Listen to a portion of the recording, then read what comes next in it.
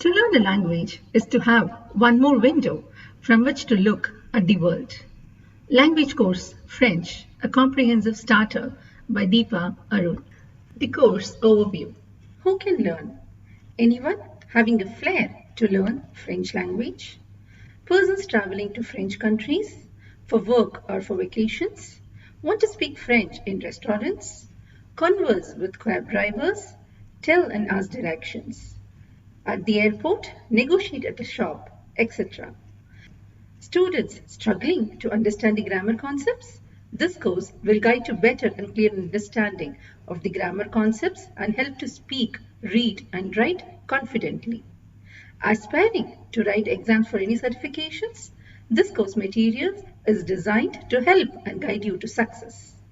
Why learn French? French is a beautiful language. It sounds very melodic. It's an official language in almost 29 countries and widely spoken after English. Learning French opens up wider horizons for choosing your career, higher studies, new business opportunities, explore culture in these countries. Why to choose this learning course? Having many years of experience as a French teacher from kids to adults helped me to develop this course from the learner's perspective.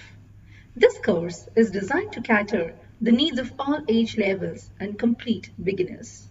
This course addresses the difficulties I faced when I learned French. Comprehensive modules starting from the alphabets, pronunciations, so it helps you in reading and speaking. Most of the frequently used verbs covered, and most importantly, similarly conjugated verbs grouped together so that the learning of its conjugations becomes easier. How to make simple sentences using these verbs. Difference between two words with similar meanings and when to use them. Basic vocabulary, many nouns and phrases used in different places like airports, shops, restaurants, clinics, etc. The petite nuances that I was not aware of when I started learning French. By learning and practicing this course, the learner will be able to converse well in basic communication with the French-speaking countries, have a good understanding of grammar and pronunciations, enabler for beginner certifications in French language, like DELF A1 level, and realize the value for money. Wish you all the best. Let's start this course by learning the French alphabets. The French alphabets are same as in English. However, the pronunciations are different. Learning them is important to pronounce and spell words in French. Let's start. A, B, C, D, E, F, G, H, I, J, K, L, M, N, O, P, Q, R, S, T, U, B, W, X, Y, Z. Let me explain few pronunciations again. The English alphabets A and E. A is pronounced as A with the mouth wide open, and E is pronounced as mouth little closed and rounded. Next are the English alphabets G and J. G is pronounced as J in French, and the English alphabet J is pronounced as J in French. The alphabet R is pronounced as R. While using them in words, at the beginning it might be a little difficult, but with practice we can get it. The next alphabets are V and W. V is pronounced as way and W is pronounced as double, meaning 2 times V. Let me repeat all the alphabets one more time. A, B, C, D, E, F, G, H, E, G, K, L, M, N, O, P, Q, R, S, T, U, V, W, X, Y, Z.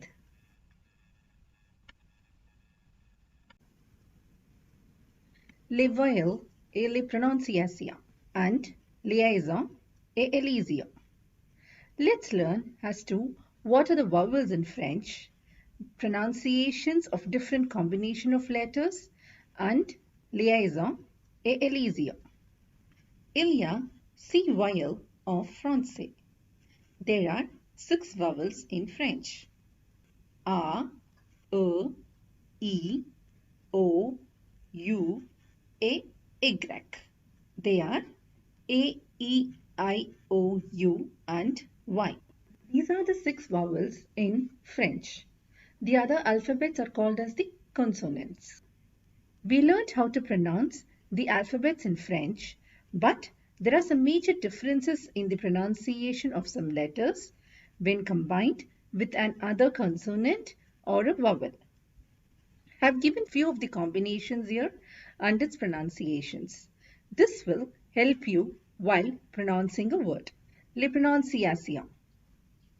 CH together is pronounced as sh, as in shares, cash.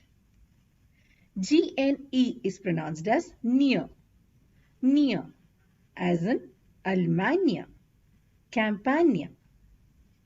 OI is pronounced as wa, wa, as in foi, bois. OU is pronounced as ou, ou, as in nouvelle, boulot. AU is pronounced as O, O, as in O, chevaux. EU is pronounced as as in cheveux, the. Please have a good note on these two pronunciations. AU is pronounced as O and EU is pronounced as So horse is pronounced as chevaux because it has an AU here, and hair is pronounced as cheveux because it has a EU here. Please note this difference very well. On a lighter note, especially when you go to a salon for a haircut, make sure you pronounce hair as cheveux and not as chevaux. The next ones are AN and ON pronounced as on, as in France, France, cochon, cochon. SS, two S's together is pronounced as S, as in coussin, poisson. S, one S is pronounced as Z. It has a Z sound, Z, as in cousin, poison. Here again, have a good note on these two. 2S and single S. 2S has the S sound, and 1S has the Z sound, Z sound. So fish is pronounced as poisson and poison is pronounced as poison. Make sure you ask for poisson, which means fish, in any restaurant in France, and not for poison, which means poison. A small note. We generally don't pronounce the last letter of the word if it's a consonant, which means if any word ends with a consonant in French, we don't pronounce them. For example, MAIS. Here this word ends with a consonant. We don't pronounce the S. We pronounce this word as may.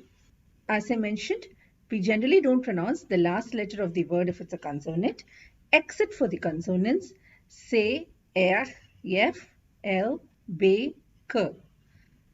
If the word ends with any of these consonants, for example, LAC, lack, we pronounce the C here. Avril, we pronounce the L here, even though they are consonants. Hope you understood the pronunciations of few combinations of letters. Now let's learn about liaison and elision. Liaison means linking and elision means omission. Let's look at them in detail. Liaison. As I mentioned before, we don't pronounce the consonants in French. When these consonants are followed by a vowel, we do a liaison, a link with the consonant and the vowel while pronouncing the two words.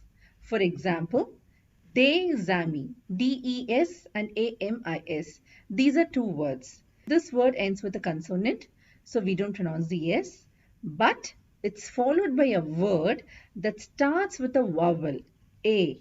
So what we do is we do a link. This is called as liaison. So this will be pronounced as des amis, des amis, les enfants, les enfants. So we do a liaison and it is one single S.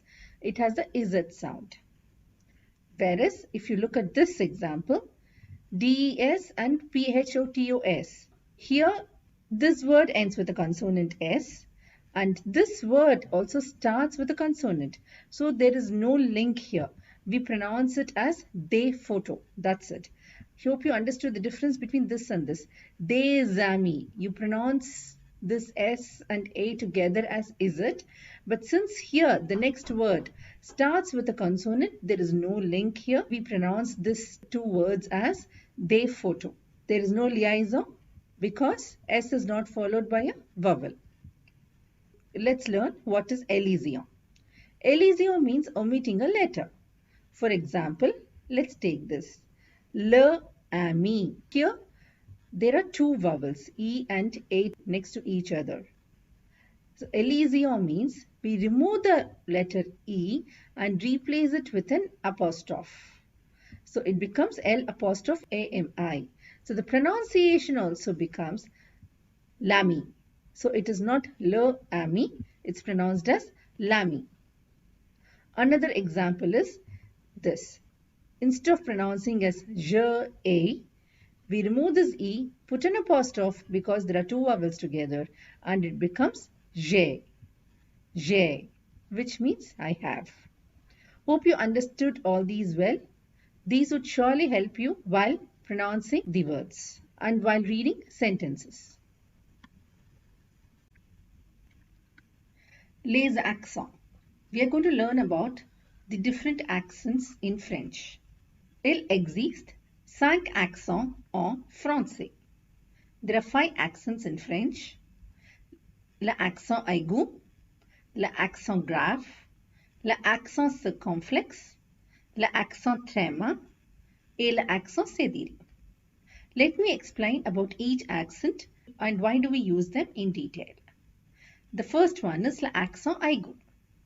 Est utilisé uniquement sur E, which means it is used only over the letter E. It is used to modify the pronunciation. This is the symbol of the accent aigu. For example, let's take this word, canapé. Without this accent aigu, you will not get the A sound. In order to get the A sound, we use the accent aigu over the letter E. Un canapé. It is mostly used when E is the first letter of the word. For example, une école. It's also used when E is the last letter of a word. Un café. And this includes even if the word ends with a plural S or an E. In these examples, if you see, even though the word ends with an S and E, this E will have the accent aigu. Des canapés, un lycée. Hope you understood what is accent aigu and why do we use them. The next accent is l'accent grave. This is the symbol of the accent grave. Est utilisé sur a, e, u. It is used over the vowels a, e and u. For example, mère. It is used mostly to distinguish between homophones. For example, ou in French means or, but ou with an accent grave means where. Similarly, a is a conjugated verb which translates to have in English, but a with an accent grave means at. Let's now look at the differences between the pronunciation of these two accents, accent aigu and accent grave, when placed above the letter E. Accent aigu has the pronunciation A, deba, école, whereas accent grave has the pronunciations A, mère, père. This example, if you see, has both the accents. Légère, légère. Hope you understood the difference. The next accent is l'accent circonflexe. This is the symbol of the accent circonflexe. It is also called as a chapeau. Est utilisé sur a, e, I, o, u. It is used above the vowels a, e, I, o, u. It is said to replace the s in the English words. For example, the English word hospital becomes a hôpital in French, wherein you remove the s and put a circumflex over the letter o. Forest becomes une forêt with the circumflex over the letter e after removing the letter s. Haste becomes une hâte with the circumflex over the letter a after removing the s. And isle becomes une île with a circumflex over the letter I after removing the S. The next accent is l'accent cédille. This is the symbol of the accent cédille. Est utilisé sous C, devant les voyelles A, O, U, pour obtenir le son S. This accent is used below the letter C before the vowels A, O and U to obtain the sound S, because generally the letter C is pronounced as K before the vowels A, O and U without the cedille. Example, cahier, cousin, cuisine. If you see in all these examples, the letter C is pronounced as K before the vowels A, O and U. Therefore, in order to pronounce as S instead of K, we use the cedille below the letter C before the vowels A, O and U. Example, français, façon, dessus. However, before the vowels E and I, it is pronounced as S without the cedille. Example, ceci, cela. The next accent is l'accent tréma. This is the symbol for tréma. Est utilisé sur E, I, U. So this is used above the vowels E, I and U. It is generally placed over the second of the two consecutive vowels to show that both the vowels have to be pronounced separately. Example, Noel. Here if you see, both O and E has to be pronounced. Another example is MAIS without the trema over the letter I and MAIS with a trema over the letter I. This is pronounced as may, which means but, and this is pronounced as mais because there is a trema over the letter I and A and I has to be pronounced separately. Hope you understood the different accents in French and why do we use them.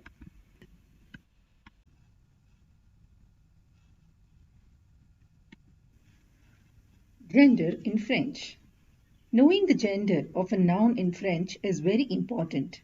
We use the articles or the adjectives based on the gender of the noun. In French, each noun has a gender. It can be masculine or feminine. When you learn a new word, always learn it along with its gender. There are no hard and fast rules in French to say as in which word is masculine or feminine. In general, the letter E represents the feminine form in French. Generally, we add an E to convert from masculine to feminine, but not all nouns ending with E are feminine. There are many exceptions. Please remember this nicely because many people, whenever they see a noun ending with E, they immediately think it's feminine and put the feminine article or the feminine adjective. But yes, E represents, as I've mentioned here, E represents the feminine form in French, but there are many exceptions. So not all nouns ending with E are feminine.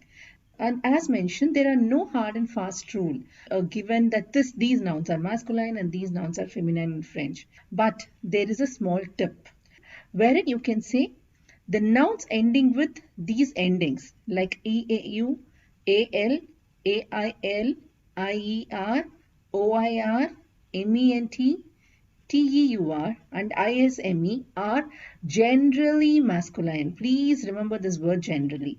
When I say generally, it means majority of these endings are masculine, but not all. There are exceptions. Now, I have given few examples with these endings, which are masculine nouns. Example, manteau. Manteau means coat. Journal. Journal means newspaper. Travail. Travail means job. Cahier means notebook. Mouchoir means tissue.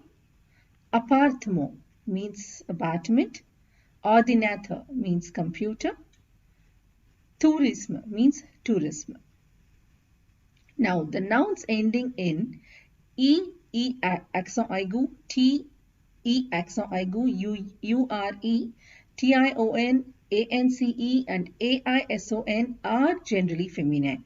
Again, generally. It means most of the nouns having these endings are feminine, but there are as usual exceptions.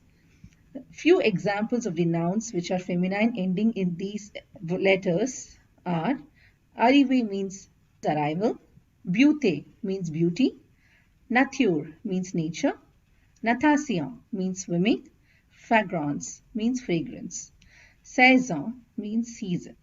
Remembering all these endings might be difficult in the beginning, but it comes with lots of practice. So that's why, as I mentioned earlier, please, whenever you learn a new word, learn it along with its gender. Then that becomes easy for you.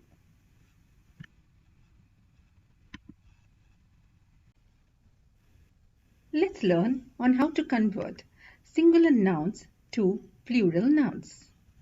We generally add an S to the singular noun to make it plural. For example, un jardin, des jardins, une table, des tables, un verre, des verres. In all these examples, you add an S to the singular form. But there are few exceptions. If a noun ends in S, X or Z, it remains the same in the plural form. Examples, un nez, des nez, un pays, des pays, une voix, des voix. So in all these examples, if you see, the singular nouns are ending in S, X and Z. It remains the same in the plural form also. The next one is, if a noun ends in AL, then we put in AUX after removing the AL. So you see all these nouns end in AL. You remove the AL and replace it with an AUX. Un journal becomes des journaux. Un animal becomes des animaux. Un hôpital becomes des hôpitaux. So in all these examples, you replace the AL with an AUX in the plural form. The next one is, if a noun ends in U, we add an X. Un tableau, des tableaux, un rideau, des rideaux, un caillou, des cailloux. So in all these examples, the singular nouns end in U. You add an X to make it plural. Hope you understood on how to convert singular noun to plural nouns. Let's learn about two important articles in French. Indefinite article and definite article. L'article indéfini et l'article défini. Let's see its definitions and when to use them. I would have used the same examples for both of them so that it will be easy to understand as to why I used the indefinite article here and why I used definite article here. Let's now start. What is an indefinite article? L'article indéfini. Un, une, des. Ils sont utilisés devant les noms de personnes ou de choses en général. They are used before nouns of persons and things in general. Indefinite articles refers to people or things that are not specific. It's more generic. For example, if I'm saying a musée means a museum. Une tour means a tower. An ami means a friend. In all these examples, the nouns are more generic. We don't know the name of the museum. We don't know what tower we are talking about. And an ami, a friend, very generic. So in all these places, you use the indefinite article. We also use indefinite article quand on présente un nom pour la première fois. So it means when we present the noun for the first time, also we use the indefinite article. Example, c'est un musée. In this sentence, the word museum, the noun museum is presented for the first time. Therefore, we use the indefinite article. We use un for masculine nouns, une for feminine nouns, des for plural nouns. Un and une corresponds to a or an in English and they corresponds to some in English. Let's look at these examples. All these examples use the indefinite article because it is more generic. C'est un livre. This is a book. Livre is masculine, hence I have used un as the indefinite article. C'est une trousse.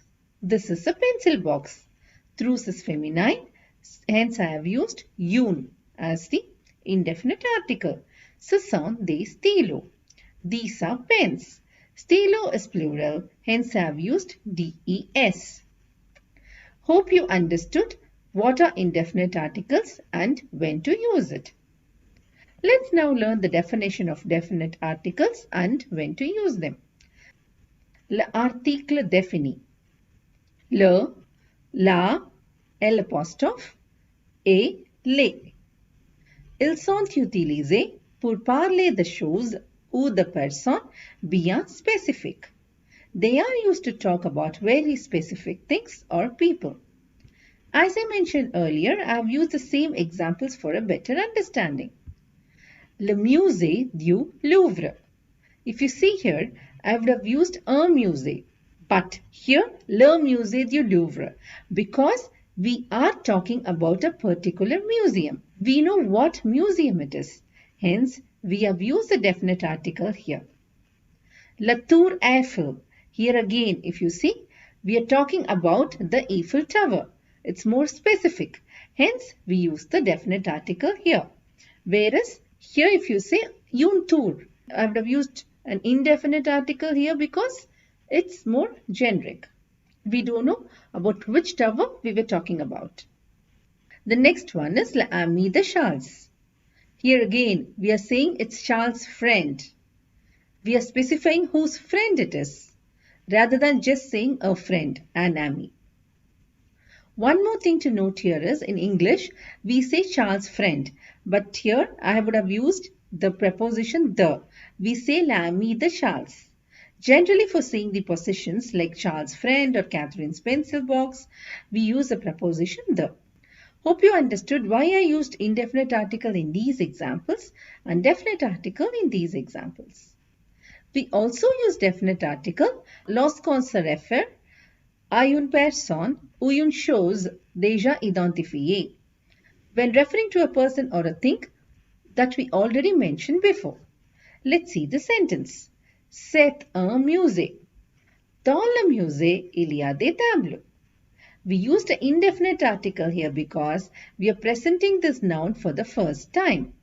Whereas I have used a definite article here because we are talking about the same noun that we already mentioned.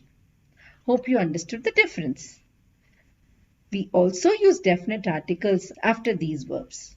Après les verbes aimer, adorer, préférer, détester. After these verbs, we use the definite article. We use le for masculine nouns, la for feminine nouns, les for plural nouns, l apostrophe before a vowel. Let's now look at these examples. Since I have used the same ones as I used here, you know by now the gender of all these nouns. I have used le because livre is masculine, la because theus is feminine, les because it is plural, and l apostrophe because the noun starts with a vowel. C'est le livre de Thomas. This is Thomas's book. C'est la trousse de Catherine. This is Catherine's pencil box. Ce sont les stylos d'Alex. These are Alex's pens. C'est l'ami d'Alice. This is Alice's friend. J'adore la musique classique. I love classical music. Why I have used the definite articles here is because the nouns are more specific here.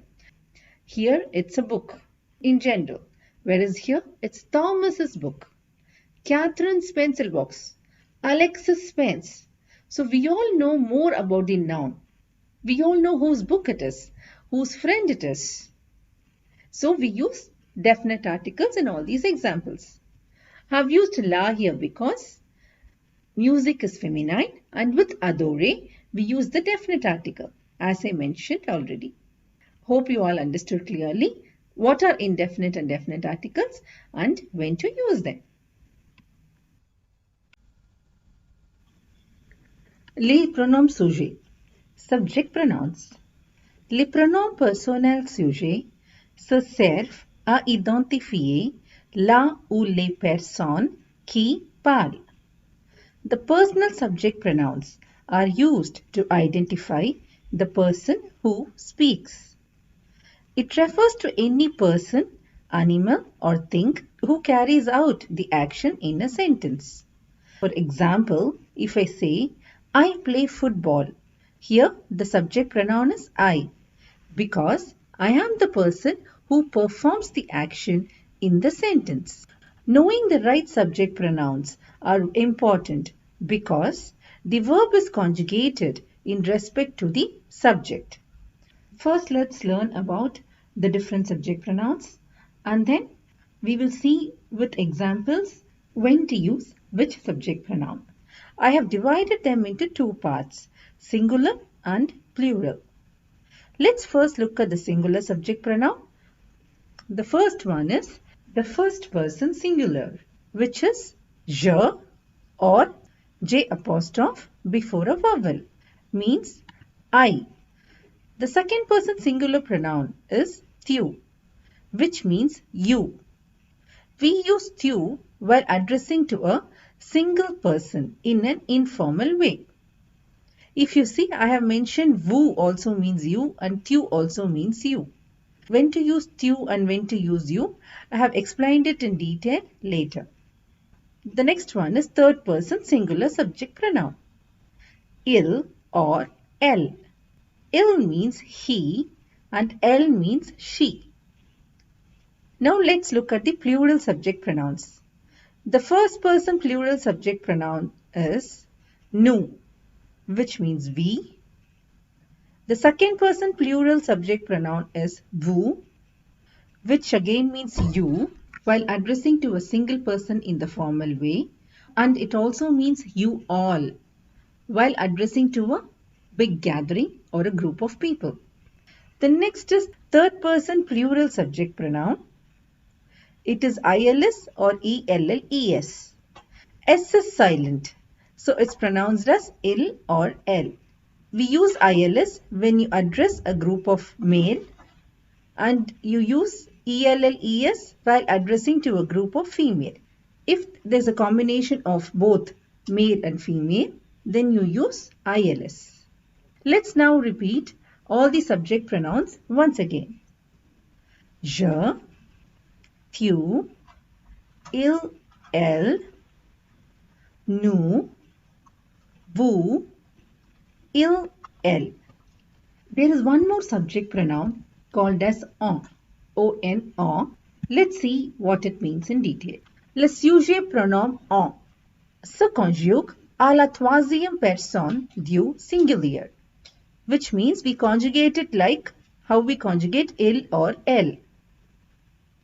It is the informal way of nous, mostly used in oral. It also refers to everybody. For example, in English, we say one must follow rules. In this scenario, the word one, which refers to everyone, is written as en in French. Let's now do an exercise wherein you need to guess the subject pronouns. All these examples are based on the person Isabel. She is the first person singular, and all these examples refers to as if Isabel is talking about someone or Isabel is talking to someone. When Isabel is addressing or talking to someone, I have given those examples with an hyphen here. I have also given all the subject pronouns for quick reference here. I also want to mention here that this exercise is mainly to understand which subject pronoun to use, because the verb is conjugated based on the subject we use. For example, if you see here, the spelling of the verb jouer, I would have used different spellings here. That's because we are conjugating the verb based on the subject. That's why knowing the right subject pronoun to use is very important. Let's start. The first one is, I play tennis. Here the person doing the action is Isabel. First person singular. So we will use je here. Je joue au tennis. I love sweets. Here too, the person doing the action is the first person singular, but it will be J apostrophe because it's followed by a vowel. Let's look at the next example. Mark and Anthony play together. Isabel is talking about two people, Mark and Anthony. So they are third person. And since we are talking about more than one people, it is plural. So it's third person plural. We will have to use ILS or ELLES. We use here ILS because Mark and Anthony are group of boys. Ils jouent ensemble. Let's look at the next example. Me, Mark and Anthony play together. Here if you see, the first person Isabel is also included. It will be first person plural, nous, that is we. Hope you understood the difference between these two. Why we used ILS here and why we used nous here. In the previous example, it's like saying they play together. But here, since Isabel is also included, it will be we play together. Hence, we use nous as the subject pronoun. Nous jouons ensemble. The next one is Mark. You play well. I have mentioned it with an hyphen. So it means Isabel is talking to Mark. So when you talk to someone or when you're addressing to someone directly, then it is second person. Here it is Mark is one person, so it's second person singular. So we will use tu here. Mark, tu joues bien. The next example is Mr. Anthony, you play well. Here again, Isabel is directly talking to a person and it is singular, but she's addressing with respect. She's using the formal way. So when you're addressing to a single person in a formal way, it will be second person plural. So we will use vous here. Monsieur Anthony, vous jouez bien. The next one is, dear friends, you're all intelligent. Here again, Isabel is addressing or talking to a group of people. So it will be second person plural. Therefore, we will again use vous here. Chers amis, Vous êtes intelligent. Next example is, Mark is my best friend. Here Isabel is talking about Mark. She is talking about someone. Therefore, it is third person singular. It's like saying, he is my best friend. So we will use here il because Mark is a male. Il est mon meilleur ami. The next one is Mary lives in Paris. Here again, Isabel is talking about Mary. It will be third person singular, and since Mary is a female, we will use ELLE. Elle habite à Paris. It's like saying she lives in Paris. Mary and Claire are friends. In this scenario, Isabel is again talking about two people, Mary and Claire. So it will be third person plural, but we will use here ELLES because both Mary and Claire are females. It will be elles sont amies. They are friends. Mary, Mark and Anthony live together. Here also Isabel is talking about three different people, Mary, Mark and Anthony. It will be third person plural, but will we use ILS or ELLES? Correct, we will use ILS because it is a group of boys and girls. If we have a group of boys and girls, then we will use ILS. So we say, ils habitent ensemble. They live together. These two examples here are given to show that subject pronouns can also refer to things and not only to people. For example, here, this table is very heavy. And if I have to say, it is very heavy, how do I say that? You should use the third person subject pronoun. But will we use il or elle? That depends on the gender of the noun or the thing. In the coming slides, you will learn that all nouns has a gender. It's either masculine or feminine. Here in this example, we will use elle because table, table is feminine. We will say elle est très lourde. The next one is this painting. It is big. In this example, painting is masculine. So we will use il as the subject pronoun. We would say il est grand.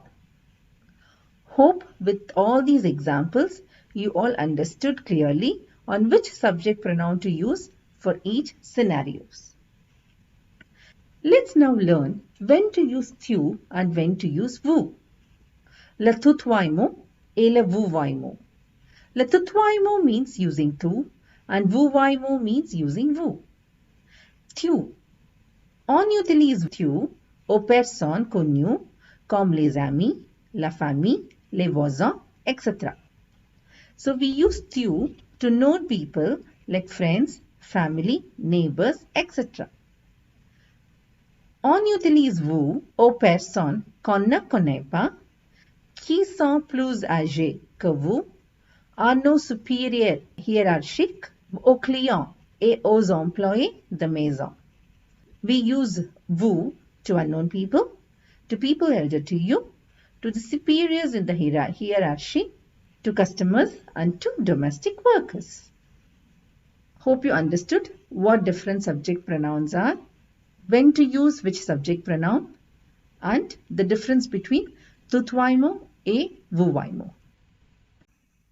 Let's learn the numbers in French. I have given the numbers from 1 to 20 here and multiples of 10, like starting from 30 to 90. Once you learn these numbers by heart, all the other numbers from 21 to 100 are a combination of these numbers. 22 will be 20, 35 will be 35, 46 will be 46. Before we learn all the numbers from 21 to 100 in the coming slide, it will be good if you can by heart these numbers so that the learning and understanding of all the other numbers will be quite easy. Let's start. 1, deux, trois, quatre, cinq, six, sept, huit, neuf, dix, onze, douze, treize, quatorze, quinze, 16, 17, 18, 19, 20.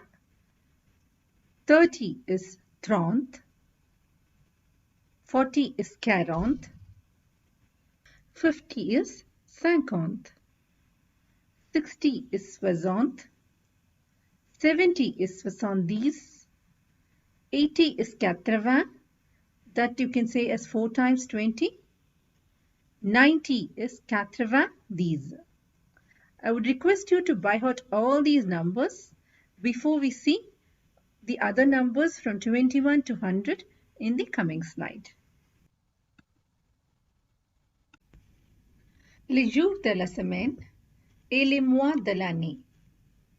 Days of the week and months of the year. Let's first learn les jours de la semaine. Jour means day and semaine means week. The week in France starts from Monday and they are not capitalized as in English. The starting letter is in lowercase unless we use them at the beginning of a sentence. All the days are masculine nouns. Let's start learning them.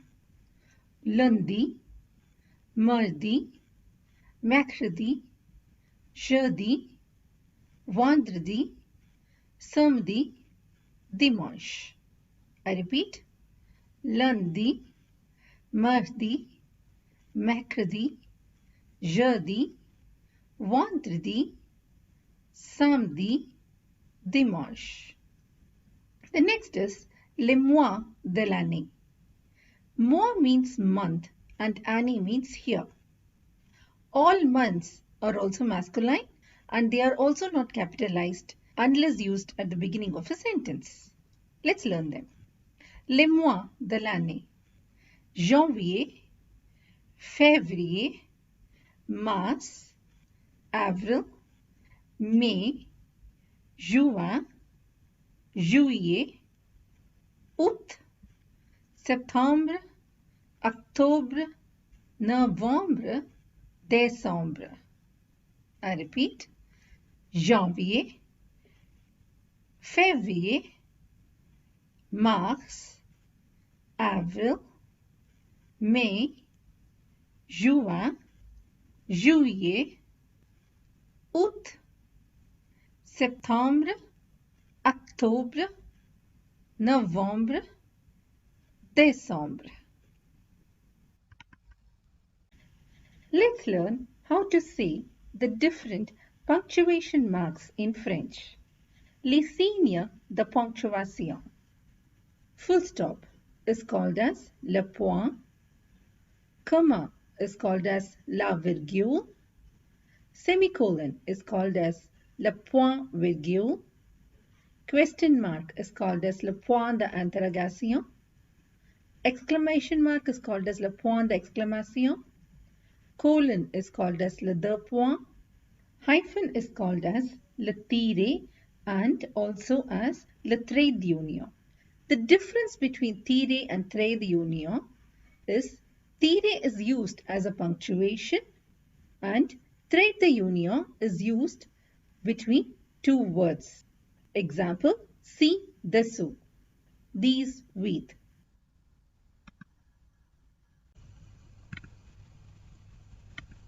Les professions et les métiers. Professions and occupations. Let's see a list of professions and how they are told in French. In French, the professions too has the masculine and the feminine form. There's a set of rules on how you convert from masculine to feminine. We generally add an E to the feminine form. And if the masculine form ends in E, then it remains the same in the feminine form too. If the masculine form ends in IEN, then it becomes IENNE in the feminine form. Let's look at few examples for each of them. Kindly pay attention to the pronunciations because it is different in both the forms. In all these examples, you add an E to the masculine form. So this is the masculine form, the feminine form, and I have given the meaning in English. Avocat, avocate. Assistant, assistante. Commerçant, commerçante.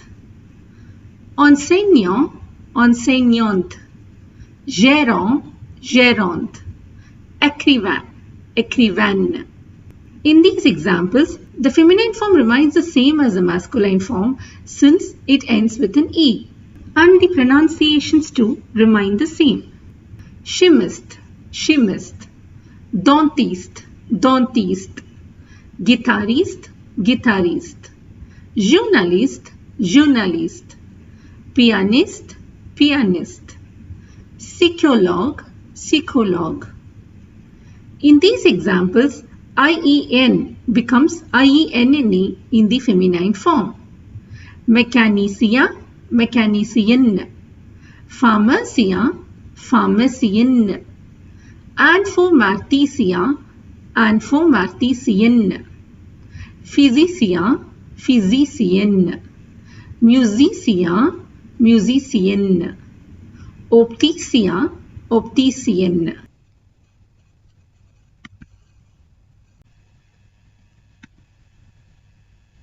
Few more professions continued in this slide. If the masculine noun ends in EUR, we remove the EUR and we put an EUSE as in the examples given here. Chanteur, chanteuse. Coiffeur, coiffeuse. Danseur, danseuse. Maquilleur, maquilleuse. Serveur, serveuse. If the masculine noun ends with TEUR, TEUR becomes TRICE in the feminine form. But there is one big exception to this rule. If you see, chanteur ends in TEUR, but I have put it under this ending, wherein it becomes EUSE, because this is an exception to this rule. Please remember this. But generally, the masculine forms ending in TEUR becomes TRICE, as in the below examples. Actor, actrice. Director, directrice. And remember, this director is a director of an organization or an enterprise and not a director of a movie. Realisateur, realisatrice. This means filmmaker or director of a movie. Producteur, productrice. Formateur, formatrice. If the masculine noun ends with ER, then ER becomes E accent grave, R, E, as given in the below examples. Boulanger, boulangère. Infirmier, infirmière. Jardinier, jardinière. Ouvrier, ouvrière. Policier, policière. Hope you learnt a good list of professions in French. In this slide, let's learn how nationalities are told in French. The nationalities too has the masculine form and the feminine form. When the speaker is a male, he uses the masculine form, and when the speaker is a female, she uses the feminine form. The conversion from masculine to feminine is done in the similar way how we did in professions. You generally add an E in the feminine form, and for the nouns ending in IEN, it becomes IENNE in the feminine form, and for those ending in E in the masculine form, it remains the same in the feminine form too.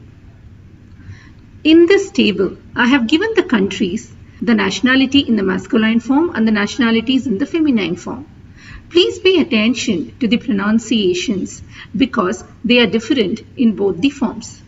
Let's start. L'Amérique, America, American. Le Mexique, Mexica, Mexicaine. La France, Français, Française. La Chine, Chinois, Chinoise. Le Japon, Japonais, Japonaise. La Pologne, Polonais, Polonaise. L'Allemagne, Allemand, Allemande. L'Espagne, Espagnol, Espagnol. Here, both the pronunciations in the masculine and the feminine form remains the same. Espagnol, Espagnol. L'Australie, Australia, Australian. L'Italie, Italia, Italian. Le Canada, Canada, Canadian. L'Onde, Ondian, Ondienne. La Belgique, Belge, Belge. La Russie, Russe, Russe.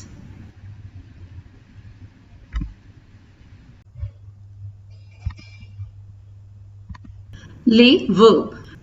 What is a verbe? Un verbe, un mot qui exprime une action et qui change selon la personne qui parle, le temps et la voix, active ou passive. So verb, it's a word that expresses the action in a sentence and it changes according to the person who speaks, the tense and the voice. It can be either active or passive. So verb refers to an action, which means what a person is doing, like eating, running, giving, listening, seeing. So all these are actions and it is a verb in a sentence. So when I say it changes according to the person who speaks, it means that the verb is conjugated differently for each subject pronoun. So the tense, it can be conjugated as in present tense, in past tense, in future tense or in conditional, etc. The verbs can be divided into three categories: auxiliary verbs, regular verbs and irregular verbs. There are two auxiliary verbs in French. They are avoir and être. They are called as auxiliary verbs because we use avoir and être as auxiliary verbs in past tense, wherein they help the main verb to form these tenses. The next group of verbs are the regular group verbs and they are divided into three categories. The first group, ER verbs like regarder, écouter, donner, etc. And the second group verbs, the IR verbs like finir, remplir, grandir, etc. And the third group of verbs, RE verbs, descendre, attendre, vendre, etc. These are called as regular verbs because they follow a particular rule while conjugating them. The next group of verbs are the irregular verbs like aller, pouvoir, devoir, vouloir, venir, sortir, etc. These are called as irregular verbs because they do not follow any specific rules while conjugating them. In the coming slides, we'll see how to conjugate the auxiliary verbs, the regular verbs and the irregular verbs. Verb être. In this slide, let's learn about the conjugation of one of the most important verb in French, être.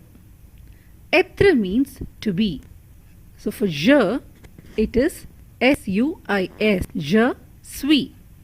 For tu, it is E-S, tu es. For il and el, it is E-S-T, il est, L-A. For nous, it is S-O-M-M-E-S, nous sommes. For vous, E-T-E-S, the first E has a circumflex. So it is vous êtes. For ILS and ELLES, it is SONT. So, ils sont, elles sont. So, repeat the pronunciations. Je suis, which means I am. Tu es means you are.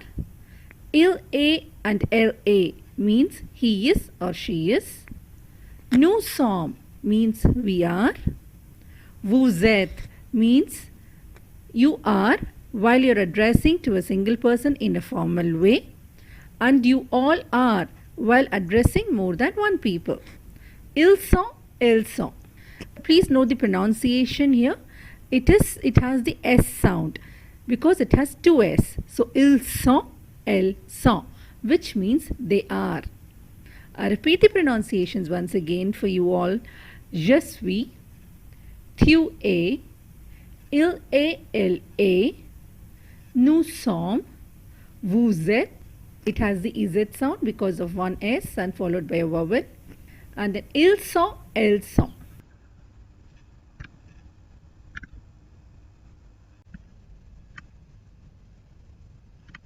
Now that we learned how to conjugate the verb être, let's learn how to make sentences using this verb, using the nationalities and the professions that we learned before. So while forming a sentence, first see what verb you're using. Use them after conjugating it with the right subject pronoun, and then put the noun with its article. And if need be, you can use adjectives or adverbs. This is how you generally form a sentence. You might see in these examples that I would not have used article for many of them. That's because you don't need an article while stating people's professions. And for nationalities, if it is used as an adjective, you don't capitalize the nationalities. You capitalize the nationalities only when it is used as a noun. So I have shown both the examples here. The first one is, he is French.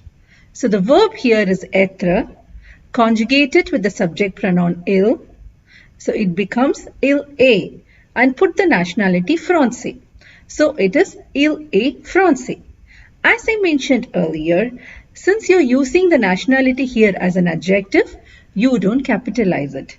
In this example, if you see, the French are trendy.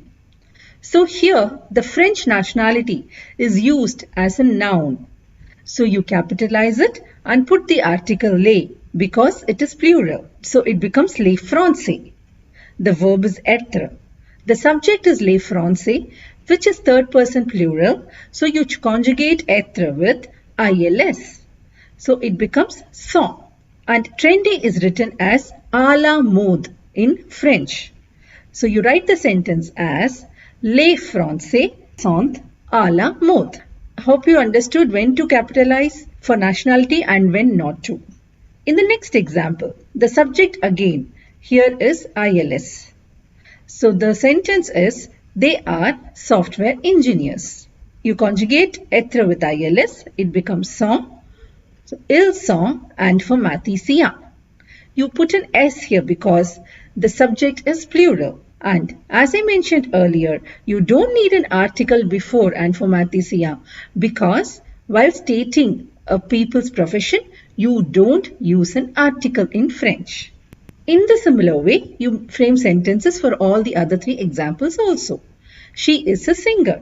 Here again conjugate être with elle, so it becomes elle est chanteuse. You use the feminine form of the profession because the subject is feminine. You're talking about a female. The next example is, Jennifer is an American. Again, since Jennifer is a female, you use the feminine form of the nationality. So it is Jennifer est américaine. I am a teacher is written as Je suis enseignant. Hope you understood how to frame simple sentences using être.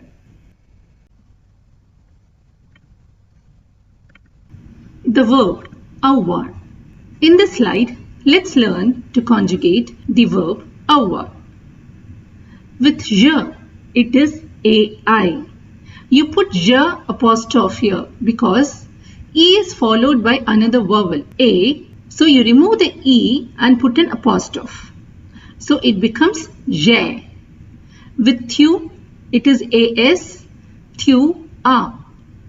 With Il and L, it is A, Il, A, L, A. So I repeat the pronunciations.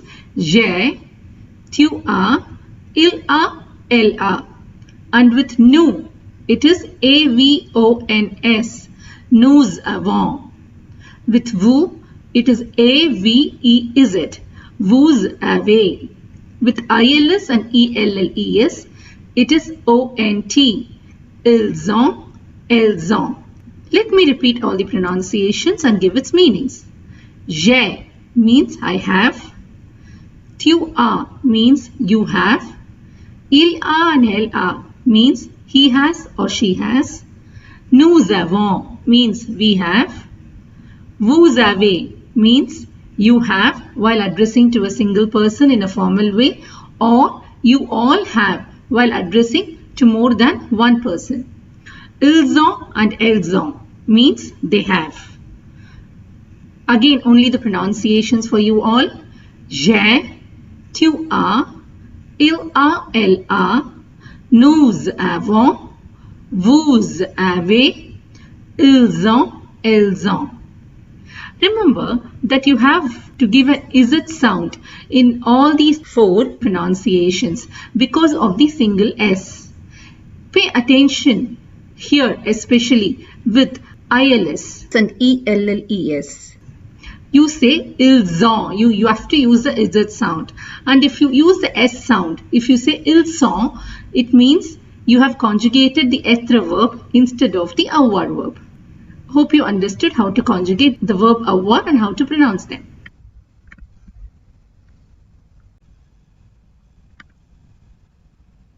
Now that you know the conjugations of avoir, let's make simple phrases using them. Let's look at the first example. I have a pen. The subject pronoun here is je and the verb is to have. So you conjugate avoir with je and that becomes j'ai. The noun here is pen and it means stylo. It is a masculine noun. So the sentence becomes j'ai un stylo. Let's look at this example before seeing these 3. They have a car. The subject pronoun here is ILS. So you conjugate avoir with ILS and car is voiture, which is a feminine noun. So the sentence is ils ont une voiture. Let's look at these 3 examples. The first example is I am 20 years old. Generally when you say I am or he is or she is, we use the verb être. But I have conjugated here using avoir. Yes, in French language, you use the verb avoir while telling your age. So that's the reason why many times exact translations from English to French is not always right.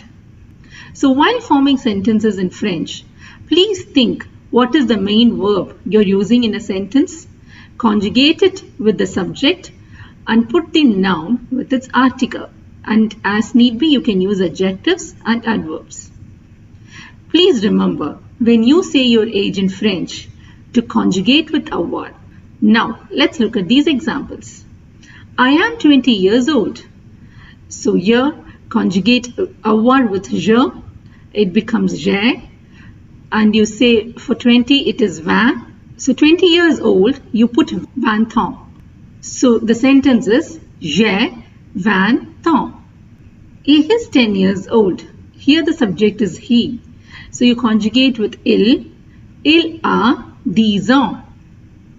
She is 15 years old. The subject here is elle. So it becomes elle a 15 ans. Hope you understood how to tell your age in French.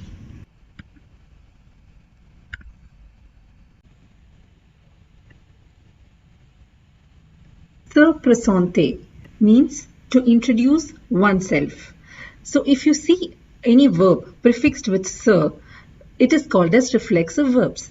We will learn more about reflexive verbs in the coming slides. But as of now, just understand that se présenter is the verb we use to introduce oneself.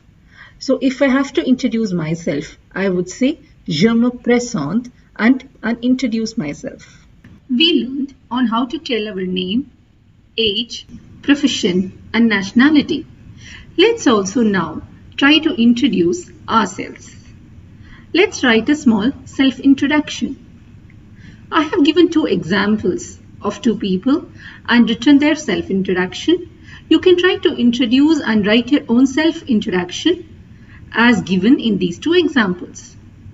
The first example is about Aryan, who was 14 years old and who is a student and he is an Indian. Let's see how Aryan introduces himself. Je m'appelle Aryan, j'ai 14 ans, je suis étudiant, je suis indien. The second example is about Claire, who was 16 years old and who was also a student and of French nationality. Let's see how Claire introduces herself. Je m'appelle Claire, j'ai 16 ans, je suis étudiante, je suis française. Hope you saw the difference here. Étudiant in the masculine form because Aryan is a male and étudiante in the feminine form because Claire is a female. And also the nationality. I've used here the masculine form and here the feminine form. So when you're writing your self-introduction, please pay attention to this. Let's learn on how to conjugate the ER verbs in the present tense. This is a regular verb and as I mentioned, they have a set of rules to conjugate them. ER verbs is one of the easiest verb because most of the ER verbs follow this rule. However, aller, which means to go, is one big exception. Even though it ends in ER, it is an irregular verb and follows a different conjugation altogether. Few other small exceptions are for the verbs ending in GER, CER, TER, LER and YER. These verbs follows the rule, but there is a small change in the spelling of the conjugation, which we will take a look in the coming slides. Now, let's see how to conjugate the ER verbs. I have given a small list of ER verbs here. Parler means to speak, aimer means to like, trouver means to find, visiter means to visit, jouer means to play, habiter means to live, regarder means to watch, demander means to ask, écouter means to listen, danser means to dance, apporter means to bring. I have taken parler as an example to conjugate the ER verb. So first you remove the ER. What is left is PARL. This is called as the stem of this verb. To the stem, you add certain endings.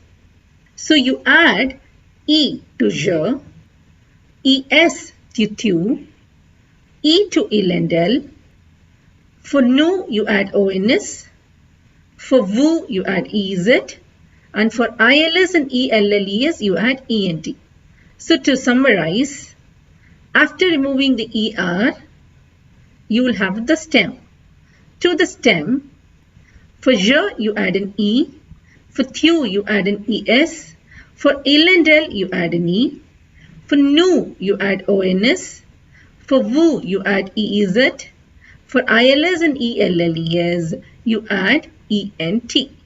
All the ER verbs except for aller has these endings. Now, let's look at the pronunciations and its meanings. Je parle, I speak or I am speaking. Tu parles, you speak or you are speaking. Il parle, he speaks or he is speaking. Elle parle, she speaks or she is speaking. Nous parlons, we speak or we are speaking. Vous parlez, you speak or you are speaking while addressing to one person in the formal way. You all speak, you are all speaking while addressing to a gathering. Il parle, elle parle means they speak or they are speaking. Only the pronunciations for you all. Je parle, tu parles, il parle, elle parle, nous parlons, vous parlez, il parle, elle parle. If you notice, the pronunciations for all the singular subject pronouns and ILS and ELLES remains the same because you don't pronounce E, ES, E and ENT. They remain silent. Hope you understood on how to conjugate the ER verbs and how to pronounce them. We will look at few more examples in the next slide. In this slide, I have conjugated two more ER verbs and formed simple phrases using them. The first example I have taken is regarder. So following the rule, you remove the ER and then you add in E with je, ES with you, E with il and L, ONS for nous, EZ for vous, and ENT for ILS and EL and ES. So the conjugations for regarder would be je regarde, tu regardes, il regarde, elle regarde, nous regardons, vous regardez, il regarde, elle regarde. Let's make a small sentence using this verb. I have also given the vocabulary used to make these sentences. The sentence that we are going to make in French now is she is watching TV. In French, she is watching and she watches. For both, you can conjugate in the present tense. So now let's see what the main verb is. It is to watch, which means regarder in French. And the subject is she, which is elle. So conjugate regarder with elle.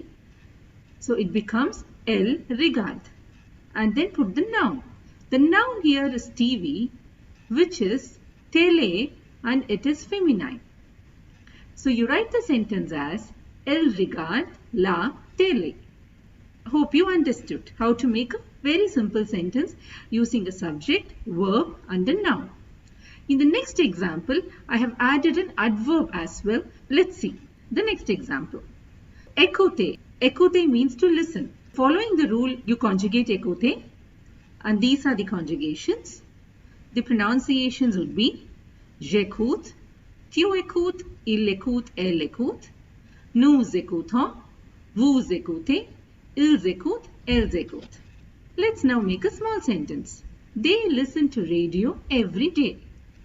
The subject here is ILS and the main verb is to listen, which is écouter in French.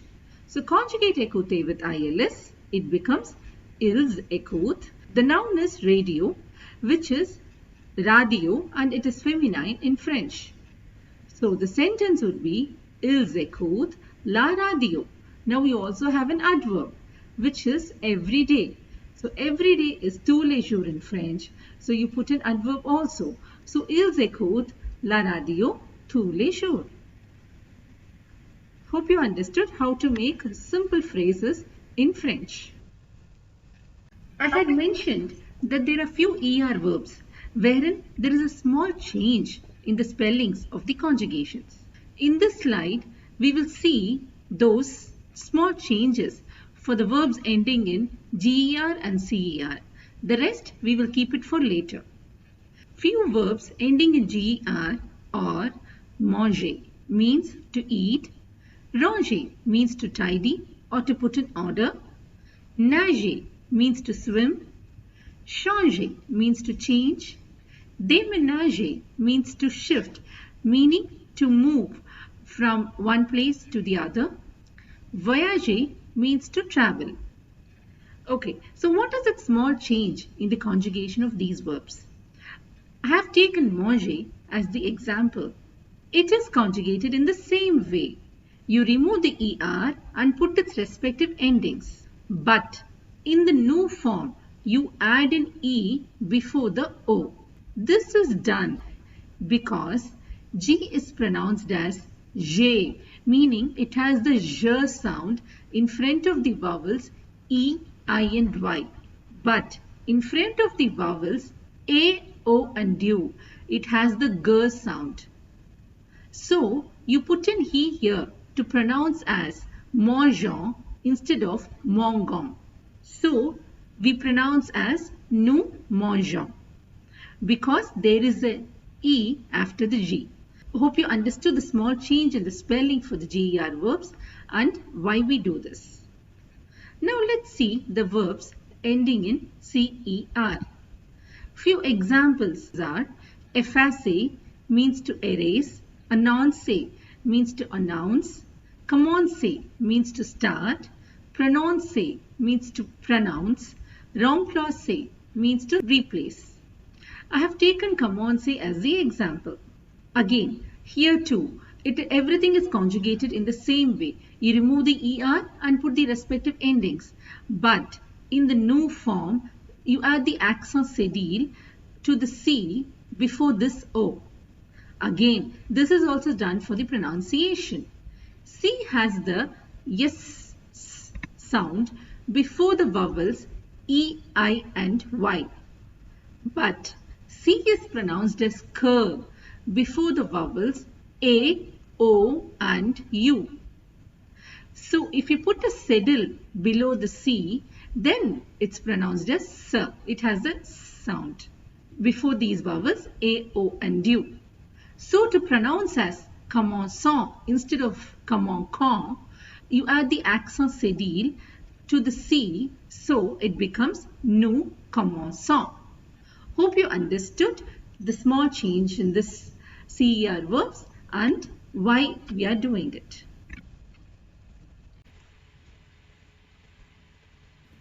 Let's now learn about the second group, IR verbs. I have given a few list of IR verbs here. Réfléchir means to think or to ponder. Remplir means to fill. Finir means to finish. Choisir means to choose. Réussir means to succeed. Grandir means to grow taller. Grossir means to gain weight. Obéir means to obey. Maigrir means to lose weight, to become thin. So these verbs ending in IR follow a particular rule for conjugating them. But IR verbs is not as simple as the ER verbs because there are many verbs ending in IR which does not follow this rule. They are irregular verbs. I would be covering the important irregular verbs ending in IR in the coming slides. Now, let's see how to conjugate the second group IR verbs. I have taken réfléchir as an example. So you remove the IR. What is left is called as the stem. So R-E accent aigu F-L-E accent aigu C-H. This is the stem. To this stem, add an IS to je and tu. Add an IT to il and el. For nous, add ISS-ONS. For vous, add ISS-EZ. And for ILS and ELLES, add ISS-ENT. So I summarize. For je, add IS. For tu, add IS. For il and el, add IT. For nous, add ISS-ONS. For vous, add ISS-EZ.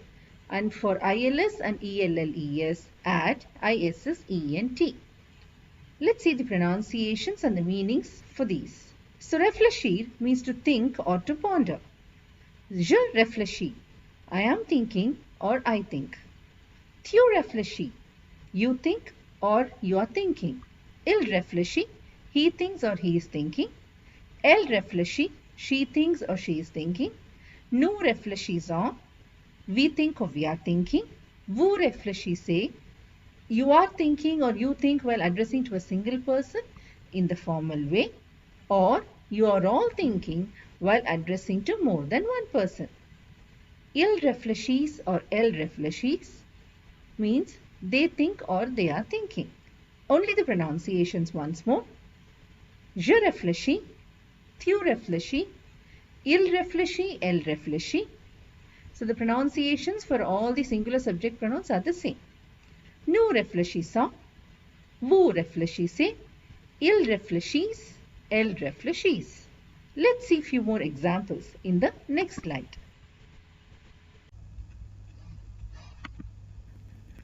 Let's see few more examples of IR verbs and make simple sentences using them. The first one is remplir. Remplir means to fill. So you conjugate using the rule. You remove the IR and add IS to je, IS to thu, IT to il and l, ISSONS to nu, ISSEZ to vu, and ISSENT to ILS and ELLES.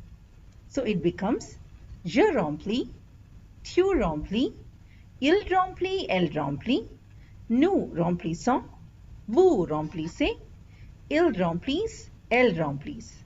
The sentence that we are going to make in French is, he is filling the bottle. As we already know, he fills or he is filling. For both we can use the present tense. The subject here is he, which is il, and the verb to fill is remplir. So conjugate remplir with il, it becomes il remplit. And the noun is bottle, which is bouteille in French, and it's feminine. So the sentence is il remplit la bouteille. The second example is finir, which means to finish. Adding the respective endings, after removing IR, we get these conjugations.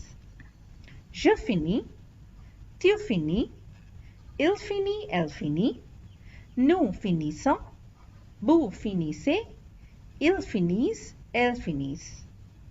Now let's make a sentence using finir. They finish the homework on time. So the verb to finish, which is finir, and then the subject pronoun is they, which is ILS. So conjugating finir with ILS, it becomes il finissent. The noun is homework, which is devoir, and it's always in the plural form in French. So the article we use is les.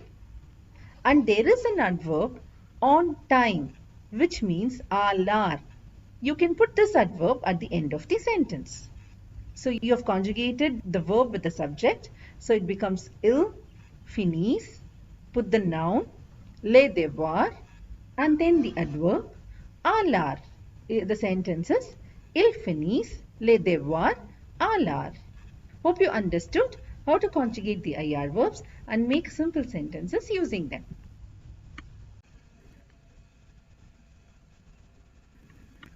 Now, let's see how to conjugate the third group, regular RE verbs.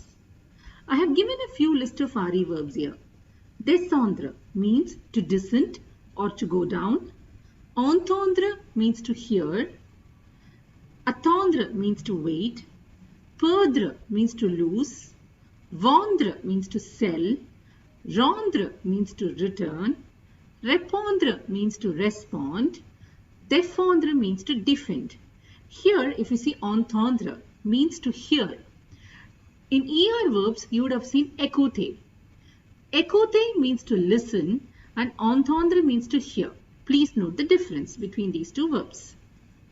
So these are verbs ending in RE follow a particular rule for conjugating them. But again, like IR verbs, there are lots of irregular verbs that end in RE which don't follow this rule.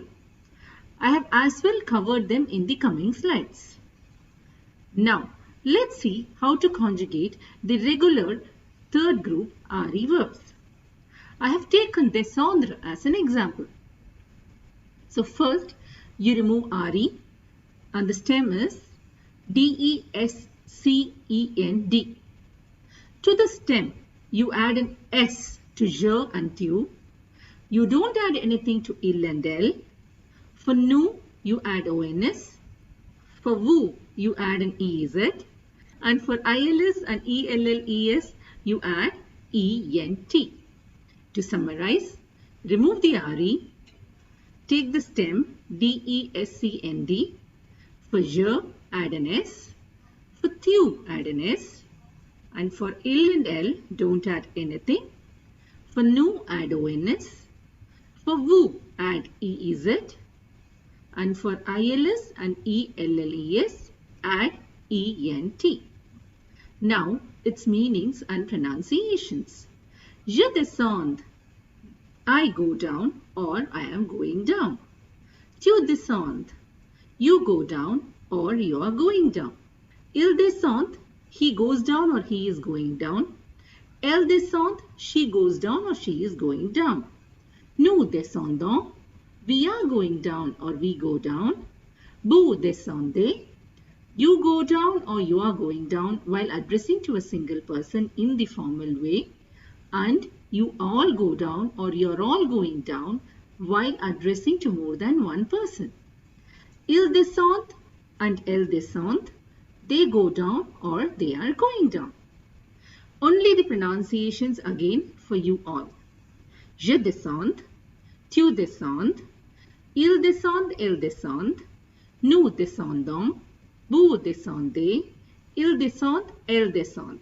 So if you see the pronunciations here for je, tu, il, elle and ILS and ELLES remains the same. Descend. You don't pronounce the S and ENT remains silent always. Let's see few more examples in the coming slides. The examples I have taken here is attendre and entendre.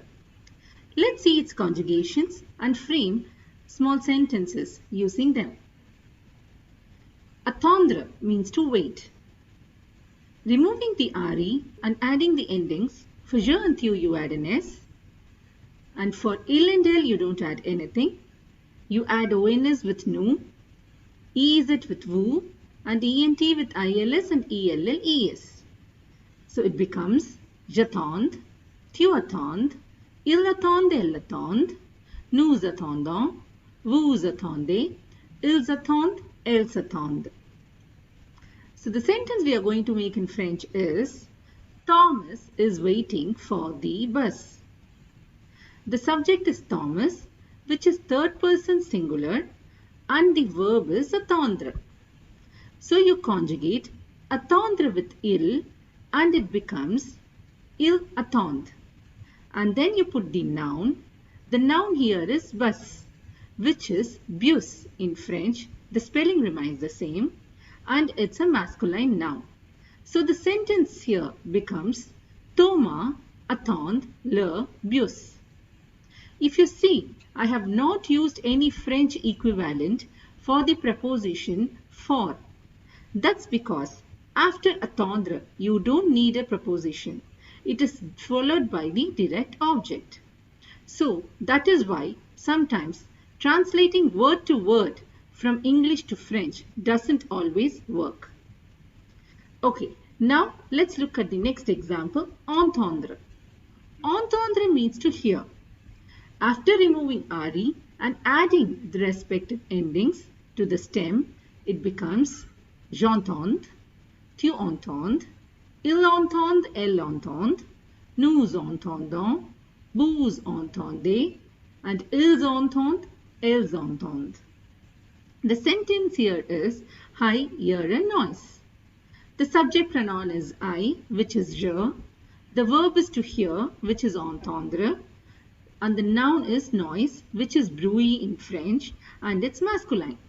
So the sentence becomes j'entends un bruit.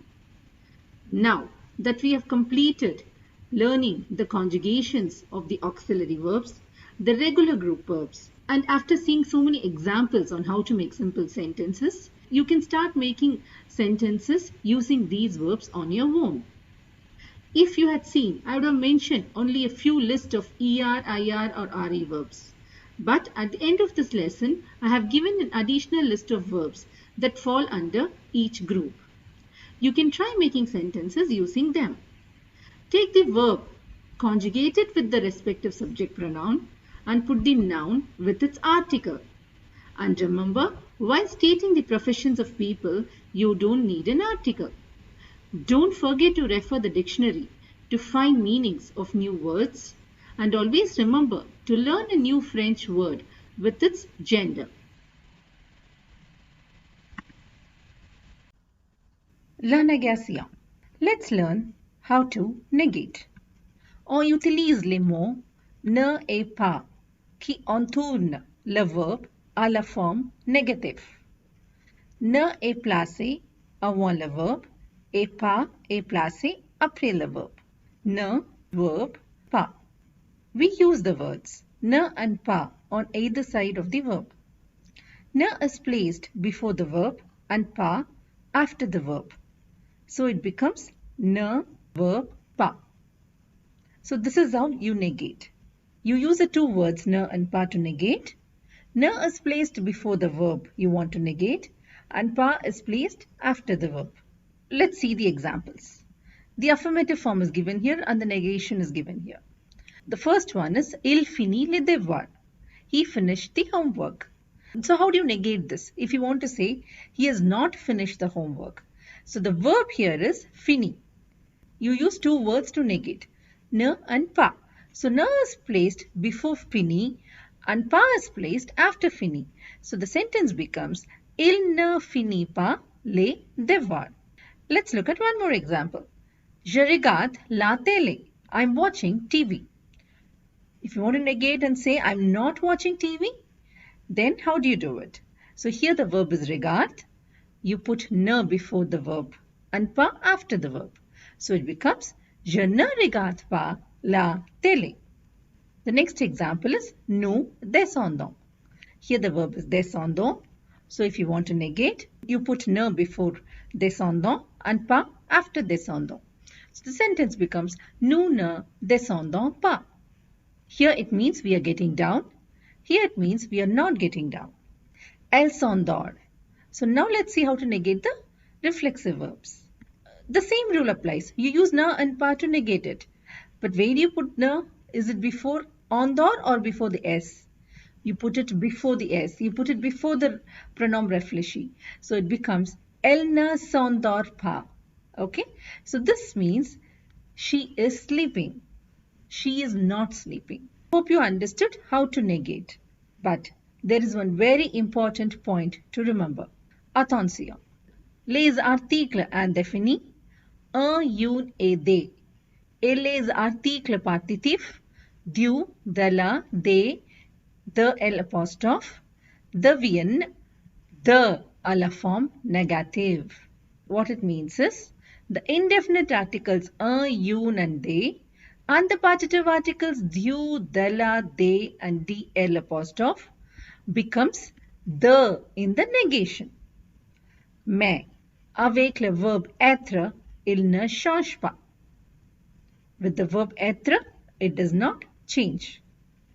We can understand better with these examples. J'ai un stylo. So here the verb is ai, a. I have a pen. Now if you want to say I don't have a pen, you put ne and pas on either side of the verb. So it becomes je n'ai pas. But this becomes the. Because that is the rule. In negation, the indefinite articles you and they becomes the. So the sentence becomes je n'ai pas de stylo. Let's see one more example. Il achète du pain. He buys some bread. Here it's a partitive article. While negating, you put ne and pas on either side of the verb. So it becomes il n'achète pas. But here du becomes the. So il n'achète pas de pain. Please remember, this is only for the partitive articles and the indefinite articles. There is no change when it comes to the definite articles. There is one more thing you need to remember. As I mentioned here, with être also it does not change. Let's look at this example. C'est une voiture. Here, the verb is est. So to negate, you put ne and pas on either side of est. So the sentence becomes a negation, ce n'est pas. But here it's an indefinite article. The rule says in negation, the indefinite article has to become the. But here it does not change because the verb is être. If the verb is être, the indefinite and the partitive articles remains as it is. The sentence becomes ce n'est pas une voiture. Hope you understood how to negate and the exceptions clearly. Let's start to learn How to frame or ask questions in French. There are three ways to ask questions in French. The first one is called as intonation. The next one is with est que, and the third one is called as inversion. Intonation means how I modulate the voice. For example, in English, I can modulate and say, "You play badminton?" Here the voice is modulated in a way to ask a question. This is the first way to ask a question, wherein you modulate the voice as if asking a question. The second one is with est que. You prefix est que with any statement, then it becomes a question. The third one is inversion, wherein we invert the subject and the verb. Generally, we put the subject first and then conjugate the verb with the subject. But while asking questions, while using the inversion, we invert the subject and the verb, meaning the verb comes first and then the subject, and we separate them using an hyphen. Now let me explain in detail using different examples. So the first one I have taken here is, do you watch TV? The first way to ask a question in French is intonation. So just write this in affirmative and modulate your voice. So what's the verb here? To watch. To watch in French is regarder. And the subject is you. Let's use tu. Conjugate regarder with tu. It becomes tu regarde la télé. The noun here is television, which is la télé in French. So you modulate your voice as if asking a question. So it will be, tu regardes la télé? Now the next one is est que. Just prefix est que before tu. Then it becomes a question. Est-ce que tu regardes la télé? The next one is inversion. So you invert these two. You invert the subject and the verb. Becomes, regardes-tu la télé? Please remember, the first one is the intonation, is used more as an informal way, and other two in a formal way. Inversion is more formal. The second one is, do you like sweets? The first one is intonation. So just write the sentence in the affirmative and modulate your voice. What is the verb here? To like, which is aimer in French. Let's use vous here for you.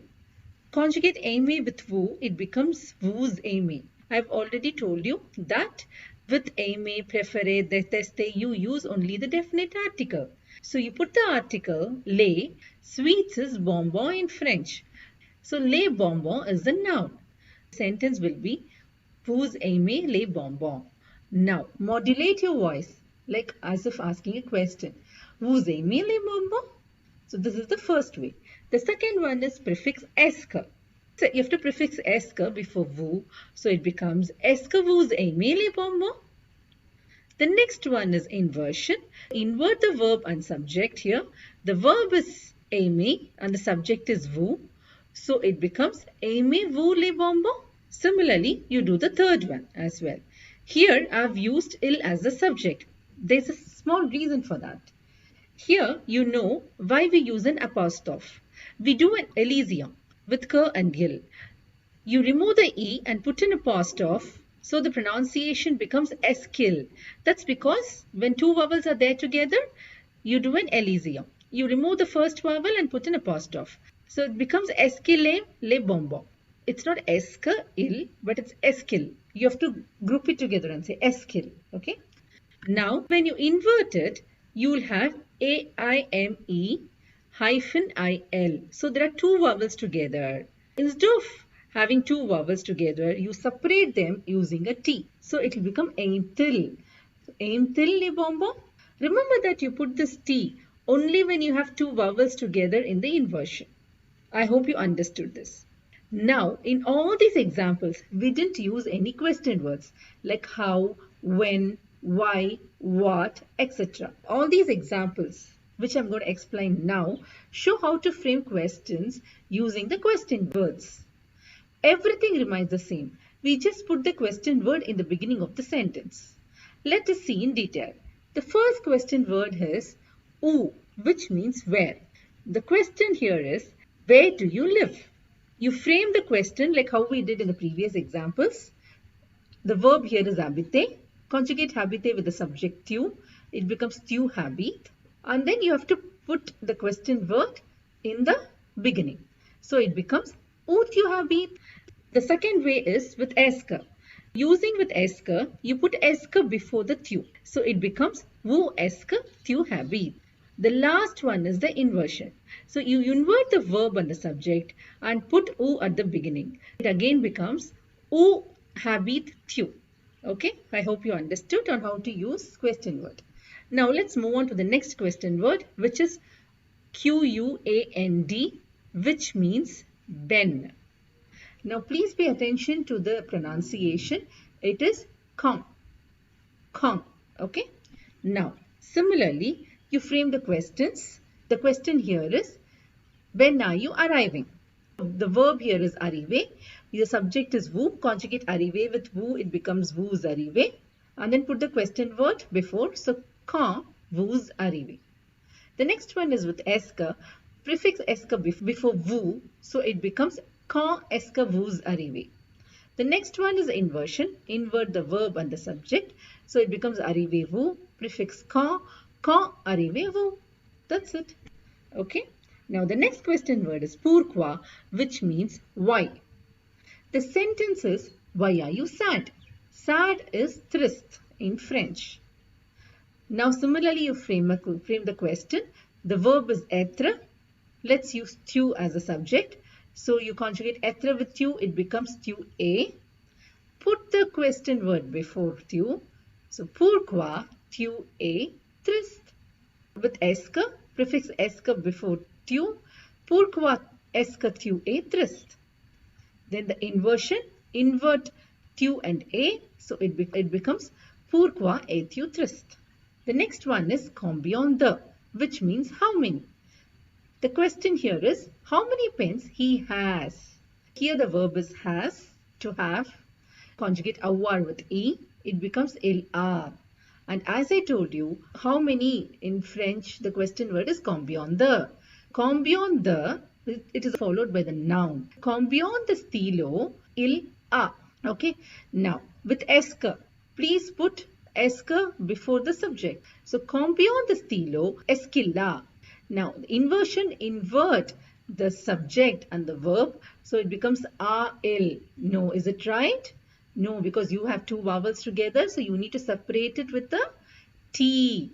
It becomes combien de stylo a-t-il? The next question word is quel, which means what or which. This question word quel accords with the noun in its number and gender.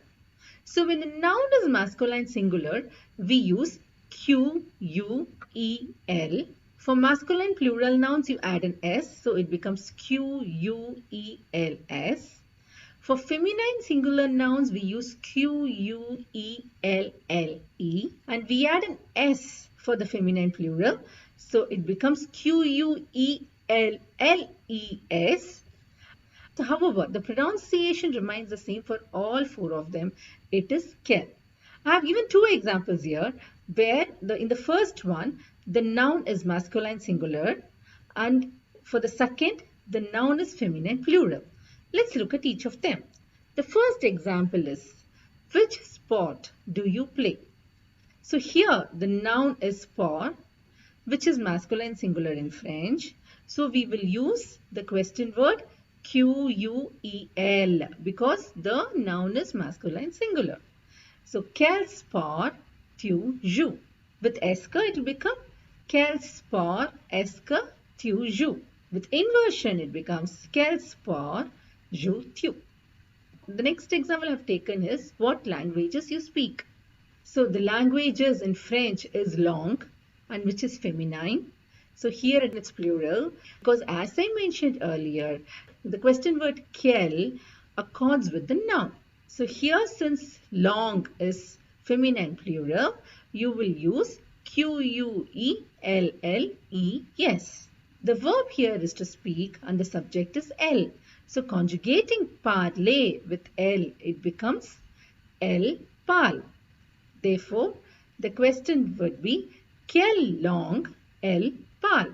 The first one. The second one will be Quel long es quel pal. Next, the inversion. Invert pal and L. When you're inverting, remember there are two vowels again together, so you separate it with the T. So, quel long pal tel. Hope you understood on how to frame and ask questions. Let's learn about pronom tonic. On utilise le pronom tonique pour renforcer un pronom ou un nom. We use pronom tonic, the first usage is to reinforce a pronoun or a noun. When I say this, what I mean is, for example, me, I like chocolates a lot, and you.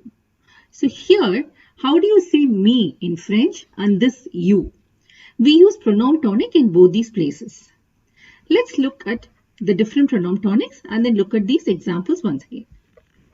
So for je, it is moi, which means me, moi. For tu, it is toi, which means you, toi. For il, it's lui, which means him. For elle, it is elle, which means her. For nous, it reminds us nous, which means us. For vous, it is vous, which means you. ILS, it is EUX, pronounced as which means them, for group of boys or group of boys and girls. ELLES, it reminds us ELLES, again it is them, for group of girls. Repeat the pronunciations once again. Moi, toi, lui, elle, nous, vous, eux, elle. Now, let's see when to use this pronoun tonic. First one is, as I already mentioned, to reinforce a pronoun or a noun. So, in this example, me, I like chocolates a lot, and you. So, here, me will be replaced with moi. Moi, j'aime beaucoup les chocolats. Et toi? The next one is you, Julia. You play football. Here, you will be replaced with toi. Toi, Julien, tu joues au foot? Please don't get confused with the subject and pronoun tonic. Both are different. However, the meaning for in English for both is you. But in French, it has entirely different words. When you're stressing a noun or when you're stressing a pronoun, reinforcing a noun or pronoun, you use pronoun tonic, as we saw in these two examples. The second usage is après une préposition comme, avec, sans, pour, en, vers, de, à, et, etc. So after all these prepositions, you use pronoun tonic. For example, if you have to say, I went to the restaurant with him. How will you say him in French? Here you use pronoun tonic. Je suis allé au restaurant avec lui. Here avec is a preposition. So after the preposition, you use pronoun tonic to say him. Don't go without me. Ne va pas sans moi. Here again, you are using the pronoun tonic to replace me here. He is coming to my house this evening. Il vient chez moi ce soir. What is the meaning of chez? Chez means at or in the home of someone. So when I say chez moi, it means my house. When I say chez toi, it means your house. When I say chez mon ami, then it means my friend's house. This means il vient chez moi ce soir means he is coming to my house this evening. So after this word chez, to, you use pronoun tonic. The next usage is pour comparer. Après le mot que. So after the word que, while comparing, you use pronoun tonic. For example, if I have to say, he is taller than me, then I would say, il est grand que moi. Hope you understood what is pronoun tonic and when we use it. Before looking at the numbers from 21 to 100, hope you had by hearted all the numbers from 1 to 20 and the multiples of 10 till 100. As I mentioned earlier, All the other numbers are the combination of these numbers. So let's start. So 21 will be 20 is va and 1 is a. 21 will be a combination of va and a. But for all the ones, 21, 31, 41, 51, 61 and 71, you have an ET in between both the words, except for 81 and 91. And please remember to separate each word with an hyphen. So 21 will become Vanthaya. 22 is 20 is va, 2 is the. So 22 is va, the. Similarly, 23 will be 20 is va, 3 is twa. So Vanthwa. 24, Vankatra. 25 is Vansank. 26, Vasis. 27, Vaset. 28 is Vanthvit. 29, Vannav. 30, Tront. 31, Trontia. 32, Tronta. 33, Trente-trois. 34, 34. 35, 35. 36, 36. 37, 37. 38, 38. 39, 39. 40, 40. 41, 41. 42, 42. 43, 43. 44, 44. 45, 45. 46, 46. 47, 47. 48, 48. 49, 49. 50, 50. 51, 51. 52, 52. 53, 53. 54, 54. 55, 55. 56, 56. 57, 57. 58, 58. 59, 59. 60, 60. 61, 61. 62, 62. 63, 63. 64, 64. 65, 65. 66, 66. 67, 67. 68, 68.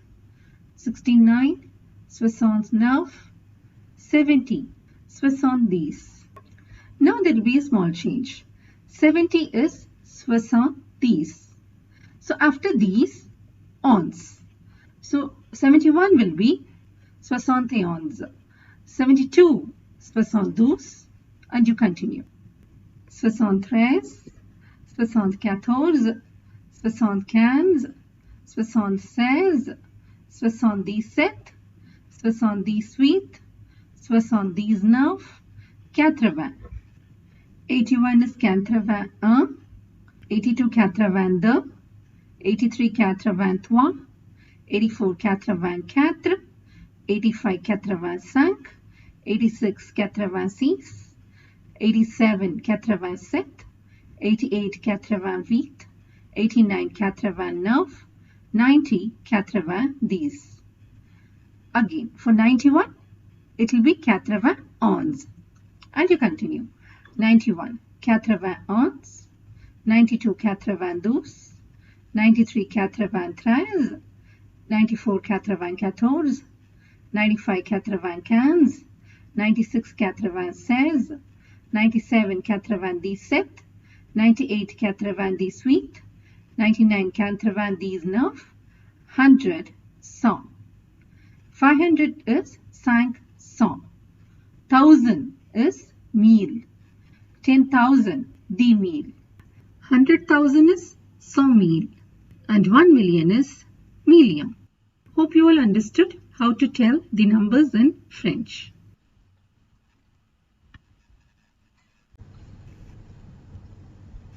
Les articles contractés. Contracted articles. What are contracted articles? Les prépositions de et à se contractent avec les articles définis, which means the two prepositions the and à contract themselves with the definite articles. Meaning, when the definite articles le, la, les and l apostrophe are preceded by the prepositions the and a, they contract. First, let's see the contracted articles of the preposition a. A means at or to. A plus le contracts and becomes o. A plus la remains a la. A plus le contracts and becomes aux. The pronunciation is again o. A plus l apostrophe remains a l apostrophe. If you see the above table, actually a plus la and a plus l apostrophe does not contract. They remain the same. Whereas a plus l becomes o, au, and a plus les becomes aux, o. Now let's see some examples. I eat at the restaurant every night. We write the sentence in French as Je mange au restaurant tous les soirs. In this example, if you see, restaurant is masculine, so a plus le contract to become o. So you write it as au restaurant. The next example is we are at the railway station. So here the sentence becomes Nous sommes à la gare. Here gare is feminine, so a plus la remains a la. Hope you understood the contracted articles of the preposition a. Now let's see the contracted articles of the preposition the. The plus le becomes du. The plus la remains the la. The plus l apostrophe remains as the l apostrophe. The plus les contracts and becomes they.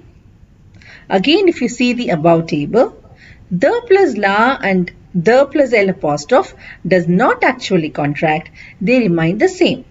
Whereas the plus le contracts to become du and the plus les contracts to become they. Let's see a few examples using these contracted articles. This is the professor's car. We write this in French as C'est la voiture du professeur. We use here du because professor is masculine and the plus le contracts to become du.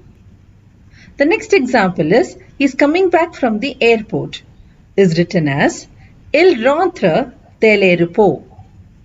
Here we use del apostrophe because airport starts with a vowel. Hope you understood what are contracted articles. We will be seeing many more examples using them while conjugating the verbs aller and venir.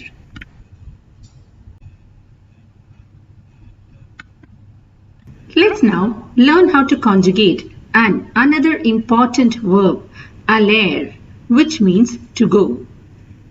Aller, even though it ends in er, it is an irregular verb. Le verbe aller indique la destination et est souvent suivi de la préposition à. This means that the verb aller indicates the destination, which means where you're going to, and is often followed by the preposition à. So it is followed by the preposition à, and when you put the noun along with its definite article, it contracts according to the rules we just saw. Let's look at the conjugations. Je vais, V-A-I-S, which means I go or I am going. Tu vas, V-A-S, you go or you're going while addressing to a single person using the tu form. Il va, V-A, which means he goes or he is going. Elle va, VA again, which means she goes or she is going. Nous allons, ALLONS, which means we go or we are going. Vous allez, ALLEZ, which means you go or you're going while addressing to a single person in the vous form, or you are all going while addressing to a gathering. Ils vont, VONT, which means they go or they are going. Elles vont, again it means they go or they are going, for group of girls. Just the pronunciations once again for you all. Je vais, tu vas, il va, elle va, nous allons, vous allez, ils vont, elles vont. If you see here, the conjugations are completely different for different subject pronouns. They don't follow any pattern like the regular verbs. That is why this verb is called as the irregular verb. But there is one easy way to remember. For je, remember it as VAIS. For tu, remove the I, it becomes VAS. And for il and el, just remove the S from the tu, VA. So for the singular subject pronouns, it becomes easy. And for nous and vous, it takes the stem from the verb in infinitive, ALL. And mostly for all verbs, as I told you, for nous and vous, it ends with ONS for nous and EZ for vous. So add ONS with ALL for nous and EZ for vous. And for ILS, by heart it as VONT. Now, let's look at few examples using the verb aller. I am going to the swimming pool is written as Je vais à la piscine. I hope now you know how to make simple sentences. As I repeatedly told you in the previous slides, you conjugate the verb, the main verb, put it along with the subject, and then add the noun along with its article, and then you can put adverbs and adjectives. Okay, so similarly you get the sentence here as Je vais à la piscine. Here swimming pool is piscine and it is feminine. So a plus la remains a la. Aller is always followed by the preposition a, and it contracts with the definite articles according to the rules we saw. Let's look at this example. He is going to the restaurant. You conjugate aller with il, it becomes il va, and then restaurant is masculine. So a plus le contracts to become o. So the sentence becomes il va au restaurant. The next example is they are going to the college. College or university is université in French. So the sentence becomes ils vont à l'université. Université starts with a vowel, so you put it as L apostrophe. So a plus L apostrophe contracts to become à l'université. Ils vont à l'université. So I hope you understood how to conjugate the allied verbs and form simple sentences using this verb.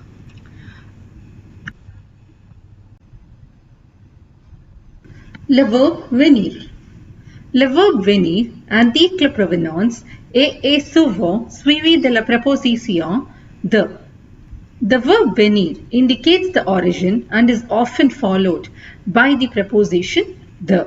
This means that the verb venir indicates the provenance, meaning it tells from where one is coming or one's origin, and is often followed by the preposition de. So it's followed by the preposition the, and then when you put the noun along with the definite article, it contracts according to the rules we saw. Let's look at the conjugations. Je viens, V-I-E-N-S, which means I come or I am coming.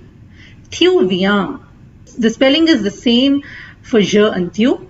It's V-I-E-N-S, which means you come, you're coming, while addressing to a single person in the tu form. Il vient, V-I-E-N-T, he comes or he is coming. Elle vient, V-I-E-N-T, she comes or she is coming. Nous venons, V-E-N-O-N-S, we come or we are coming. Vous venez, you come or you are coming, while addressing to a single person in the vous form, or you're all coming while addressing to a gathering. Ils viennent, V-I-E-N-N-E-N-T. They come or they are coming. L-V-N. V-I-E-N-N-E-N-T. Again, it means they come or they are coming while referring to a group of girls. Now just the pronunciations once again for you all. Je viens, tu viens, il vient, elle vient, nous venons, vous venez, ils viennent, elles viennent. The pronunciations are a little tricky, so I'm again repeating once again for you all. Please listen carefully. Je viens, tu viens, il vient, elle vient. The pronunciation for all the singular subject pronouns is the same. Nous venons, vous venez. And for il, it is vienne. Again for elle, vienne. Hope you got the pronunciations. Now, let us look at some examples. I am coming from the swimming pool. Here, swimming pool is feminine. So as I said, you conjugate the verb venir with je. It becomes je viens. It's followed by the preposition the. And piscine, la, piscine, the and la reminds us the la. So je viens de la piscine. Next one is she is coming from the market. Now the subject is she, which is elle. Conjugating elle with venir, it becomes elle vient. And market is masculine, marché. The plus le will become du. So it becomes elle vient du marché. The next one is they are coming from the school. School is l'école. It starts with a vowel, so it is L apostrophe. So the L apostrophe reminds us de l'école. Conjugating venir with ILS, it becomes ils viennent. So the sentence is ils viennent de l'école. Hope you understood on how to conjugate the venir verb and how to frame simple sentences using them. The verb faire means to do or to make, but it doesn't just restrict itself to convey these two meanings. It is used in many phrases, expressions and situations. Let's first see how to conjugate the verb faire and then the different situations where it can be used. This is again an irregular verb, so you need to by heart the conjugations. Je fais, F-A-I-S. Tu fais. The conjugation for je and tu remains the same. Il fait, elle fait. Je fais, tu fais, il fait, elle fait. For je, you remove the RE and then put an S. For tu also you remove the RE and put an S. And for il and elle, you remove the RE and put a T. And for nous, it is nous faisons, nous faisons. For vous, it is vous faites, vous faites. Please remember this. This is very different from all the other verbs because we always see that the conjugation of any verb with vous ends with EZ. But for faire, it's not like that. It is faites, F-A-I-T-E-S. Vous faites. And for ILS and ELLES, it is font. Ils font, elles font. I repeat the pronunciations once again. Je fais, tu fais, il fait, elle fait, nous faisons, vous faites, ils font, elles font. So how do I say, I'm making a cake? You conjugate faire with je, it becomes je fais. Cake is gâteau in French, so the sentence becomes je fais un gâteau. Now that we saw the conjugations, let us now see as to where all faire is used. It is used to describe the weather. I have not given it here because we will see that in detail while doing that lesson. I have given three tables. The first scenario is wherein faire is used when you speak about your hobbies. Les loisirs. Loisir means hobbies. You use faire when you talk about various household chores. Les tâches ménagères. And these are few phrases that we use with faire. Let's see them in detail. First, when you talk about sport or hobbies, les loisirs et le sport, you use the verb faire. For example, if you have to say, To do swimming, then it is faire de la natation. To go skiing, faire du ski. To go hiking, faire de la randonnée. To dance, faire de la danse. To do horse riding, faire de l'équitation. If I have to say, he does swimming, then I conjugate il with faire, it becomes il fait de la natation. That's it. The next one is les tâches ménagères, household chores. If we want to say make up the bed, then it is faire le lit. To wash dishes, faire la vaisselle. To do washing or laundry, then it's faire le linge, faire le linge. To do household work, it is faire le ménage, faire le ménage. To do grocery shopping, it is faire les courses, faire les courses. To do shopping, it is faire du shopping, faire du shopping. So what is the difference between these two? When you say faire les courses, it means you're shopping for daily groceries, vegetables, and it's kind of a regular thing that you do. You know, it's a regular activity that you do every week. That's faire les courses. Faire du shopping is you use mostly when you go buy clothes. For example, if I have to say, every Sunday, my mother does grocery shopping. To say every Sunday, you can prefix le with dimanche. Therefore, the sentence becomes le dimanche, ma mère fait les courses. Let's see few phrases using the verb faire. Faire la grasse matinée means getting up late. Faire la sieste means have an afternoon nap. Faire des économies means to save. Faire la queue means to stand in line. Faire une fête means to have a party. To say they take an afternoon nap every day, considering it's a group of boys and girls, you will use il for conjugating. Conjugating il with faire, it becomes ils font la sieste tous les jours. Hope you understood how to conjugate the verb faire and the different situations where we use them.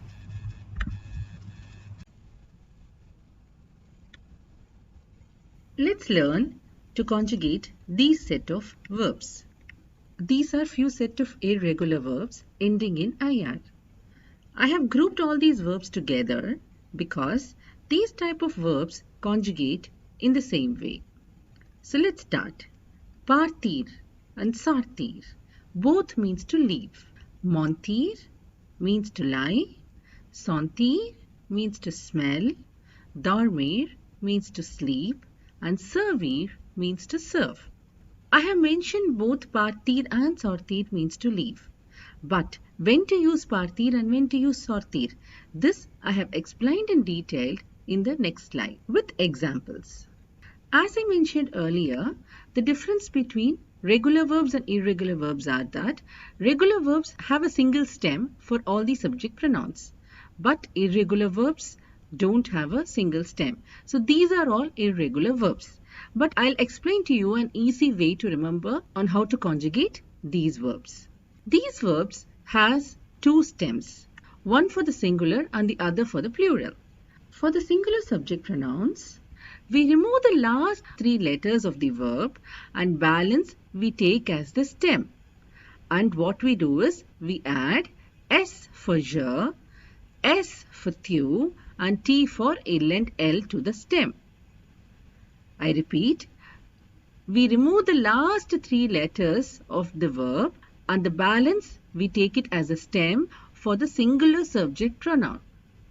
Then we add an S for je, we add a S for tu and we add T for il and L to the stem. And for the plural subject pronouns, we remove only the IR. Take the balance as stem and add ONS for nu, EZ for woo and ENT for ILS and ELLES. I repeat, for the plural subject pronouns, we remove only the IR, take the balance as stem and add ONS for nu, EZ for woo and ENT for ILS and ELLES. So this is one easy way on how to remember to conjugate these type of verbs. So let's look at partir and sortir first. So for the singular subject pronouns, Let's remove the last three letters TIR. So what is left is PAR for partir and SOR for sortir. So as I mentioned, S for je, S again for tu, and for il and el you add T. And for the plural subject pronouns you remove the IR. So it becomes PART for partir and SORT for sortir. Along with this stem you will add, for nu you will add ONS, for vu you will add EZ, and for ILS and ELLES you will add ENT. So now the pronunciations are Japar, Tupar, Ilpar, Elpar. The pronunciation for all these remains the same. Nu partant, bu parte, il part, el part. Now let's look at the pronunciation for sortir. Je sors, tu sors, il sort, elle sort. Again the pronunciation remains the same for all these. Nous sortons, vous sortez, il sort, elle sort. Similarly, we do the same for all these verbs. Remove the last three letters for the singular subject pronouns and then you add the endings SST and then you remove IR for the plural subject pronouns and then you add endings ONS, EZ and ENT. I have just given a hint on how to remember the conjugation for these types of verbs. But you can remember the way you feel comfortable. Just have it in mind that these types of verbs ending in IR are conjugated in this similar fashion. Now the pronunciations of all these verbs. Je mens, tu mens, il ment, elle ment, nous mentons, vous mentez, il ment, elle ment.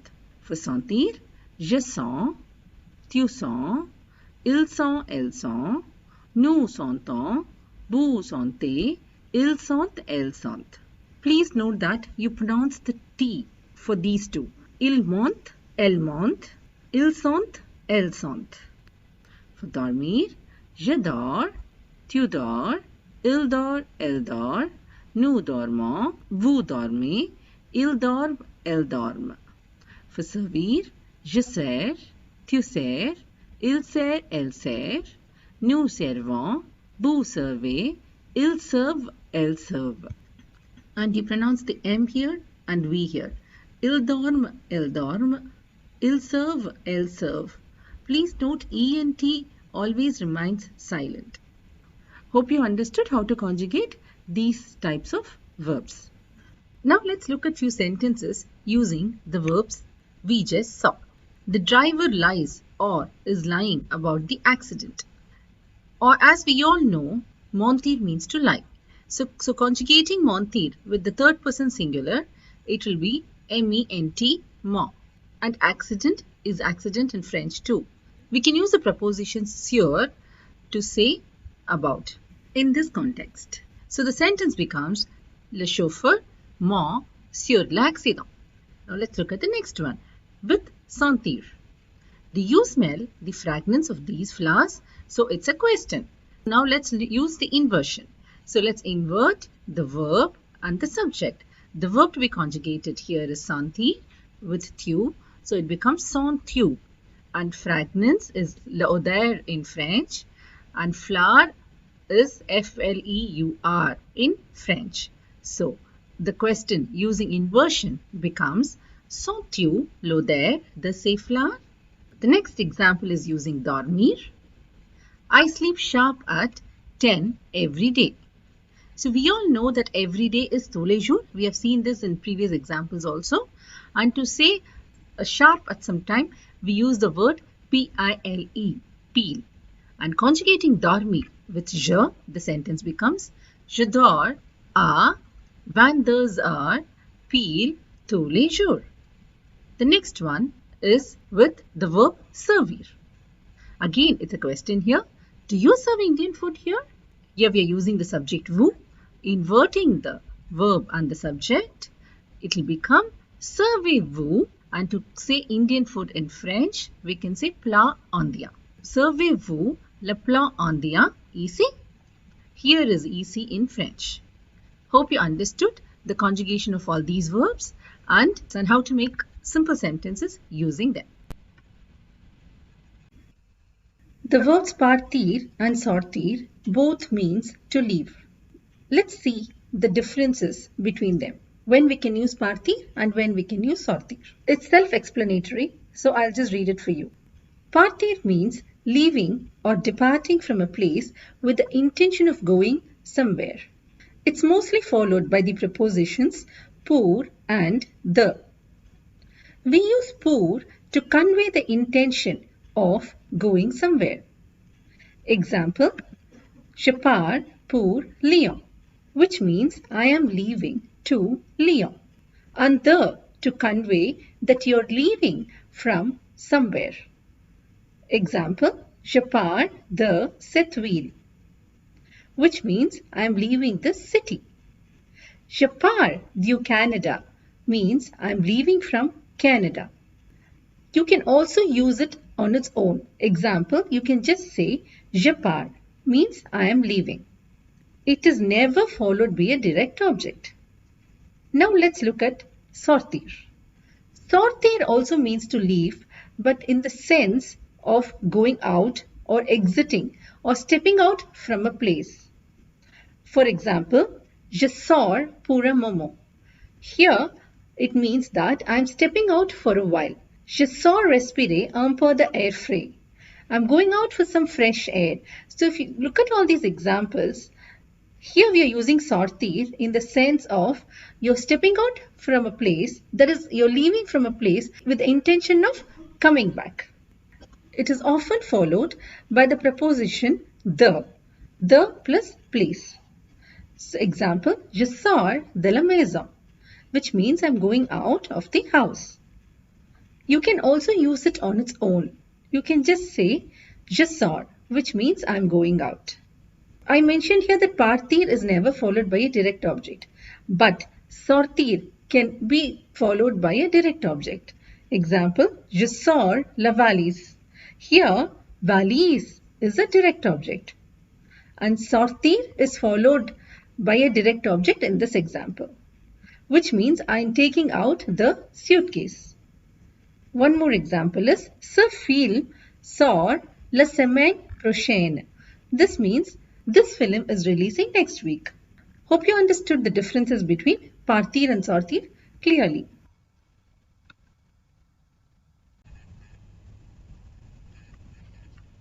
Let us learn few other prepositions apart from those we already learned. Les prépositions. A and the were the two important prepositions which we already saw. Let us learn few more. What is a preposition?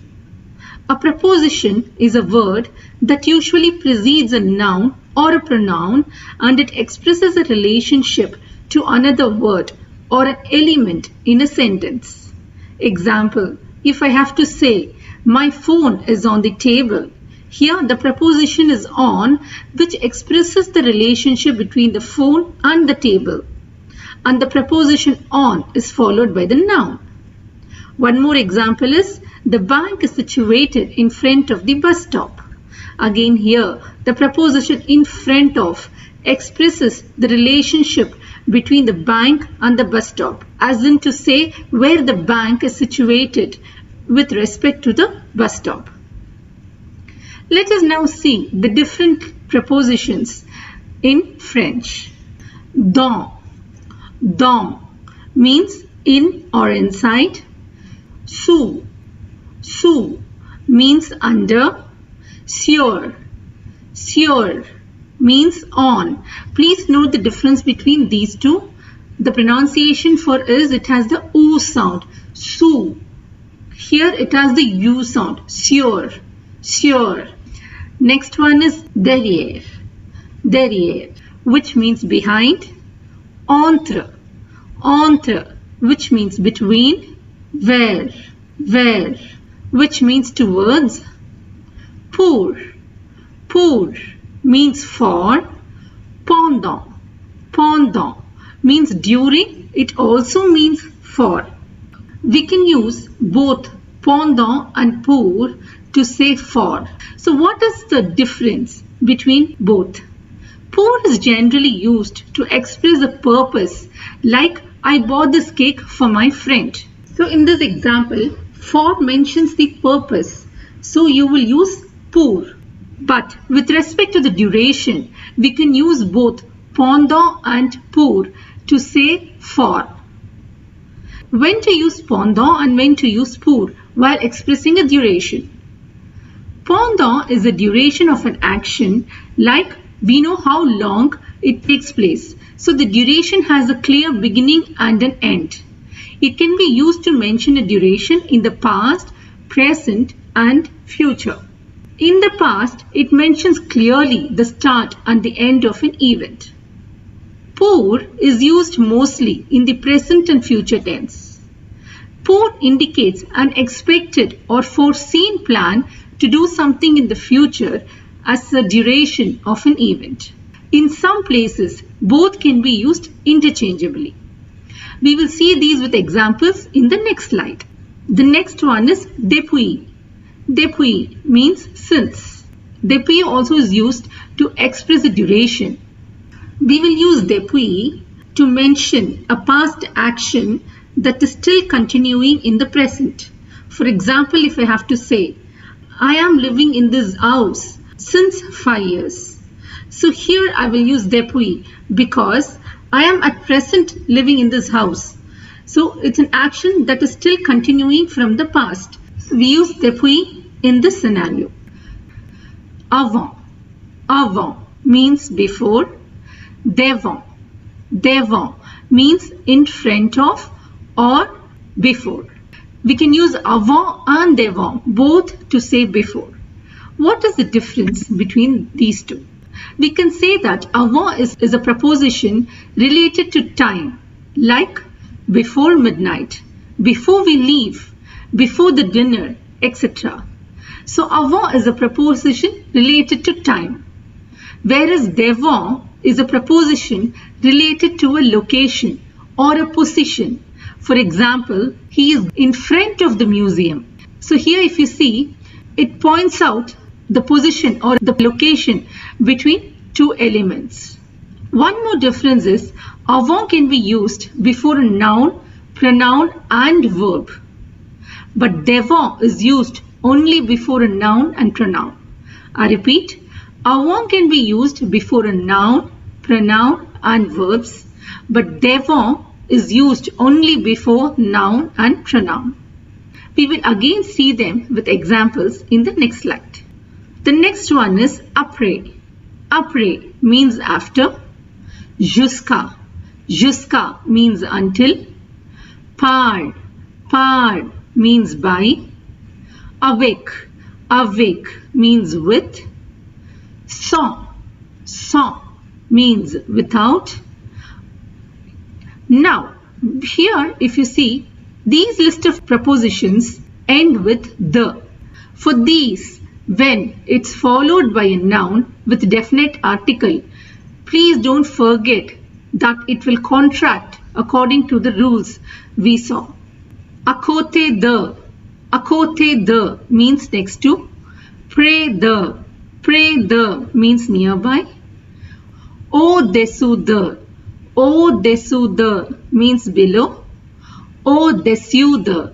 Au-dessus de means above. Again, the difference between here is the O sound for this one and U sound for this one. Au-dessous, au-dessus.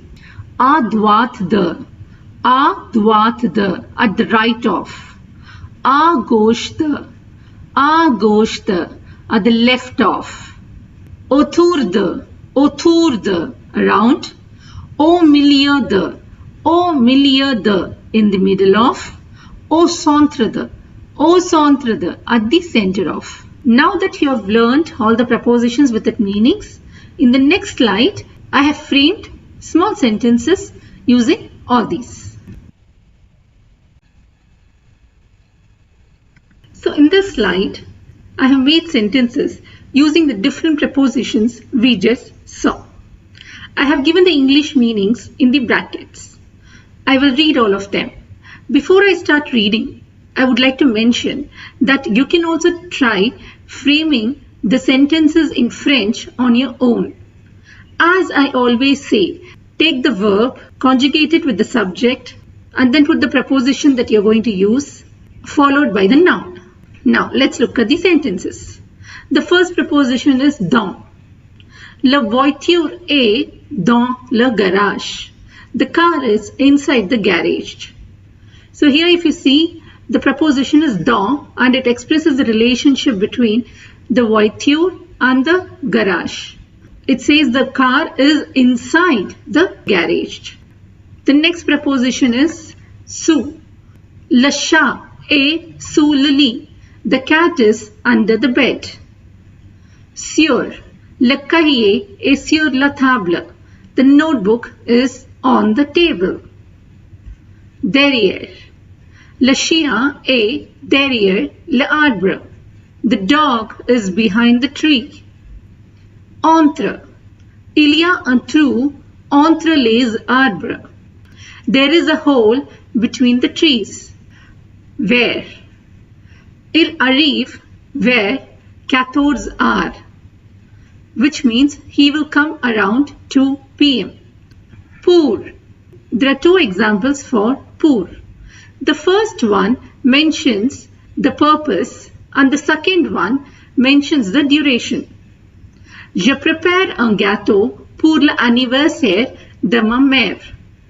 So I'm preparing a cake for my mother's birthday. So here it explains the purpose. The next one refers to the duration. Je vais habiter en France pour 2 ans. I'm going to live in France for 2 years. The next one is pendant. J'ai étudié français pendant 6 mois. I studied French for 6 months. Please note the tenses of these sentences. This one is in future and this in past. We will learn these sentences in the coming lessons. The next one is depuis. J'habite à Paris depuis 2010. I am living in Paris since 2010. So a past action continuing in the present. So I have used depuis. Hope you can recollect the difference I had mentioned for avant and devant. Avant, as I said, is a preposition related to time and devant preposition related to the location. You will understand this with the examples I have given here. Avant. Je vais arriver avant le dîner. I'll come before the dinner. Devant. J'attends devant la poste. I'm waiting in front of the post office. So here if you see, this expresses the preposition relating to time. So I'm going to come before the dinner. But here the preposition expresses the location or the position where you're waiting in front of the post office. So you use devant here and you use avant here. The next one is jusqu'à. Je travaille jusqu'à minuit. I work till midnight. Par. I've given two examples for par, which means by. So you can use par in both these scenarios. The first one is Je passe par ta maison tous les jours. I pass by your house every day. Je viens par le train. I come by train. So for both the scenarios, you can use par. Avec. Je vais à l'école avec mon ami. I go to school with my friend. Sans. C'est un plat sans sucre. It's a dish without sugar. As I mentioned in the previous slide, these prepositions that we are going to see now with the. So, when it is followed by definite article, it contracts. The first one is au-dessous de. Les produits chimiques sont au-dessous de l'évier. The chemical products are below the sink. Here if you see, évier starts with a vowel, so the article is L apostrophe, so it becomes de l'évier. Let's see the next one. Au-dessous de. Les dossiers sont au-dessous du bureau. Here, bureau is masculine, so the plus le contracts to become du. The next one is à côté de, près de. L'école est à côté de ma maison. The school is next to my house. Here, since it is my, you use the adjective possessive ma. Hence, the remains as it is and it becomes de ma maison. Please remember, it contracts only when you use a definite article after the preposition the. Le cinéma est près du supermarché. The cinema theatre is near to the supermarket. Here again supermarché is masculine, so the plus le becomes du. Autour de. Il y a des arbres autour du lac. There are trees around the lake. À droite de. La pâtisserie est à droite du café. The cake shop is to the right of the coffee shop.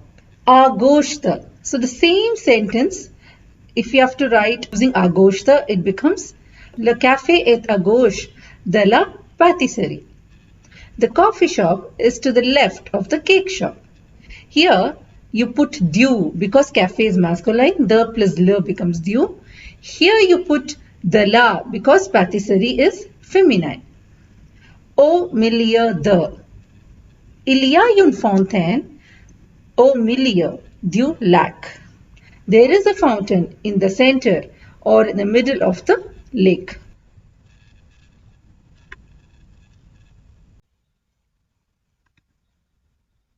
L'adjective démonstratif. What is adjective demonstrative? Il sert à indiquer ou à montrer quelqu'un ou quelque chose. Il est toujours suivi de nom et s'accorde avec le nom. So it is used to point or to show a person or a thing. It is always followed by a noun and it accords with the noun. The English equivalent is this or these and that or those. As it's mentioned in the definition, an adjective demonstrative is used to show or point a person or a thing. It's like saying this tree. So you're pointing out at the tree. Or this car. Again here, you're pointing to a particular car. So the adjective demonstrative is followed by the noun and it agrees in gender and number. So if the noun is masculine, the adjective demonstrative will also be masculine. If the noun is feminine, the adjective demonstrative will also be feminine. And if the noun is plural, you have to put the adjective demonstrative again in plural. So it accords with the noun in number and gender. Let's now see the different adjective demonstratives and its pronunciations. So the first one is, if the noun is masculine singular, then you put ce, ce, pronounced as sir, sir. And if the masculine singular noun starts with a vowel, then you put cet, C-E-T, pronounced as Seth, Seth. For masculine plural, you put C-E-S, C-E-S, pronounced as Se, Se. For feminine singular nouns, even if it starts with a vowel, you put C-E-T-T-E. So for feminine singular nouns, whether it starts with a consonant or whether it starts with a vowel, there is only one adjective demonstrative, that is Seth, C-E-T-T-E. And for feminine plural, it is same as masculine plural. It is C-E-S, which is pronounced as Se. So I repeat the pronunciations once again. Sir, Seth, Se, Seth, Seth, Se.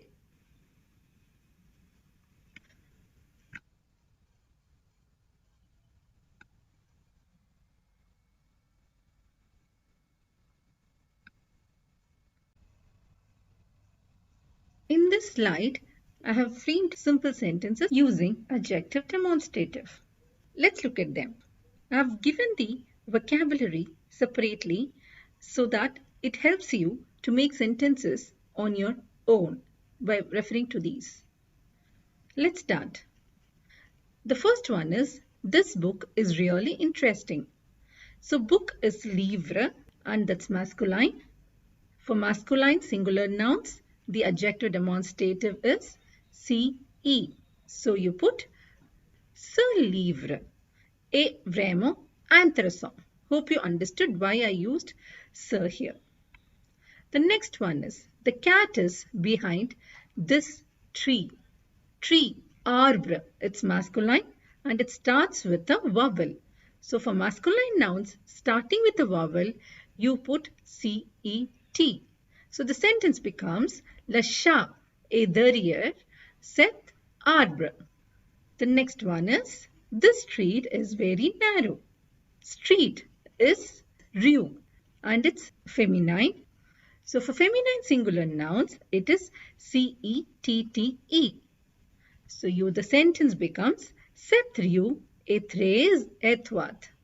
The next one is these houses are big. Here houses is again feminine but it's plural. So for plural nouns you use CES. So the sentence becomes Ces maisons sont grandes. Hope you understood how to make simple sentences using adjective demonstrative. Les prépositions du pays. Prepositions of countries. Just like how all nouns have gender, countries too have gender. We use prepositions for a country based on its gender. So which countries are masculine, which are feminine, and which are plural?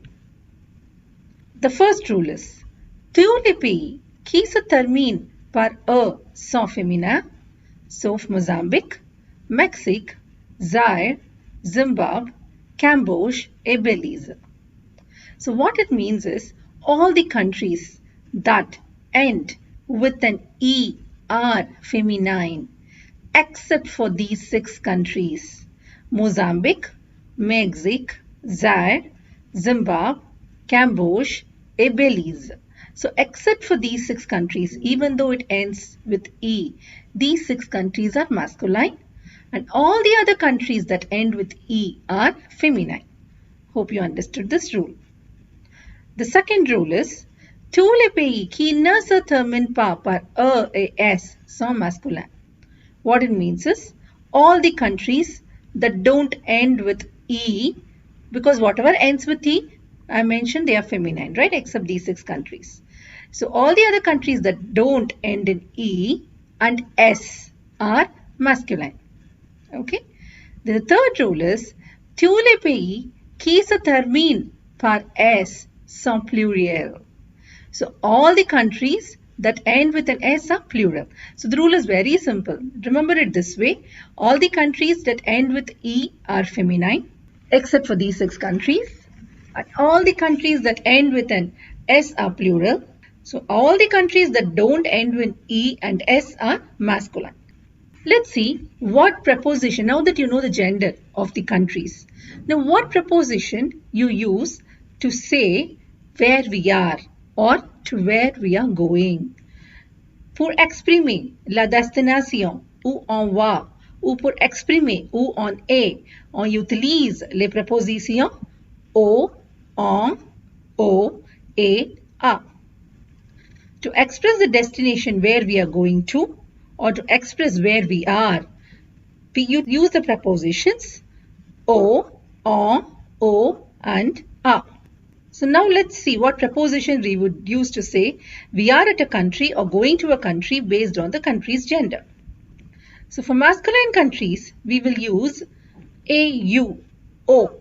For masculine countries, starting with a vowel, we will use EN, O. For feminine countries, it will be ON, EN. And for plural countries, it is AUX, O. I repeat, for masculine countries, we use AUO. For masculine countries starting with a vowel, we will use ENO.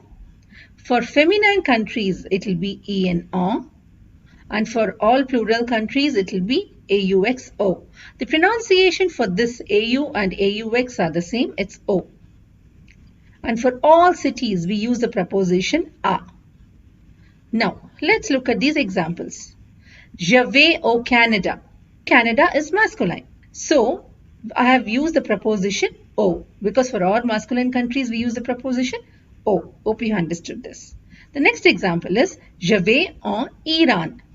Again, Iran is masculine, but I have used here en because even though Iran is masculine, it starts with a vowel. So any masculine country starting with a vowel, you use the preposition en, en, en.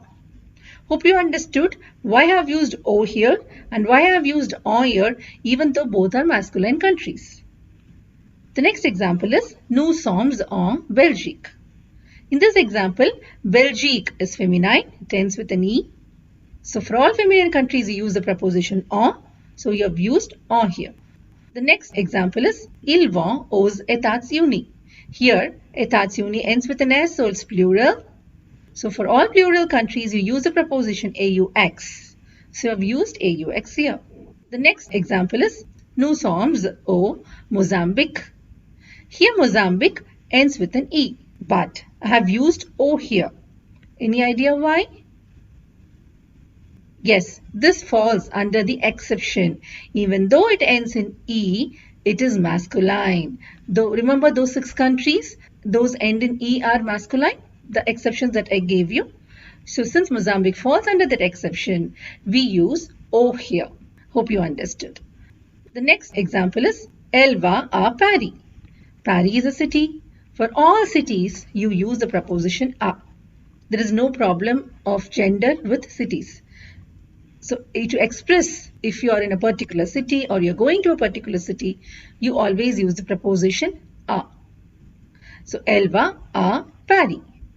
Hope you understood clearly on how to use the preposition for countries to say where we are going to and where we are at.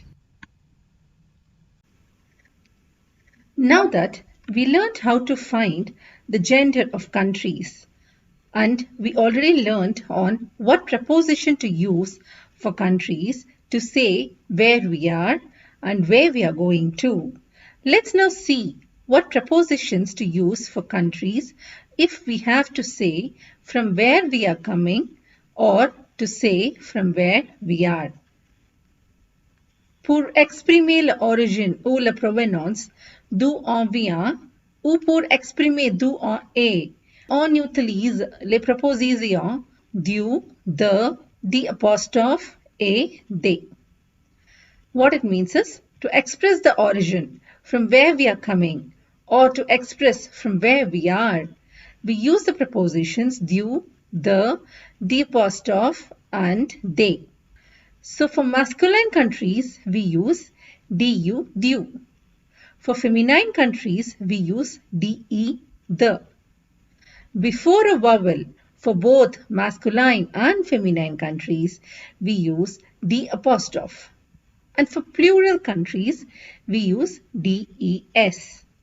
And for all cities, we use the preposition the.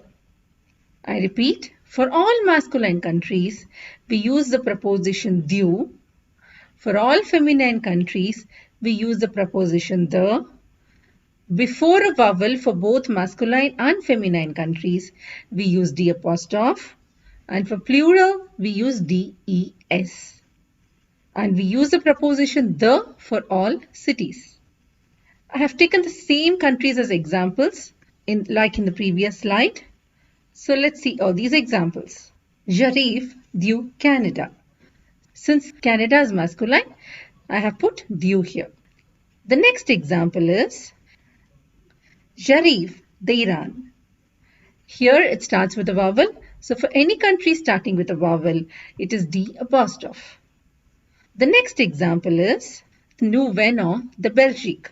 Belgique is feminine. And for feminine countries, the preposition we will use is the. So we have put the here. The next example is Ils viennent des États-Unis. États-Unis is plural. And for plural countries, the preposition we will use is des. des. The next example is Nous revenons du Mozambique. Here, even though it ends with E, this is masculine, it's an exception. So since Mozambique is masculine, we put the preposition du. The next example is Elle vient de Paris. Paris is a city. So we use the preposition the for all cities. So we have used the here. Hope you understood what prepositions to use to express our origin or to say from where we are coming. En parle. This is a dialogue between two friends, Catherine and Charles, at the airport. If you see, I have tried my best to incorporate most of the grammar part that we have done till now, and also as much as vocabulary related to airport, like check-in desk, boarding, takeoff, landing, etc. I have also given the vocabulary here for your reference. I have given the dialogues in French here and its English meaning for each sentence in the next slide. The main criteria for this exercise is understanding and reading. When I say understanding, please read the sentences and try to understand the meaning on your own. You can verify it by seeing the English equivalent of this dialogue in the next slide. Since I have tried my best to use the grammar and vocabulary we have done till now, and of course for the new vocabulary I have mentioned them here, using all these you should be able to understand the sentences quite easily. Next, the reading part. Try reading it aloud and compare the pronunciations with what I read. Let's start. Charles rencontre Catherine à l'aéroport en Belgique. Charles. Salut Catherine, quelle surprise! Catherine. Charles, oh là là! Quelle surprise de te voir ici! Charles. Habites-tu ici? Catherine. Non, je suis ici pour un petit travail. Et toi? Charles. J'habite ici et je vais au Canada pour visiter mes parents. Et où vas-tu? Catherine. Je suis en vacances et je vais en Italie. Charles. Excellent. Viens, on marche ensemble vers le comptoir l'enregistrement. Catherine. Oui, bien sûr. Les deux amis finissent s'enregistrer. Charles. Hello Catherine, on n'a pas beaucoup de bagages, juste une valise et un sac à main. Donc, l'enregistrement finit très vite. Catherine. Oui, c'est vrai. À quelle heure l'embarquement commence pour toi? Charles. Vers 15h30. L'avion décolle à 17h et il atterrit à 10h demain. L'avion fait escale à Amsterdam. Catherine. Ah, d'accord. Je suis heureuse de te rencontrer. Au revoir, Charles. Charles. Au revoir, Catherine. Bon voyage. The next three verbs that we are going to learn to conjugate are the verbs boire, voir, and croire. Boire means to drink. Voir means to see. And croire means to believe. You would have seen the verb regarder when we conjugated the ER verb. Regarder means to watch and voir means to see. Please remember this difference. These are all again irregular verbs. Let's first see how to conjugate boire. For the singular subject pronouns, you can remove the RE and add an S for je and tu and T for il and l. So it becomes, for je it becomes BOIS, for tu again BOIS, and for il and l it's BOIT. The pronunciations are je bois, tu bois, il boit, elle boit. The pronunciation for all these remains the same. Next, let's look at the plural subject pronouns. For nous, it is B-U-V-O-N-S. Nous buvons. For vous, it is B-U-V-E-Z. Vous buvez. And for ILS and ELLES, it is B-O-I-V-E-N-T. Il boit, elle boit. I repeat only the pronunciations once again. Je bois, tu bois, il boit, elle boit, nous buvons, vous buvez, ils boivent, elles boivent. Let's look at a phrase using boire. I always drink an aperitif before dinner. Aperitif means a pre-dinner drink. It is also called aperitif in French. So the sentence here becomes Je bois un apéritif toujours avant le dîner. Here we have used the preposition avant. And for dinner, it is dîner in French. Le dîner. Let's see how to conjugate the verb croire. Again, you remove the re here, just like how you did for boire. And you add an s for je and tu, and t for il and elle. This is for the singular subject pronouns. So the conjugations are je crois, C-R-O-I-S, tu crois, C-R-O-I-S again, and il croit, elle croit, C-R-O-I-T. Now let's look at the plural subject pronouns. For nous it is C-R-O-Y-O-N-S, nous croyons, and for vous it is C-R-O-Y-E-Z, vous croyez, and for ILS and ELLES, it is CROIENT. Il croit, elle croit.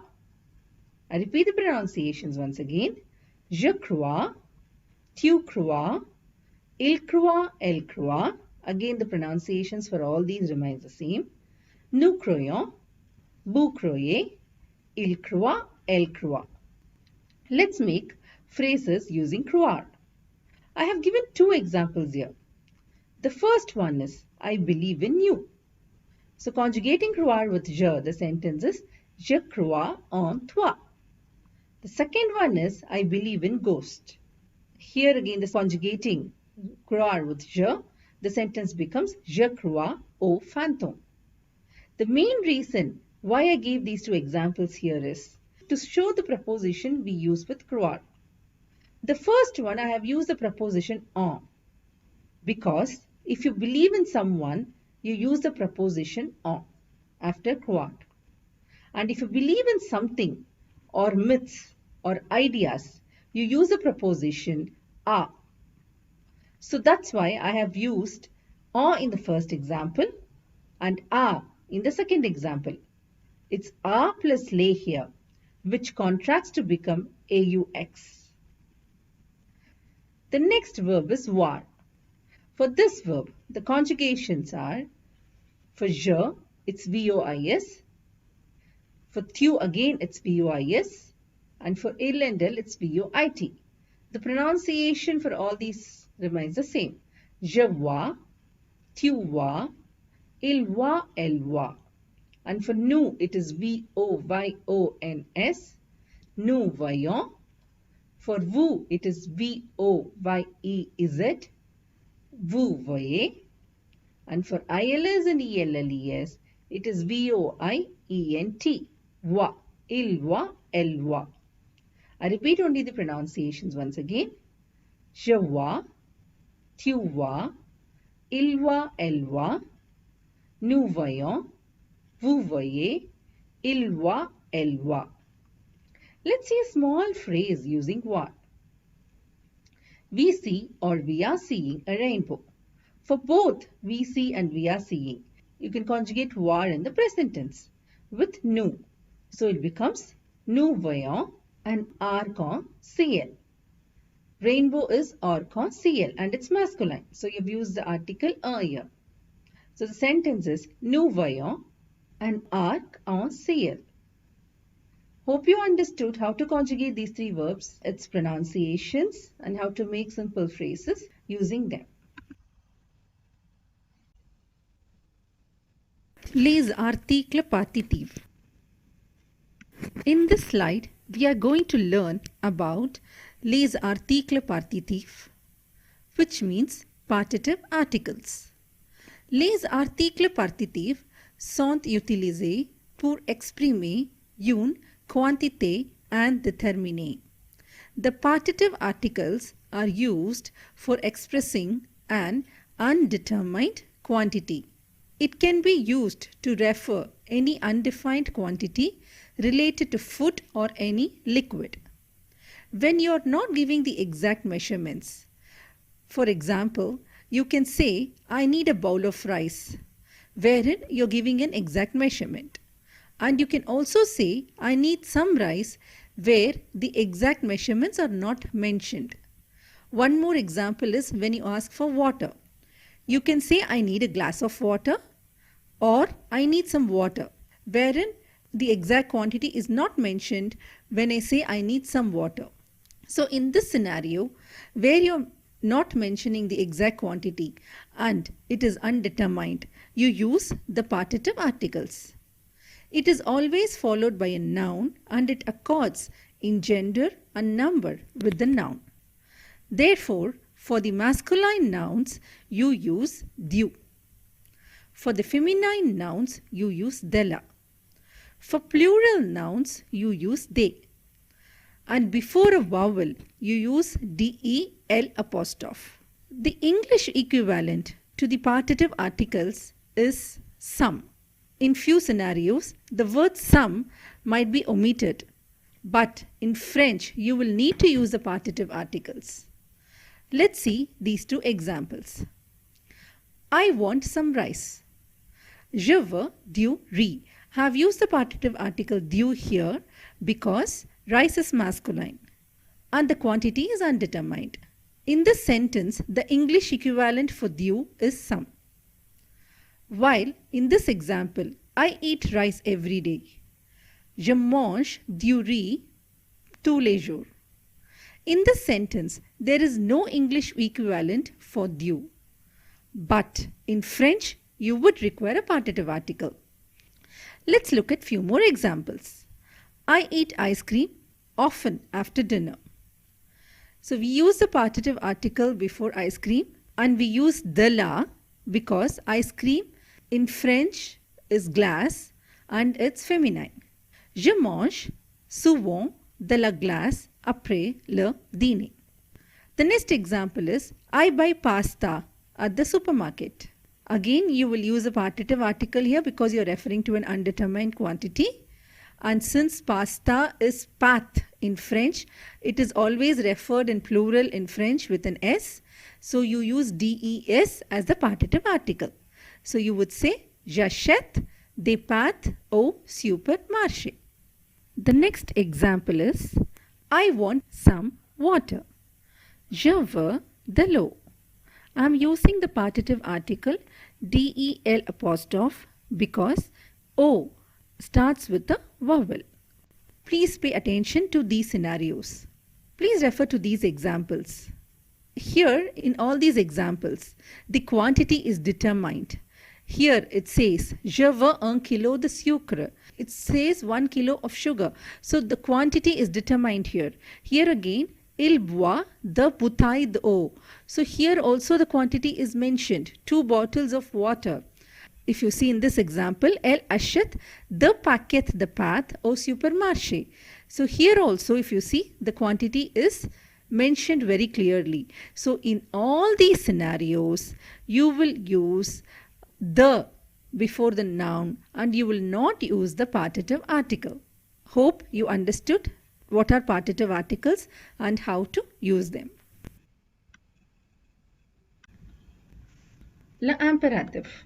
Il est utilisé pour donner un ordre ou un conseil ou une instruction ou une interdiction.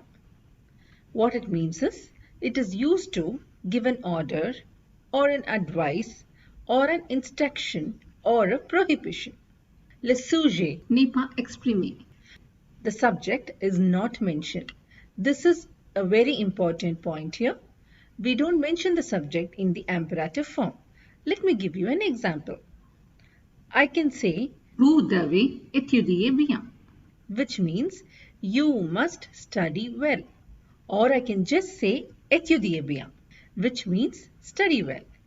In the second example, I have not used Vous devez. I just said étudier bien. This is an example of the imperative form. you don't use the subject. Il se conjugue seulement à trois personnes. Tu, nous et vous. So we use the imperative form only with three subject pronouns. Tu, nous and vous. Il faut conjuguer au présent de l'indicatif. Mais pour les verbes er, on doit enlever le s à la deuxième personne du singulier, tu. It must be conjugated in the present tense, but for the er verbs, we must remove the s from the second person singular, tu. What it means is, the imperative form is conjugated in the present tense, just that we don't put the subject, and it's conjugated only with three subject pronouns, tu, nous and vous. While conjugating er verbs in the present tense, in tu form, we generally remove the er and put an es to the stem. But for the imperative, you don't put the s. This is only for tu and only for the er verbs. Please remember this well. Now, let's look at the imperative form for few verbs and also the exceptions. The first verb I have taken here is parler. You conjugate the verb in present tense, but as I mentioned, we remove the s here since it's an er verb and for the tu form. So it becomes P-A-R-L-E, parle. With nous it's parlant and with vous it's parler. You put an exclamation mark after putting the verb in the imperative form. The next example is finir.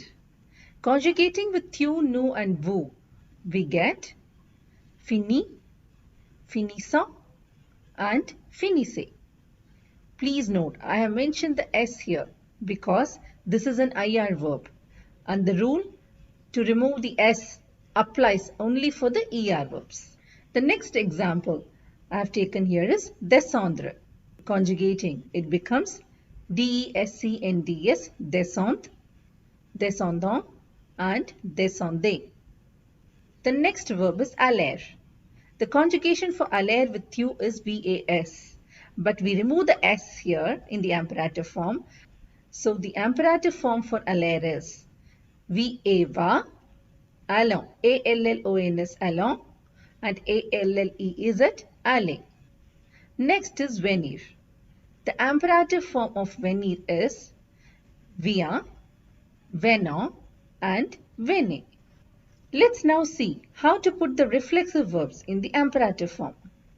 While conjugating the reflexive verbs in the present tense, we generally put the pronoun réfléchi the with tu, and we put nous with nous and vous with vous. But in the imperative form, the becomes toi and it comes after the conjugated verb. Nous remains as nous and vous remains as vous. But all these pronouns come after the conjugated verb. In this example, se laver, conjugate the verb laver. It's an ER verb, so you remove an S with the tu form. So it becomes L-A-V-E. And since it's a reflexive verb, the tu becomes toi as I mentioned earlier. So it becomes lave toi. You put in hyphen in between lave and toi. For nous, it becomes lavons nous. And for vous, it becomes lavez-vous. Hope you understood. Let's see one more example. Se coucher. Again, since it's an ER verb, you remove the S with the tu form. So it becomes couche-toi, couchons-nous, and couchez-vous. Now, let's look at the exceptions. As I mentioned, we conjugate the verbs in the present tense for all the verbs and use them without the subject, except for these verbs. These verbs don't use the present tense conjugation for the imperative form. First one is avoir. With tu, it is A-I-E. A. With nous, it is A-Y-O-N-S. Ayons. And with vous, it is A-Y-E-Z. Ayez. A. Ayons. Ayez. The next exception is être. With you, it is S-O-I-S. Sois. With nous, it is S-O-Y-O-N-S. Soyons. And with vous, it is S-O-Y-E-Z. Soyez. Sois. Soyons. Soyez. The next exception is savoir. With you it is sash, S-A-C-H-E. With nous it is sachon, S-A-C-H-O-N-S. And with vous it is sachet, S-A-C-H-E-Z. Sache, sachon, sachet. The next exception is ouloir. With you it is V-E-U-I-L-L-E. Vai. With nous it is vaillant, V-E-U-I-L-L-O-N-S. And with vous it is vailler, V-E-U-I-L-L-E-Z. Vai, vaillant, vailler. Please remember these 4 exceptions by heart. Now, let's see how do we negate them. Generally, when we negate a verb, we put the n and pa on either side of the verb. So the same way, while you're negating in the imperative form, you put n pa on either side of the imperative form of the verb. Ne parle pas, ne finissez pas, ne venons pas. But the important thing that you need to note here is for the reflexive verbs. Here I mentioned lave-toi, couche-toi. The pronoun comes after the conjugated verb. But in the negation, it's not like that. In the negation, the reflexive pronoun comes before the conjugated verb, like how you generally conjugate in the present tense. Ne te couche pas, ne nous lavons pas, ne vous lavez pas. Hope you understood how to conjugate the verbs in the imperative form.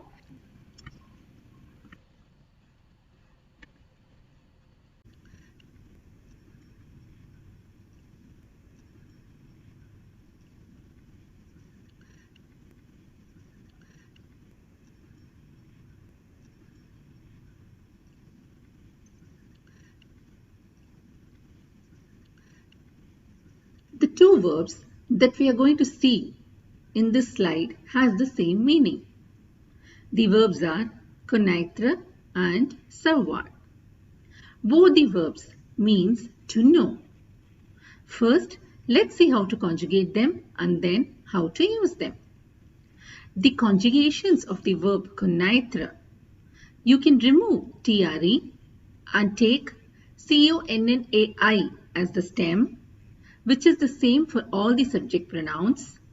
And to this stem, you add a S for je and tu, T for il and elle, SSONS for nous, SSEEZ for vous, and SSENT for ILS and ELLES.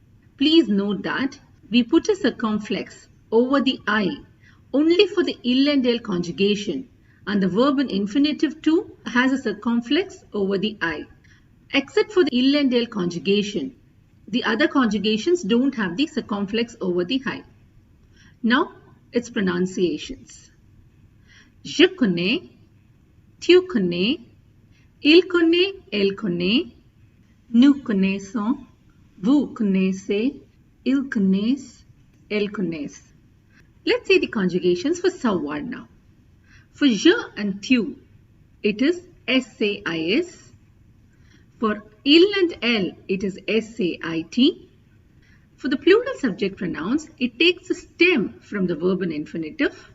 You remove the OIR and you add an ONS for the nous, EZ for vous, and ENT for ILS and ELLES. The pronunciations are je sais, tu sais, il sait, elle sait, nous savons, vous savez, ils savent, elles savent. As I mentioned, both connaître and savoir means to know when to use which verb.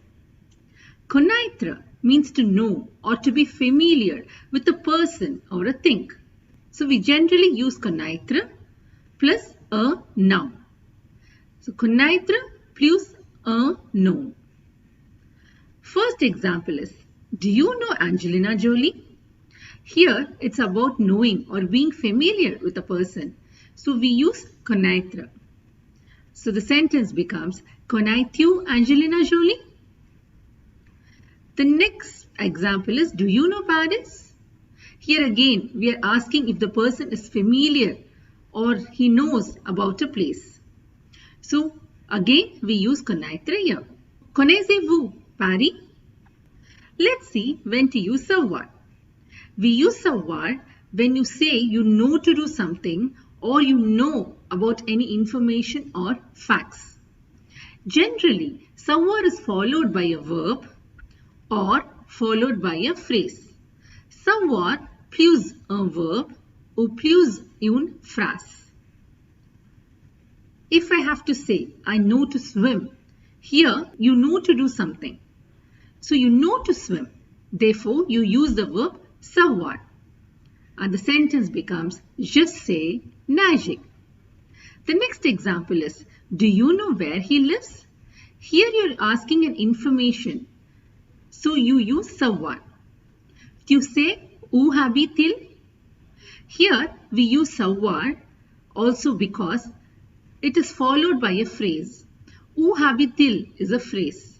So when followed by a phrase, we use savoir. Hope you understood on how to conjugate connaître and savoir and how to use them.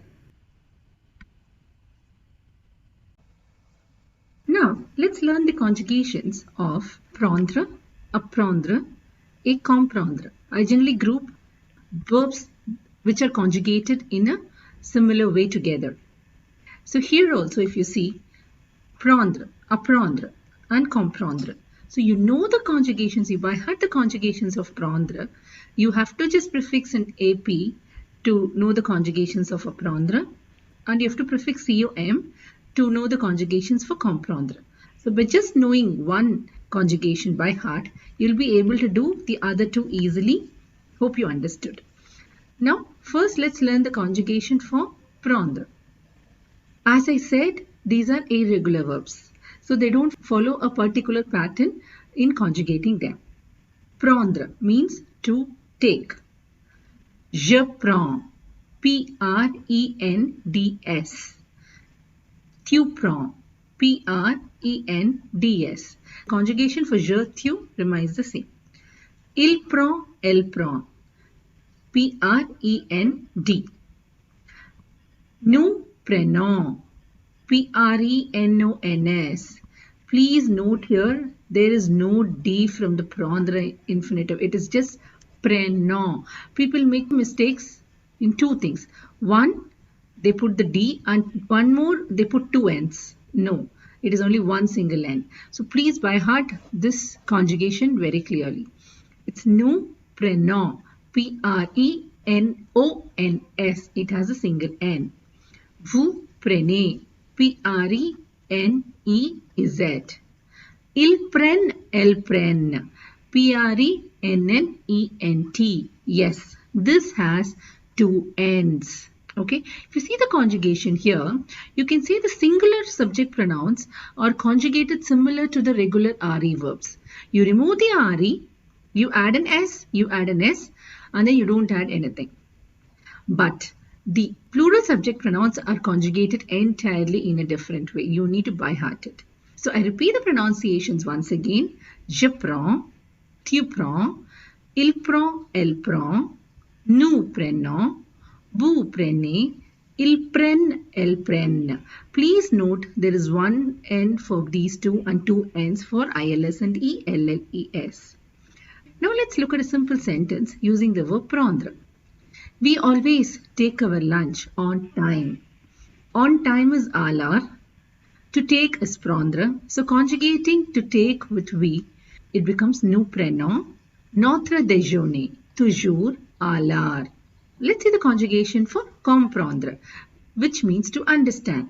So as I said, you know the conjugations for prendre. So just prefix com to all these conjugations. Then you can write the conjugation for comprendre. After prefixing com, this is what you get. So let me pronounce them for you. Je comprends, tu comprends, il comprend, elle comprend, nous comprenons, vous comprenez, ils comprennent, elles comprennent. Now let's make a simple sentence using the word comprendre. They understand French well. So to understand is comprendre and the subject is they. Conjugating comprendre with they, it becomes ils comprennent bien le français. The next verb is apprendre, which means to learn. Now, as I already said, you know the conjugations for prendre. So just prefix ap to all these conjugations. And you get this. Let me read the pronunciations for you. J'apprends, tu apprends, il apprend, elle apprend, nous apprenons, vous apprenez, ils apprennent, elles apprennent. Now let's make a simple sentence using the verb apprendre. We are learning French language since 8 months. Again here, to learn is apprendre. The subject here is we. So conjugating apprendre with nous, it becomes nous apprenons la langue française depuis 8 mois. Hope you understood how to conjugate prendre, apprendre and comprendre. Please try conjugating surprendre on your own. Surprendre means to surprise. So you know the conjugation for prendre? Prefix sur before all the conjugations, and you can write the conjugation for surprendre.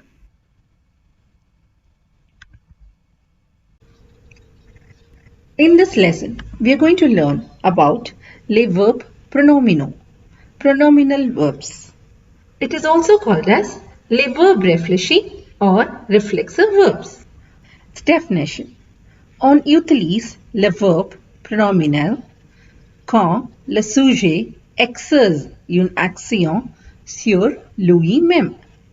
Il est toujours accompagné d'un pronom réfléchi. We use pronominal verbs when the subject exerts an action on itself. It is always accompanied by a reflexive pronoun. What it means is, these verbs are where the subject does an action on itself. For example, if you say, she is dressing up, then she is exerting, she is doing an action on herself. So then we use pronominal verbs. For pronominal verbs, the verb in infinitive is always prefixed with se. I have given few examples of pronominal verbs that we use quite often. They are se réveiller, meaning to wake up, se lever, meaning to raise or to get up, se laver or se doucher, to have a wash and to have a shower, se brosser les dents, meaning to brush The teeth, se raser, to shave, s'habiller, to dress up, se déshabiller, to get undressed, se peigner, to comb, se coiffer, to style your hair, se préparer, to get ready, se maquiller, to do makeup, se coucher, to go to bed, s'endormir, to fall asleep, se promener, to go for a walk, se reposer, to take rest, s'asseoir, to sit down, se dépêcher, to hurry up. These verbs are the verbs that we use often when we talk about our daily activities. Now, let's learn how to conjugate these verbs. You add a pronoun called as pronom réfléchi after the subject for all these verbs. For je, it's me. For tu, it's te. For il and elle, it's se. For nous, it's nous. For vous, it's vous. For ILS and ELLES, it is se again. Here, me means myself. For example, if I say, je me lave, I wash myself. Te, the English equivalent you can say as yourself. Se, herself or himself. Nous, ourselves. For vous, yourselves. And se, when you use it with ILS and ELLES, it is themselves. so you put the réfléchir pronoun after the subject and then you conjugate the verb in the usual way. Let's now see how to conjugate se laver. Here laver is an ER verb. Conjugate the same way as how you conjugate an ER verb and you put the reflexive pronouns after the subject. For je, the reflexive pronoun is me and then you conjugate laver. For je, you remove the ER and put an E. So it becomes je me lave. For tu, the reflexive pronoun is te. And when you conjugate, you remove the ER and you put ES. It becomes tu te lave. For il and el, the reflexive pronoun is sir. When you conjugate, you remove the er and put e. So it becomes il se laugh, el se laugh. And for nu, the reflexive pronoun is nu. And when you conjugate, you remove the er and put ons. So it becomes nu, nu lavons. For vous, the reflexive pronoun is vous. And when you conjugate, you remove the er and put ez. So it is vous, vous lavez. For ILS and ELLES, the reflexive pronoun is sir. And when you conjugate, you remove the er and put ent. Il se lave, elle se lave. Let's look at few more examples. Se coucher and se lever. Conjugating like how I mentioned. For se laver, you get these conjugations. Let me pronounce them. For se coucher, it is je me couche, tu te couches, il se couche, elle se couche, nous nous couchons, vous vous couchez, il se couche, elle se couche. For se lever, please note the conjugations. You put an accent grave over the E for je, tu, il, elle and ILS and ELLES. But for nous and vous, there is no accent grave. Please remember this well. The pronunciations are je me lève, tu te lèves, il se lève, elle se lève, nous nous lèvons, vous vous levez, il se lève, elle se lève. Hope you understood on how to conjugate the reflexive verbs. As I mentioned in the previous slide, we use reflexive verbs to speak our daily activities. I have given an example of the daily activity of two people, Catherine and Charles. Journée quotidienne de Catherine, journée quotidienne de Charles.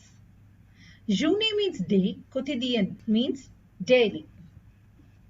I have marked the reflexive verbs in red and the other verbs in blue, meaning the blue colored ones are not reflexive verbs. I have not given the English translation this time because it is quite easy to understand since I have used the verbs that we did till now and followed by the time. I'm sure you'll all understand it quite easily. If you're not able to, just try to go back and see the meanings of the verbs. For example, se réveiller is to wake up. So when I mention je me réveille, it means I wake up at 6:30. Let's start. On y va. On y va means let's go. Let's start. Je me réveille à 6h30. Je me lève à 7h et je me brosse les dents. What is the difference between these two? When I say je me réveille, it means I wake up, but I'm still in bed. When I say je me lève is when I get up from the bed. That's the difference. Je me lave à 7h15 et je m'habille à 7h30. Je me coiffe et je me maquille à 8h15. À 8h, je prends mon petit déjeuner et je vais au travail. Je rentre chez moi à 17h. Je me promène à 18h. À 19h30, je regarde la télé. Je me couche à 22h et je m'endors à 23h. Again, what is the difference between these two? When I say me couche, je me couche, it means I'm going to bed, but I have not fallen asleep. So I go to bed at 22 hours, that is 10 p.m. But I actually go to sleep at 23 hours, which is 11 p.m. Now, let's look at the same for Charles. I have given an example of a girl and boy here because I have used few verbs, reflexive verbs I have used different. And also while doing past tense, I'll use the same example and teach you on how to put them in past tense. Okay, now let us look at the daily activity of Charles. La journée quotidienne de Charles. Je me réveille à 6h30. Je me lève à 7h et je me brosse les dents. Je me rase à 7h15 et je me douche à 7h30. Je me peigne et je me prépare à Vitar mualakar. À Vitar, je prends mon petit déjeuner et je vais au travail. Je rentre chez moi à 17h. Je joue au foot avec mes amis à 18h. À 19h30, je regarde la télé. Je me couche à 22h et je m'endors à 23h. Maybe you can try writing your daily activity using the same format. Bonne chance. All the best. Let's learn how to conjugate three important verbs: pouvoir, ulvar, and devoir. These are called modal verbs, which means they are mostly followed by a verb in infinitive. Verb in infinitive means the full verb without conjugating it. Pouvoir means to be able to or can. It expresses the ability to do something. Ulvar means to want. It expresses a desire. Devoir means must. It expresses an obligation. Let's see how to conjugate them. Again, these are irregular verbs. We can say irregular verbs ending in OIR. Few more we will see in the coming slides. Let's see first how pouvoir is conjugated and its pronunciations. So for je, it is P-E-U-X. Je peux. Per. For tu, again it's the same. It's P-E-U-X. Tu, per. Per. And for il and el, it's P-E-U-T. Il peut, elle peut. For nous, it's P-O-U-V-O-N-S. Nous pouvons. For vous, it is P-O-U-V-E-Z. Vous pouvez. For ILS and ELLES, it is P-E-U-V-E-N-T. Pav. Pav. So I repeat the pronunciations alone.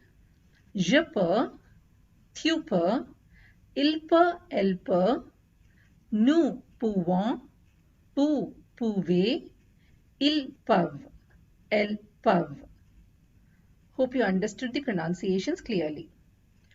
A hint to remember all these conjugations is the nous and vous takes the stem from the verb in infinitive after removing the OIR, and we add ONS to nous and EZ to vous. Je and tu has the same conjugations. So you have to just remember by heart only these three. PEUX for je and tu, PEUT for il and el, and PEUVENT for ILS and ELLES. For nous and vous, as I mentioned, it takes the stem after removing the OIR and you add ONS and EZ for nous and vous respectively. Now let's look few phrases using pouvoir. I can ride a horse. Here, to ride a horse, we can say monter à cheval, and the conjugating pouvoir with je, the sentence is je peux monter à cheval. The next one is, can we go out tonight? It's a question. So using the inversion, it becomes pouvons-nous sortir ce soir? Hope you understood how to conjugate pouvoir, its pronunciations, and how to make simple phrases using pouvoir. Let's learn on how to conjugate the verb devoir. So for je, it is D-O-I-S. Je dois. For tu, again, it is D-O-I-S. Tu dois. For il and elle, it is D-O-I-T. Il doit, elle doit. So the pronunciations for all the singular subject pronouns is the same. For nous, it is devons. D-E-V-O-N-S. For vous, it is D-E-V-E-Z, pronounced as the way. For ILS and ELLES, it is D-O-I-V-E-N-T, pronounced as doivent. Only the pronunciations for you all. Je dois, tu dois, il doit, elle doit, nous devons, vous devez, ils doivent, elles doivent. Now, as I mentioned for pouvoir verb, for this verb too, the nous and vous, it takes a stem from the infinitive after removing the OIR. So you remove the OIR, take the stem, and then you add ONS for nous and EZ for vous. For je and tu, the conjugations remains the same. So again here as well you need to by heart to remember just 3 conjugations, that is DOIS for je and tu, DOIT for ill and el, and DOIVENT for ILS and ELLES.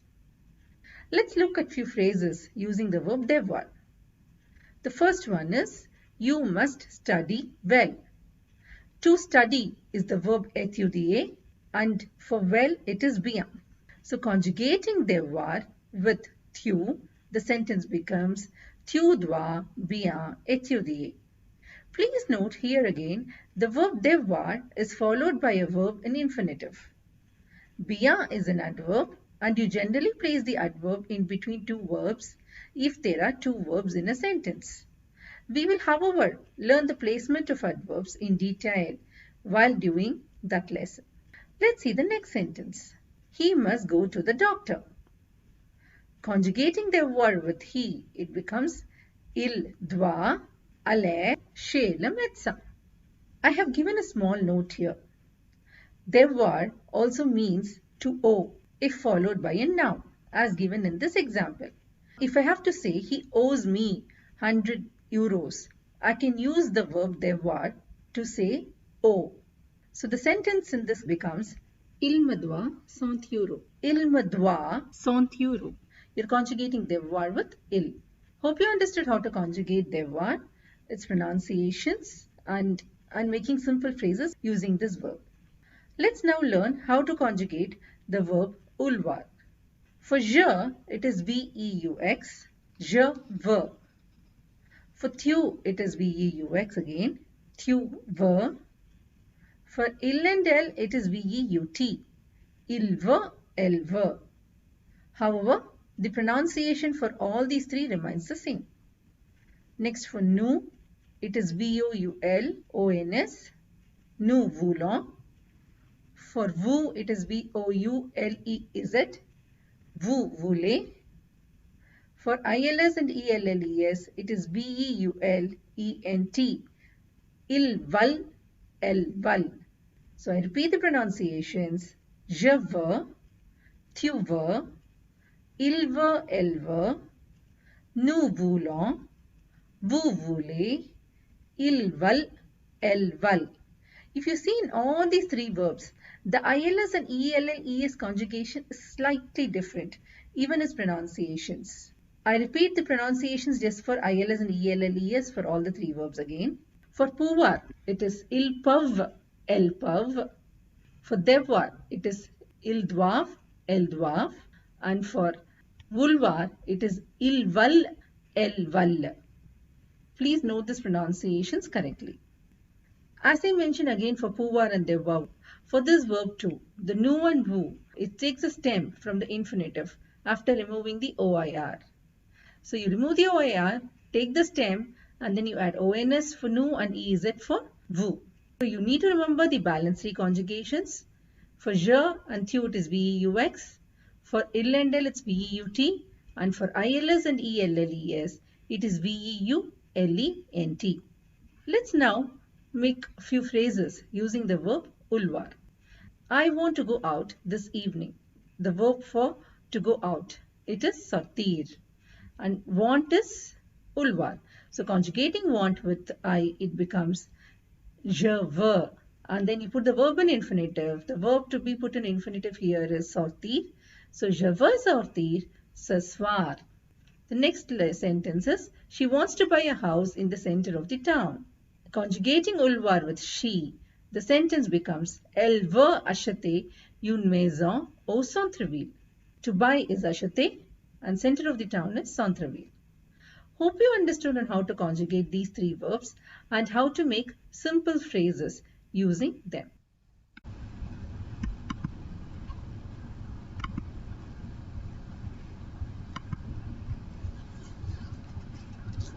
In this section, we will learn about how to ask directions and how to tell directions in French. The verbs and the vocabulary we generally use to tell the directions are given here. I have given the verbs we commonly use, questions on how to ask the direction, and the vocabulary we use. We will go through these first and then look at these phrases. Verbs commonly used to give directions. Tourner means to turn. Prendre means to take. Aller means to go. Continuer means to continue. Traverser means to cross. Descendre means to go down. Now let's look at the questions on how to ask for directions. We start with excusez-moi, which means excuse me and ask any of these questions. Où est followed by the noun. For example, la poste. Où est la poste? Which means where is the post office. Où sont? We use this if the noun is plural. Où sont les toilettes? Where are the washrooms? Might be in English we will say where is the washroom? Where is the restroom? But in French, the noun toilette is always in plural while referring to washroom or restroom. One more way to ask where is you can use où se trouve. Où se trouve. So if you have to ask where is the post office, you can also ask où se trouve la poste. Comment peut-on aller à followed by the noun. Example, if you have to ask how do we go to the cinema, then we would say comment peut-on aller au cinéma? Now let's look at the vocabulary. Feu rouge, feu tricolore means traffic signal. Carrefour means crossroads. Pont means bridge. Passage piéton means pedestrian crossing. Bouchon or embouteillage means traffic jam. Sens interdit means no entry. Rond-point means roundabout. Coin means corner. Trottoir means sidewalk or pavement. Now that we learned the commonly used verbs, how to ask directions and the vocabulary, now let's look at these phrases. So if we have to say go straight or continue straight, then we would say aller tout droit.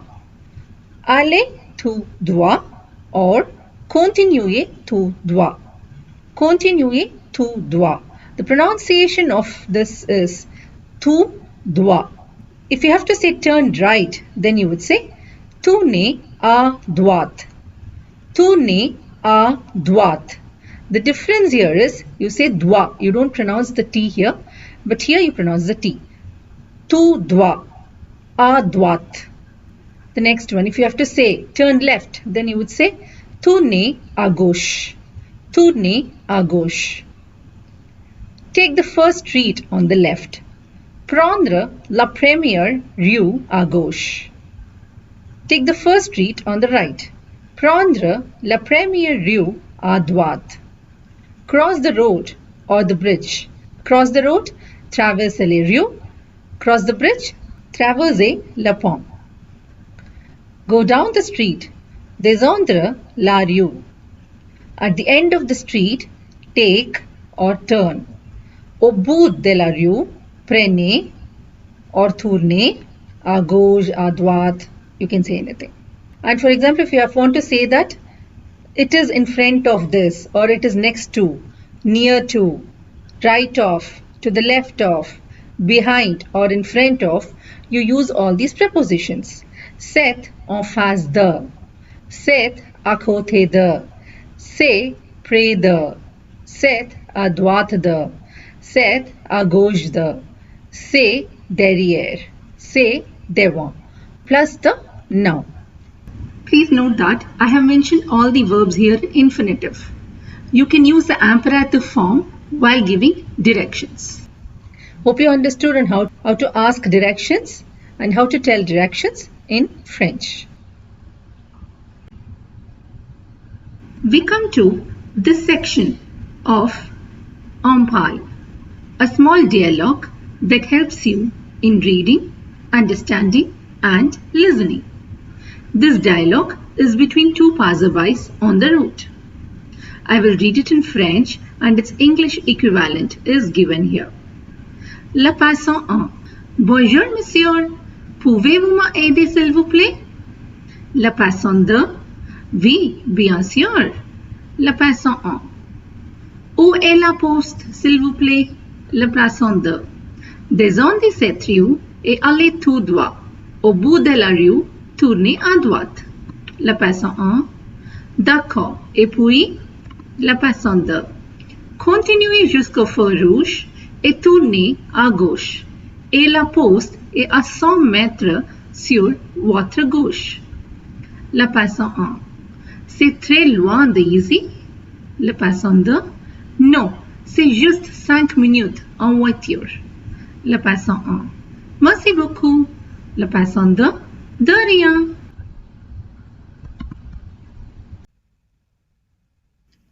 The verbs that we are going to learn now to conjugate are mettre, admettre, promettre, and permettre.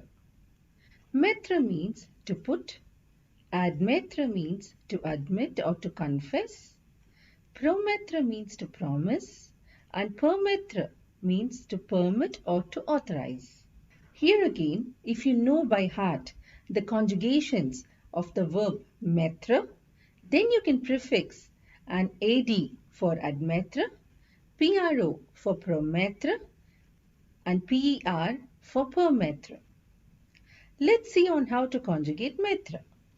The endings of these verbs are conjugated almost similar to the regular re verbs in terms of adding an s with je and thu, and you add nothing for the il and l. For nu you add ons, and for vu you add an ez, and for ils and elles you add an ent.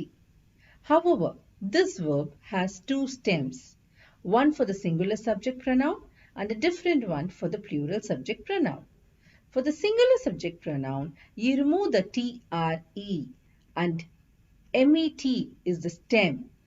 To this stem, you add the endings as I mentioned before. S for je and thu, and nothing for il and l. For the plural subject pronouns, you remove only the re and you take mett as the stem and add ons for nu, ez for vu, and ent for ils and elles. Doing so, you get these conjugations. Let me pronounce each of them. Je mets, tu mets, il met, elle met. The pronunciation for all these three conjugations remains the same. Nous mettons, vous mettez, il met, elle met.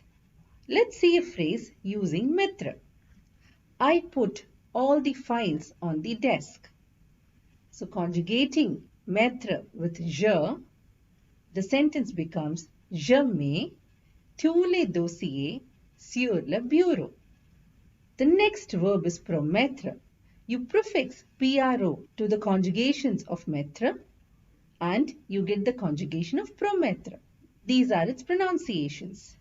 Je promets, tu promets, il promet, elle promet, nous promettons, vous promettez, il promet, elle promet. A phrase using promettre.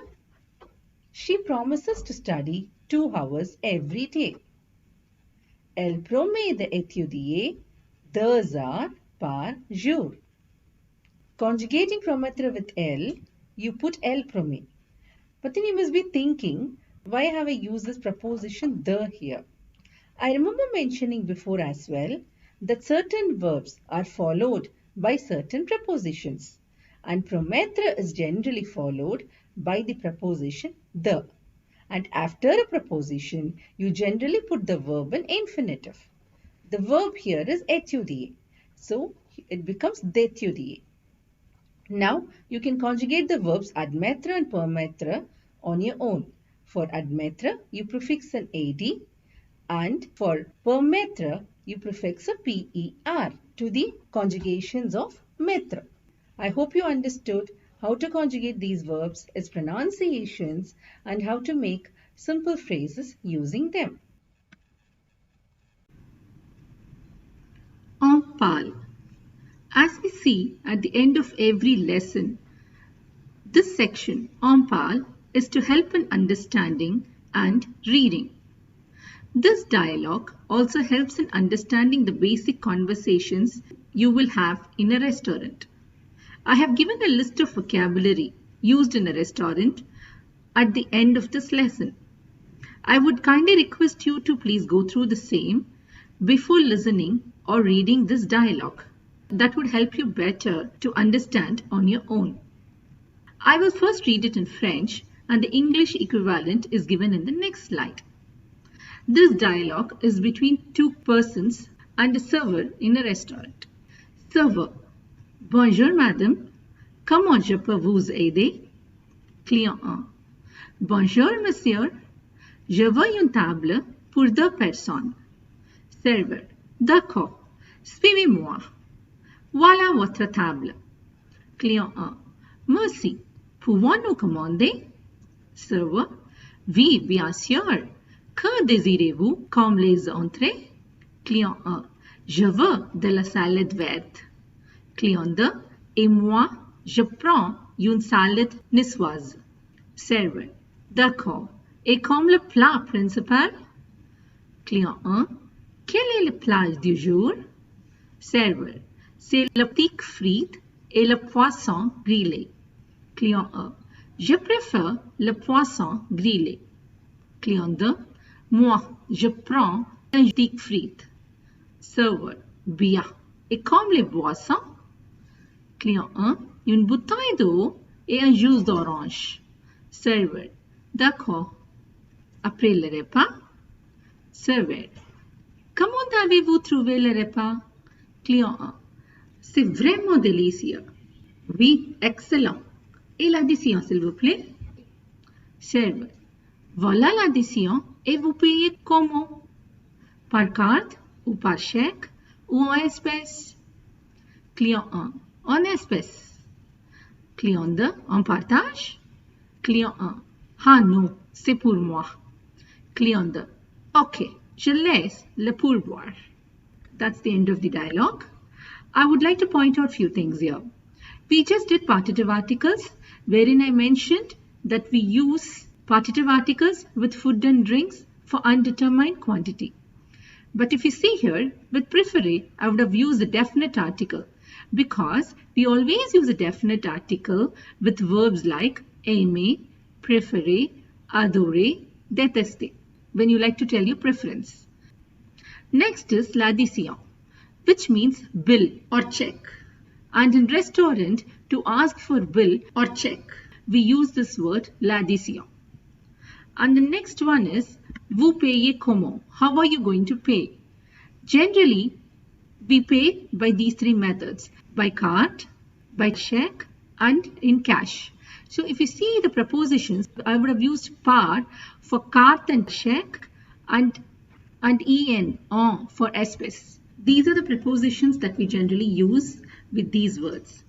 Hope you understood the dialogue and the important words used in a restaurant. Let's now learn about two tenses, le futur proche et le passé récent.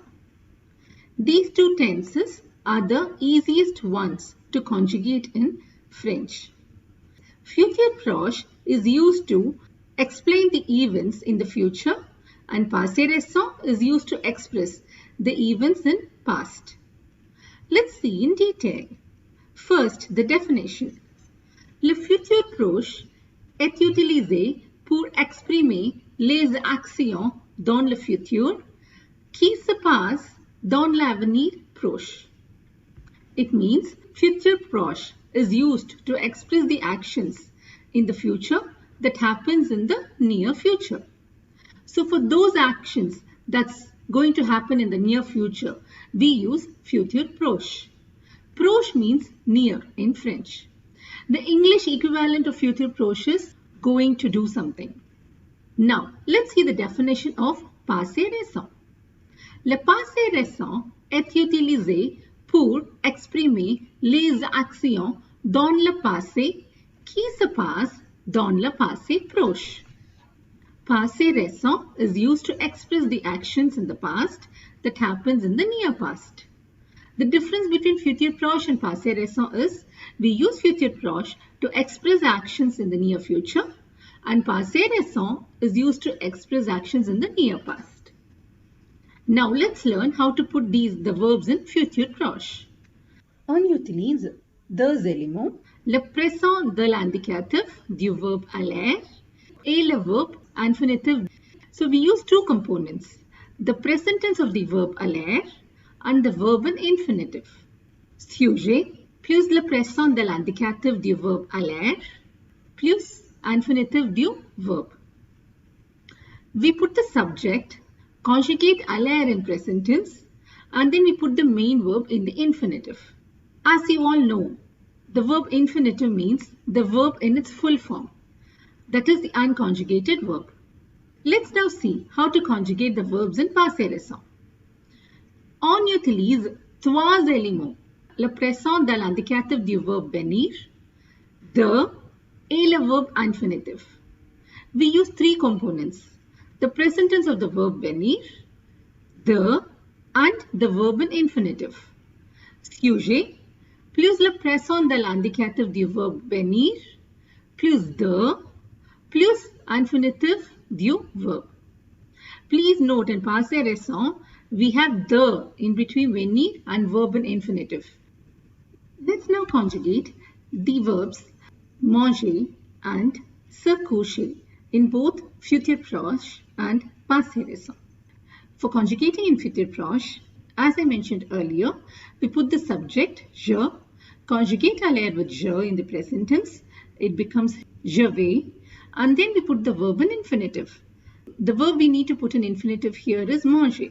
Therefore, the sentence is je vais manger, which means I am going to eat. Let's now conjugate a reflexive verb, se coucher. Again using the subject je. Conjugating aller with je, it is je vais, and then you put the verb in infinitive. The verb here is se coucher. But since it's a reflexive verb and the reflexive pronoun with je is me, therefore by putting the reflexive pronoun, it becomes je vais me coucher. I am going to bed. Let's now see how to put these two verbs in passé récent, again using the subject je. For passé récent, we conjugate the verb venir with je in present tense, so it becomes je viens, and then we put the, so je viens de, and then the verb in infinitive. The sentence becomes je viens de manger, meaning I just ate. Let's now put this reflexive verb se coucher in passé récent. Again, using the subject je, conjugating with venir in the present tense, it becomes je viens, and then you put de, so je viens de, and the verb to be put in infinitive here is se coucher. Again, the reflexive pronoun for je is me. So putting je with me, the sentence becomes je viens de me coucher, meaning I just went to bed. Now, let's look at these sentences. I have combined both passé récent and futur proche in the same sentence for a better understanding. Let's see each of them. Je viens de finir les devoirs et maintenant je vais jouer. Viens de finir is in passé récent and vais jouer is in futur proche. So it means I just finished the homework and now I am going to play. Hope you understood the difference. The next one is nous venons d'acheter une nouvelle maison et nous allons déménager cette semaine. So the verb venons d'acheter is in passé récent and allons déménager is in futur proche. So the meaning of the sentence is we just bought a new house and we are going to shift this week. The next one is il vient de partir et il va arriver, where these now are. Vient de partir is in passé récent and va arriver is in futur proche. So the meaning is he just left and he is going to arrive around 7 p.m. Let's see the next one. Elle vient d'arriver et elle est très fatiguée. Donc, elle va se coucher. Vient d'arriver is in passé récent and va se coucher is in future proche.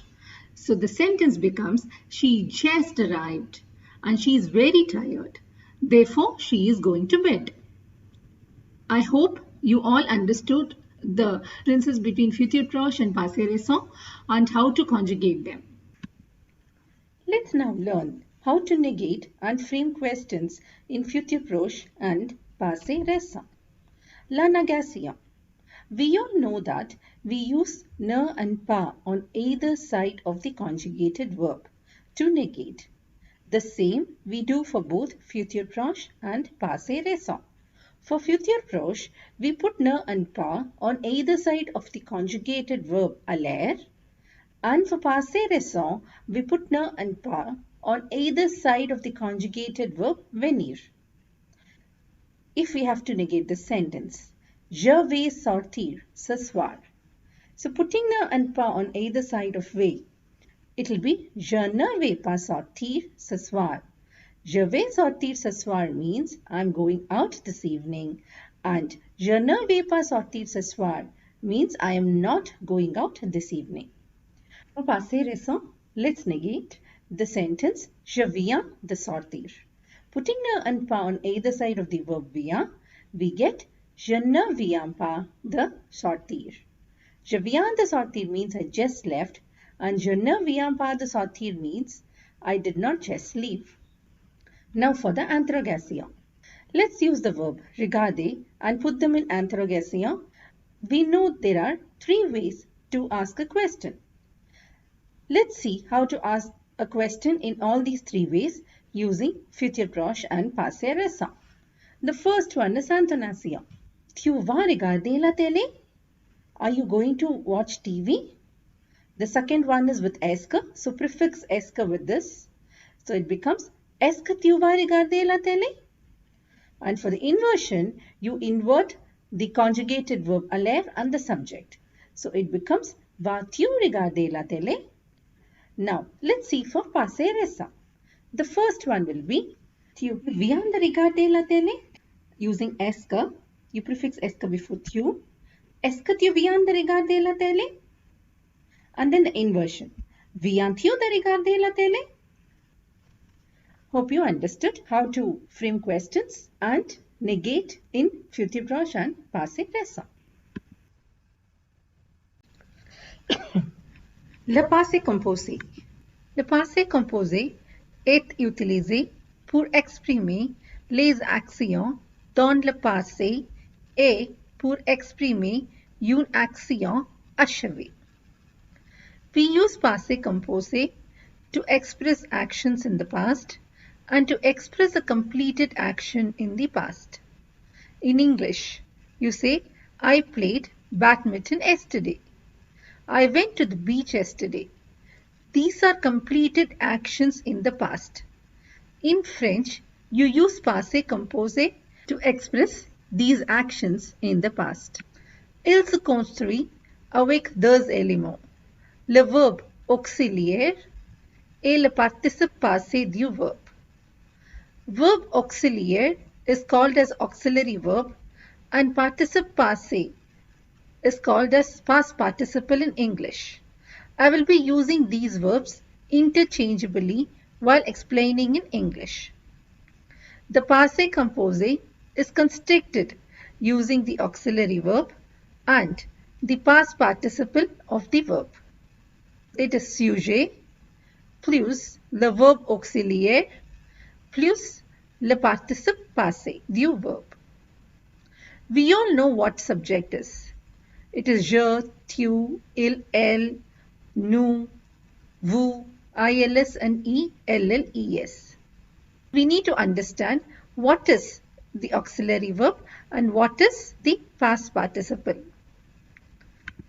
Auxiliary verb can be avoir or être.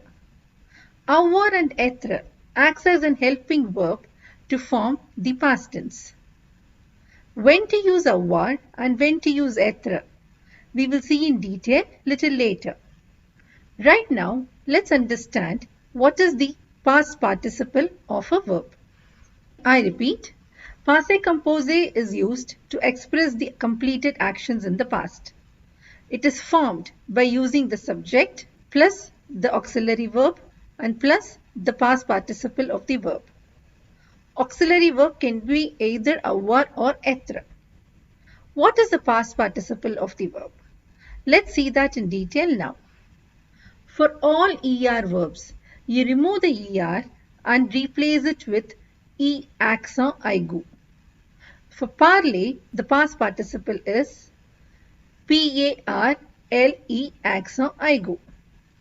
And for manger, you remove the ER and replace it with an E accent aigu. So it will be MANGE accent aigu. Let's now look at the past participle of IR verbs. You remove the IR and replace it with an I.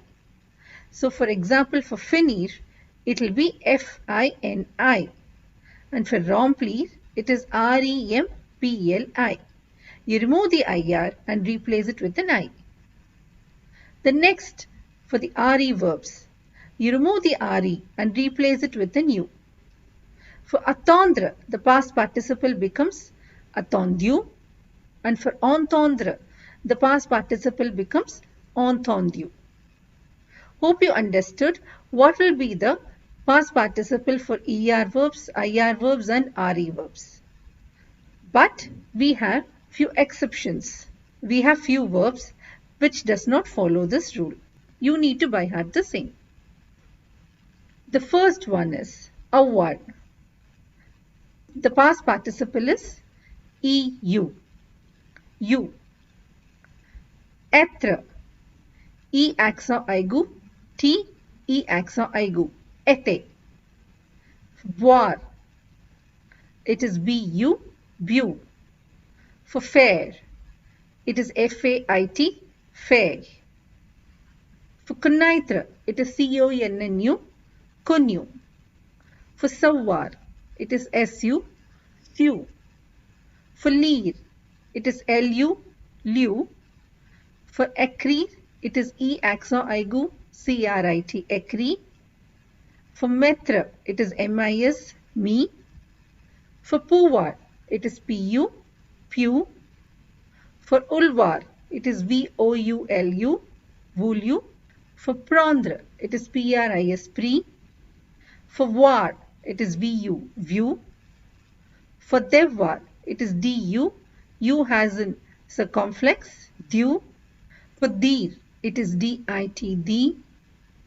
For ouvrir, it is ouvert. OUVERT. For rire, it is RI. Re. You have to by heart these exceptions. Now to summarize, for ER verbs, you remove the ER and replace it with an E accent aigu. For IR verbs, you remove the IR and replace it with an I. And for RE verbs, you remove the RE and replace it with an U. And apart from all these, you have all these exceptions. Hope you now understood very clearly on how to form the past participle or le participe passé of different verbs. Now let's learn about le verbe auxiliaire or the auxiliary verb. As I mentioned earlier, we use either avoir or être as the auxiliary verb. You should know when to use avoir and when to use être. Tous les verbes, sauf les verbes suivants, utilisent avoir comme le verbe auxiliaire. Ces verbes suivants et tous les verbes pronominaux utilisent le verbe être comme le verbe auxiliaire. It means all the verbs except the following verbs use avoir as the auxiliary verb. These following verbs and all the pronominal verbs use être as the auxiliary verb. So let's see the verbs that use être as the auxiliary verb in detail. You can call them as Dr. Mrs. Vandra Tramp. Let's look at each one of them along with its past participle. The first one is D. devenir.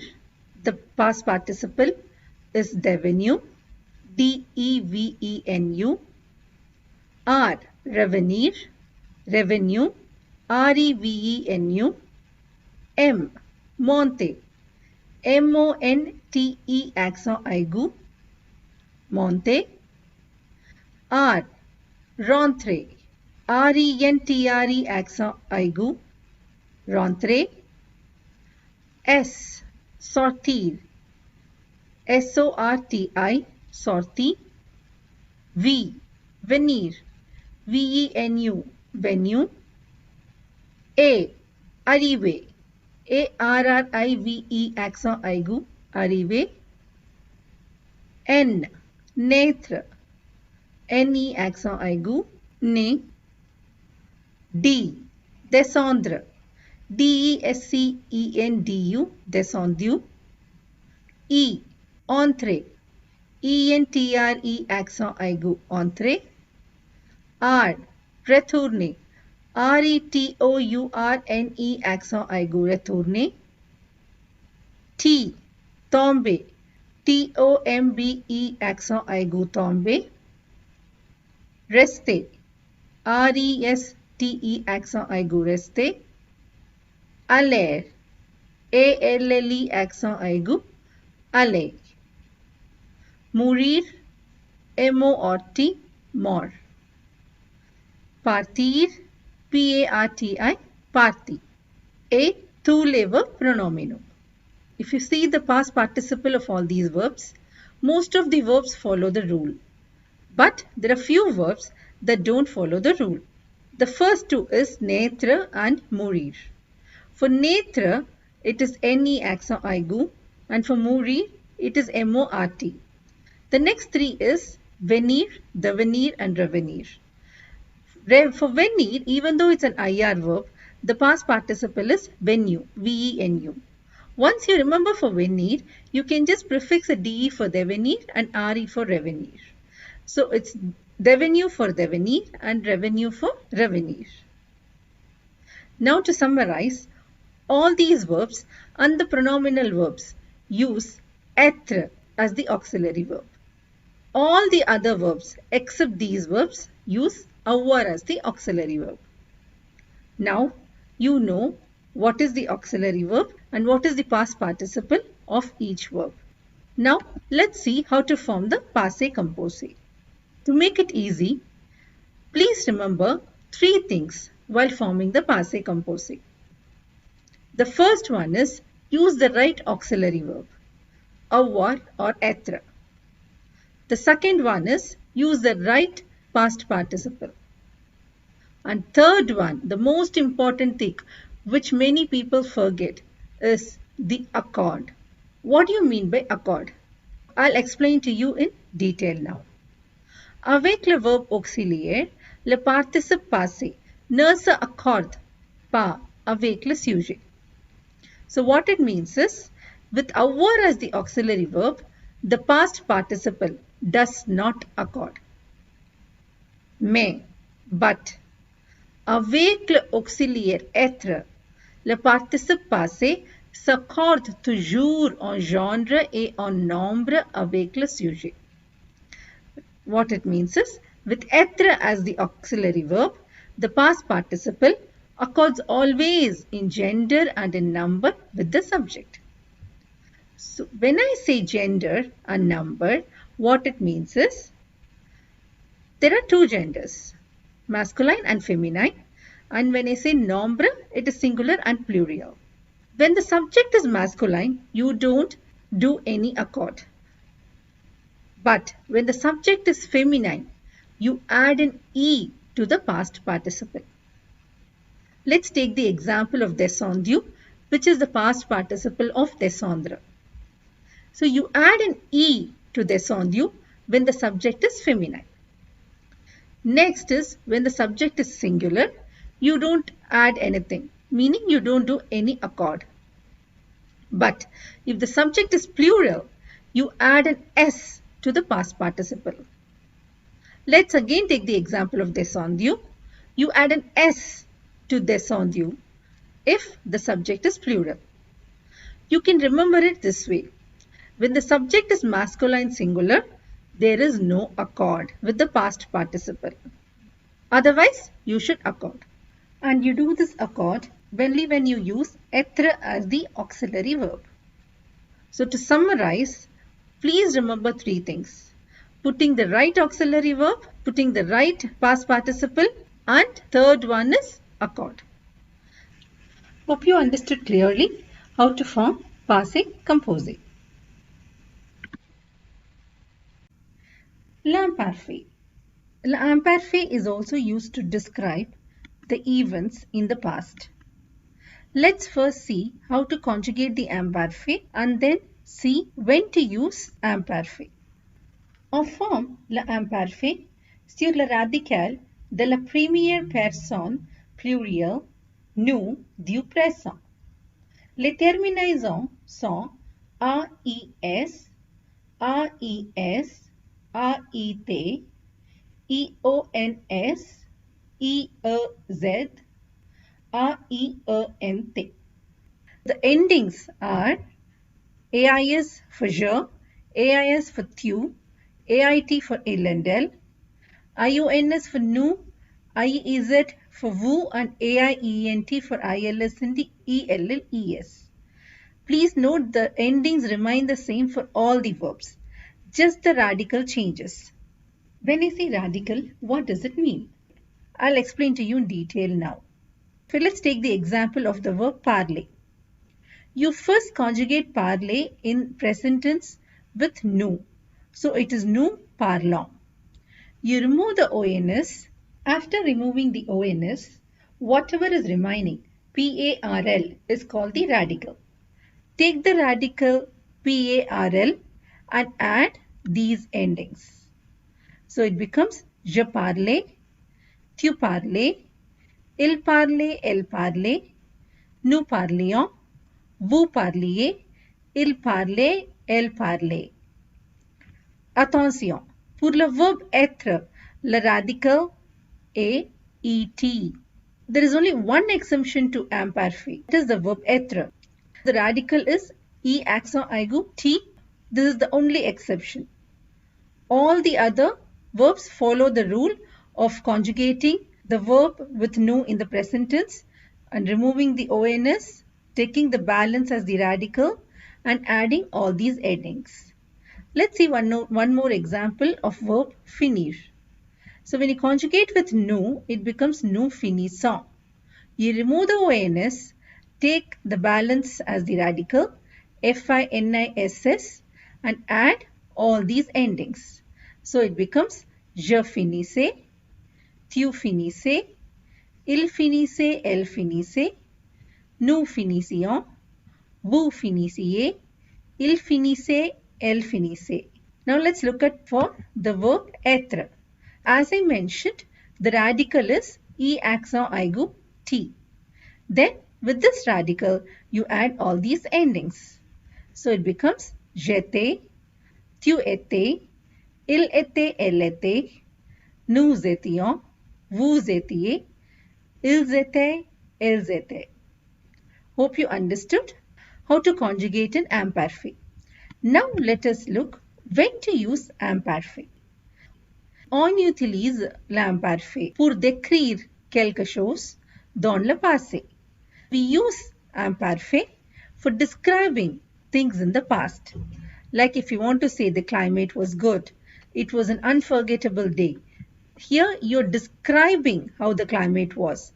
You're describing how your day was. So for giving any description in the past, you use imparfait. Il faisait beau. C'était une journée inoubliable. Here you're conjugating the verb faire and here you're conjugating the verb être in the imparfait. The second one is pour exprimer une habitude dans le passé. To express a habit in the past. So for example, if you have been doing something continuously in the past, like for example, if you used to do yoga every day in the past, so it is an action that you have been doing continuously in the past, you use imparfait. The English equivalent is when you say I used to. And one more example is if you have to say, I used to go to the church every Sunday when I was young. So here again, you have been doing an action every week continuously in the past for some time. Then you use am parfait. I used to do yoga every day when I was young. Je faisais du yoga tous les jours quand j'étais jeune. I used to go to church every Sunday when I was young. J'allais à l'église chaque dimanche quand j'étais jeune. The next one is to speak about an action still continuing in the past. Pour parler d'une action en progression dans le passé. So this is one very important difference between passé composé and imparfait. If you remember in passé composé, I would have mentioned clearly that it expresses the completed past actions. Here, when the action is still continuing for a period of time in the past, you use imparfait. For example, he came while I was watching the TV. So here if you see, I was watching the TV. So when that person came, you're still watching the TV. The action is still continuing, past continuous. Here you use am parfait, and to say he came, you use passé composé. So the sentence will be, il est venu quand je regardais la télé. Hope you understood the difference. One more example is, the phone rang while I was sleeping. Here, you were sleeping. Action is continuing when the phone rang. So, the phone rang will be in passé composé. And while I was sleeping will be in am parfait. Le téléphone a sonné quand je dormais. Hope you understood how to conjugate am parfait and when to use them. Inviter, accepter et refuser une invitation. Let's see now how to invite and how to accept or refuse an invitation. First, let's look at few sentences we use to invite someone. Inviter quelqu'un. Je vais au cinéma ce soir. Tu viens avec moi? Which means I'm going to the movie this evening. You will come with me? Au cinéma can be replaced with any other place like au restaurant, à la plage or à la piscine, etc. The next sentence is ça te or ça vous dit d'aller au restaurant ce soir? Ça te dit or ça vous dit means if you're interested or like you're asking, are you in for it? And it's followed by the preposition the plus the verb. After the preposition the, you always put the verb in infinitive. And then the noun again, restaurant here, can also be replaced with any other place like au cinéma, etc.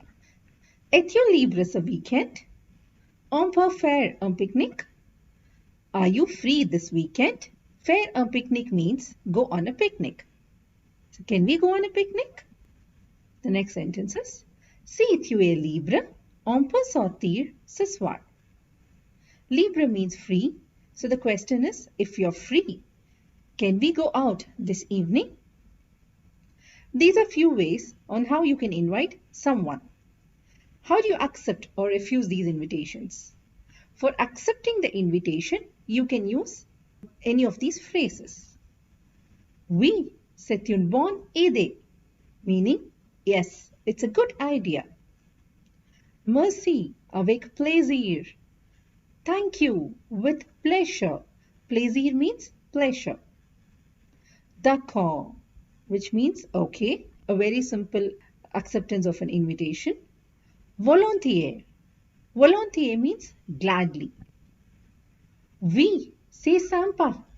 Yes, it's nice. Pourquoi pas? C'est possible.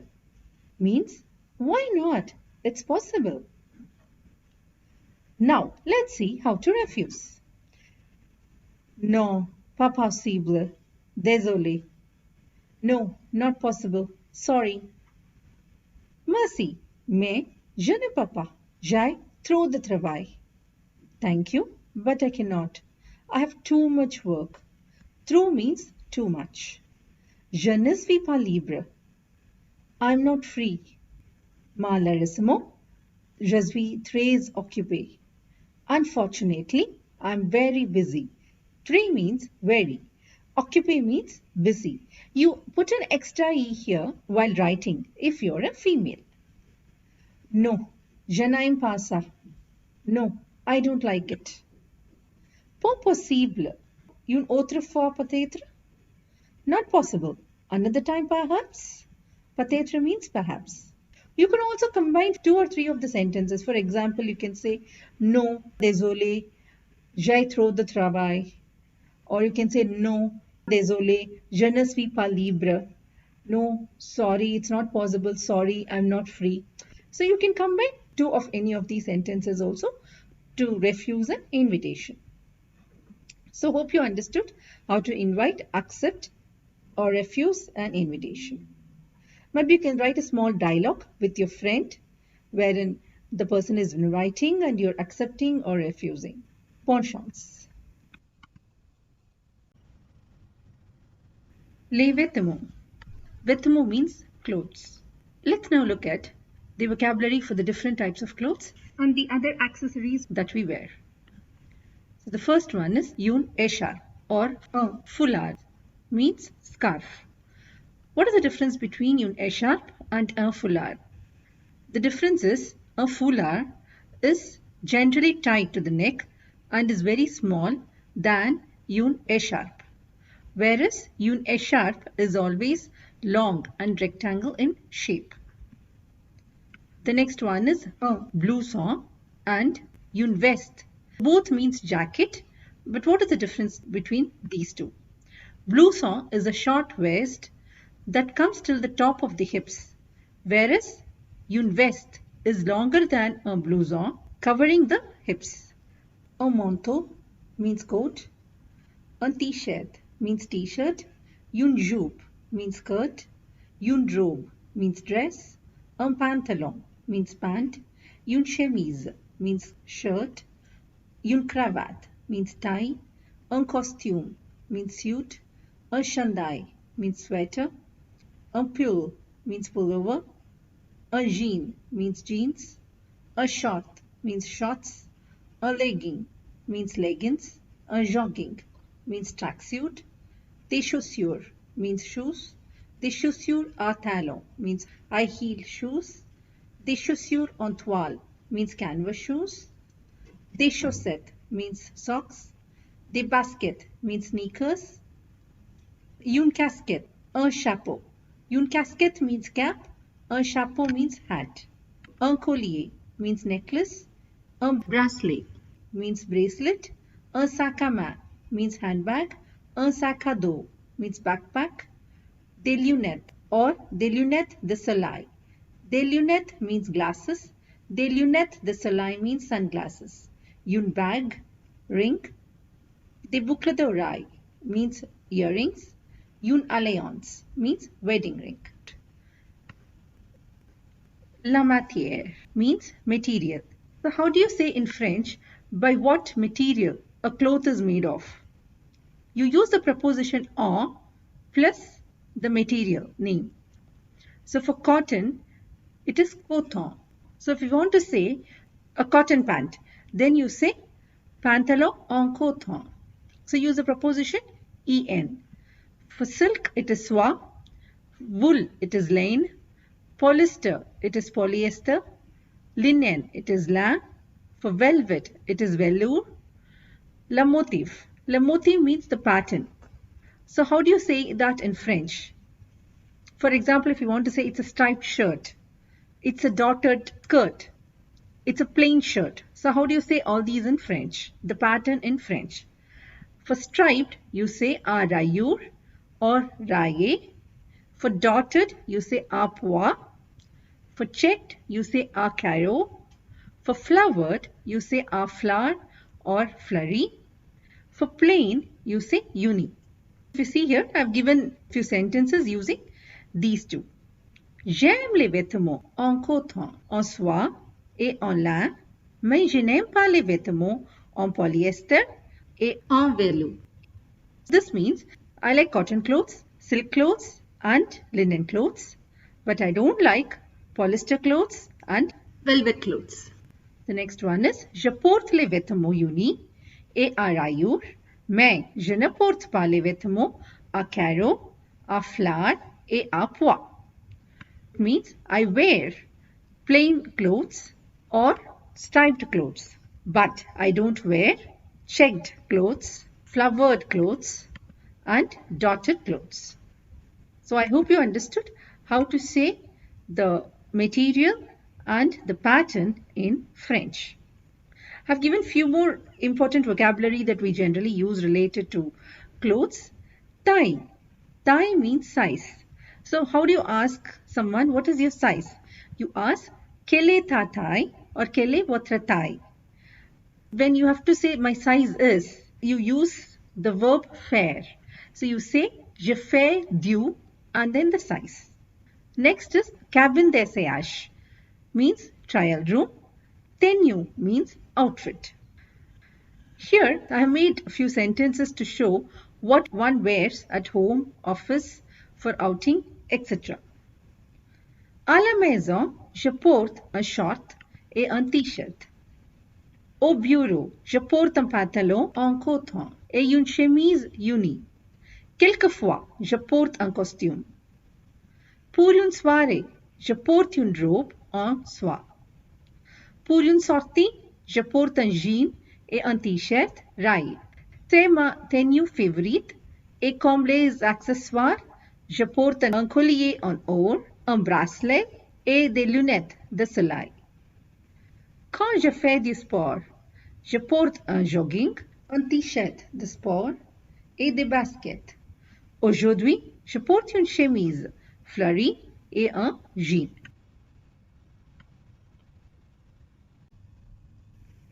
La négation complexe.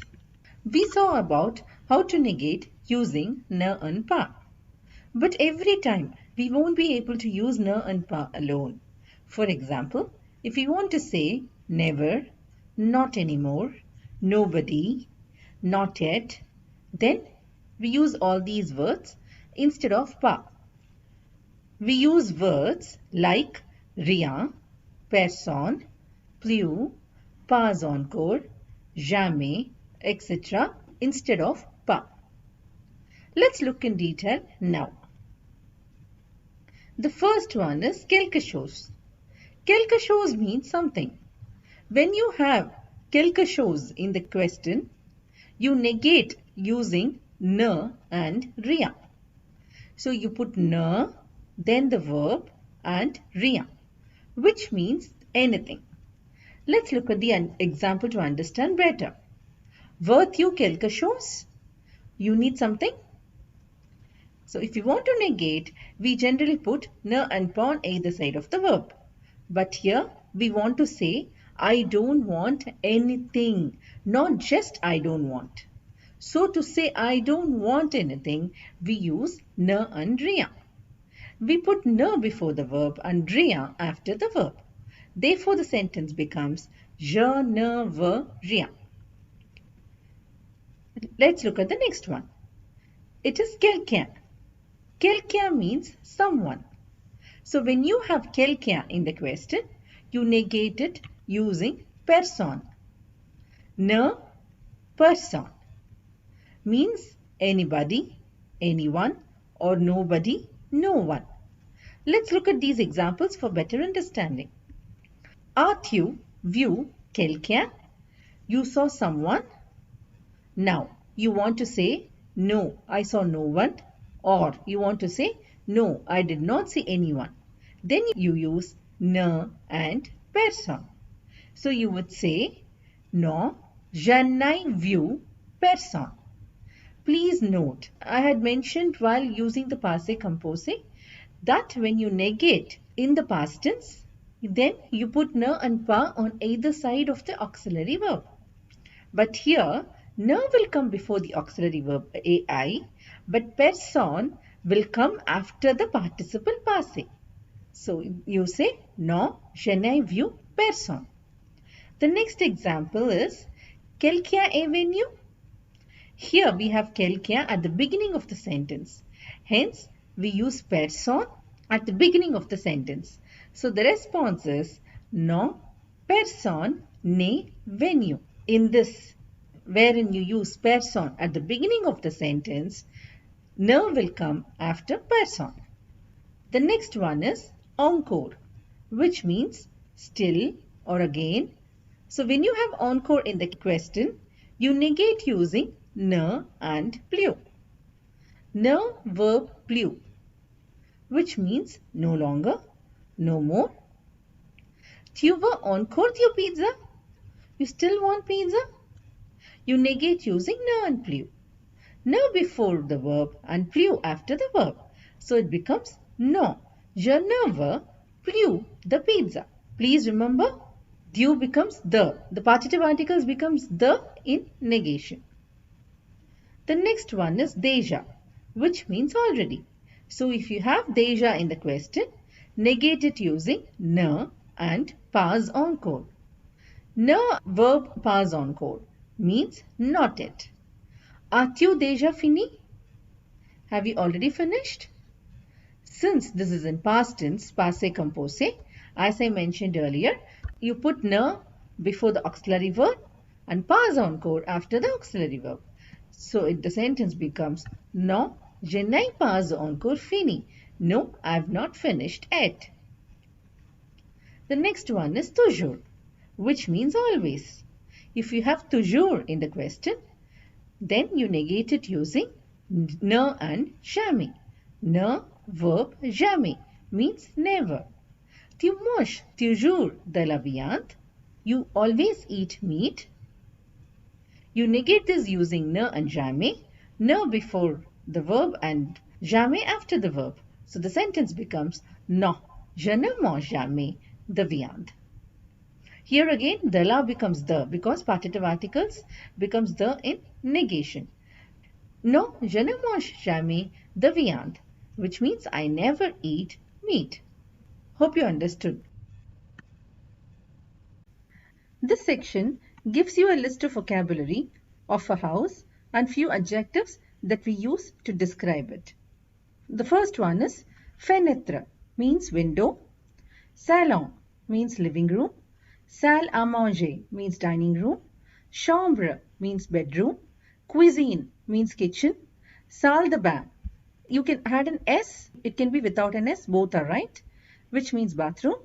Salle d'eau, which means shower room. Toit means roof. Cheminée means chimney. Porte means door. Lit means bed. Canapé means sofa. Fauteuil means armchair. Sonnette means doorbell. Baignoire means bathtub. Lavabo means wash basin. Évier means sink that we use in the kitchen. Réfrigérateur ou frigo means fridge. Table basse means coffee table. Cuisinière means stove. Four à micro-ondes means microwave oven. Machine à laver means washing machine. Lave-vaisselle means dishwasher. Grenier means loft or attic. Serrure means lock. Now, these are the list of adjectives. Please remember that while using the adjectives, they accord with the noun. So, if you're using grand for maison, which is a feminine noun, then we put an E with grand. The first one is grand, which means big. Tranquille means calm. Agréable means pleasant, nice. Spacieux means spacious. Lumineux means luminous. Bien décoré means well decorated. Propre means clean. I have given a small description of a house using most of the vocabulary that we just saw. La description d'une maison. J'habite dans un appartement et ma maison est au 10e étage. Elle est très grande, agréable et lumineuse. Il y a un salon, deux chambres, un bureau, une salle de bain, une salle d'eau, un balcon et une cuisine. Le salon et les deux chambres sont très spacieux. À gauche du salon, c'est la chambre de mes parents. Et ma chambre est à droite du salon. Le balcon est au fond de la maison. Dans le salon, il y a une table basse entre un grand canapé et un fauteuil. Ma chambre est assez grande. Il y a un grand lit. À côté du lit, il y a une armoire et une table de nuit derrière le lit. La cuisine est bien meublée. Il existe un frigo, un four à micro-ondes, une cuisinière, un évier, une machine à laver et un lave-vaisselle. Je me sens très bien chez moi. The English equivalent is given here.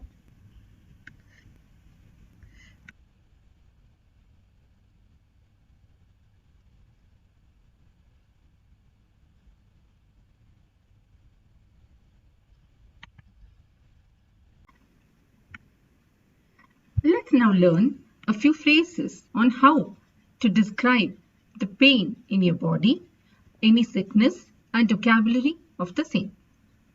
We use avoir mal plus the preposition a plus the partie du corps, means the part of the body. So when I say preposition a plus partie du corps, so the part of the body, you will mention it with the definite article. So a plus the definite article will contract wherever necessary according to the rule. So let's see with examples. The first one is, how do you say I have a headache? Head is tête in French and it's feminine. So you say j'ai, you conjugate the verb avoir. So j'ai mal à la tête. So j'ai mal à la tête. I have a headache. Okay. The next one is, I have a toothache or I have a tooth pain. Tooth is dent in French and it's plural. So a plus les will become aux. So you again conjugate avoir with je. Because I've used the subject je. If you have to say that he has tooth pain, then you'll use the subject il and conjugate avoir with il. Or if you want to say she has, then you will use the subject L and conjugate avoir with L. So whichever subject you use, you conjugate avoir with that particular subject. So here I have given examples using the subject je. So to say I have toothache, it will be j'ai mal aux dents. The next one is, I have a back pain. J'ai mal au dos. Because dos, do is masculine. So le plus a contracts to become o. The next one is, I have throat pain. Throat means gorge. To say I have a throat pain, you would say j'ai mal à la gorge. I hope you understood on how to write it. You take the avoir, conjugate it with the subject, and then put mal plus the preposition a and the partie du corps, the part of the body. The next one is, I have stomach pain. J'ai mal au ventre. Now, let's see few phrases which you can use to describe your sickness or to say you are sick. The first one is, I have a flu. J'ai une grippe. I am sick. Je suis malade. I have a cold. J'ai un rhume. I have fever. J'ai de la fièvre. I feel weak. Je me sens faible. These are the list of vocabulary. This side are the nouns and here are the verbs. Let me read them for you. Aspirin means aspirin. Antibiotic means antibiotic. Comprimé means tablet or pill. Médicament means medicine. Ordonnance means prescription. Vaccin means vaccine. Syrup means syrup. Tension means blood pressure. Pansement means bandage. Now let's see few verbs. Avaler means to swallow. Ausculter means to examine. Vacciner means to vaccinate. Rembourser means to reimburse. Éternuer means to sneeze. Guérir means to cure. Vomir means to vomit. Se blesser means to hurt yourself. Tousser means to cough. En parle. This section, we have a dialogue between a doctor and the sick patient. I have used the phrases and vocabulary that we just saw, so it is quite easy for you to understand its meanings. This section helps you with understanding and reading. I'll first read it for you once. Un dialogue entre le médecin et son malade. Le malade. Bonjour docteur. Le médecin. Bonjour Charles. Alors, dites-moi, qu'est-ce qui ne va pas? Le malade. Je ne me sens pas bien. Je tousse beaucoup et je éternue depuis 3 jours. J'ai aussi le nez qui coule. Le médecin. Est-ce que vous avez mal à la gauche? Le malade. Oui, quand je vale. Le médecin. D'accord, je vous ausculte. Le médecin ausculte le malade. Le médecin. Vous avez une grippe. Ne vous inquiétez pas, ce n'est pas si grave. Je vous donne les antibiotiques et le sirop. Prenez ces antibiotiques 3 fois par jour pour 3 jours. Voici votre ordonnance. Le malade. Merci docteur. Le médecin. Prenez soin de votre santé. Oui docteur, bonne journée. Here's the English equivalent of the dialogue.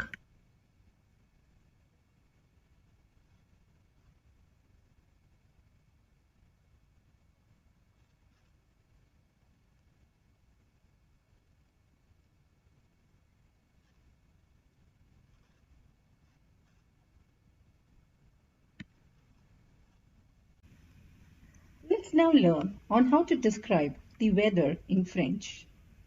Quel temps fait-il? Which means, how is the weather? If you want to ask how the weather is, then you will say, quel temps fait-il? You can describe the weather in 3 ways.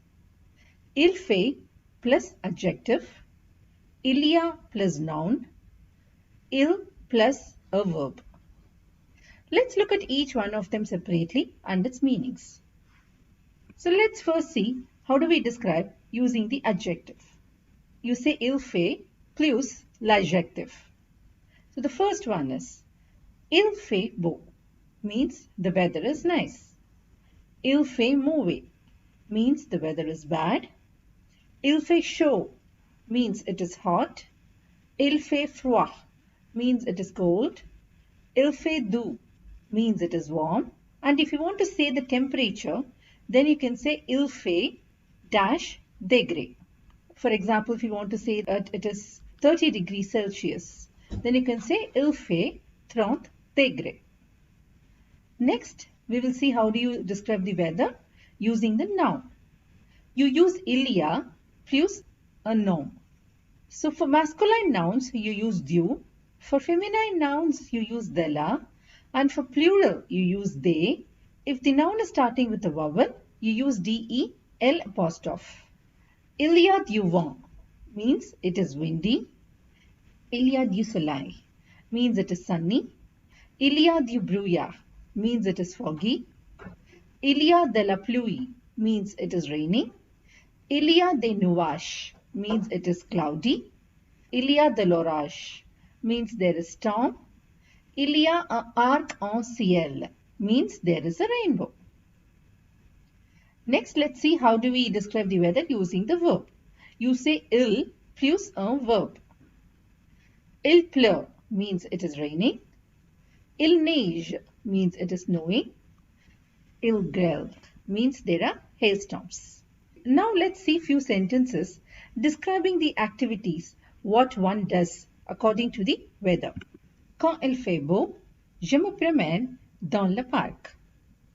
Meaning, when the weather is nice, I walk in the park. Let's see the sentence. Je n'aime pas la pluie. On ne peut pas sortir quand il pleut. I don't like the rain. We cannot go out when it rains. The next one is quand il neige, j'adore faire un bon homme de neige. When it snows, I love to make a snowman. Now what is that you like to do? If the weather is nice, or if it rains, or if it snows, you can try making few sentences. Bonne chance. All the best.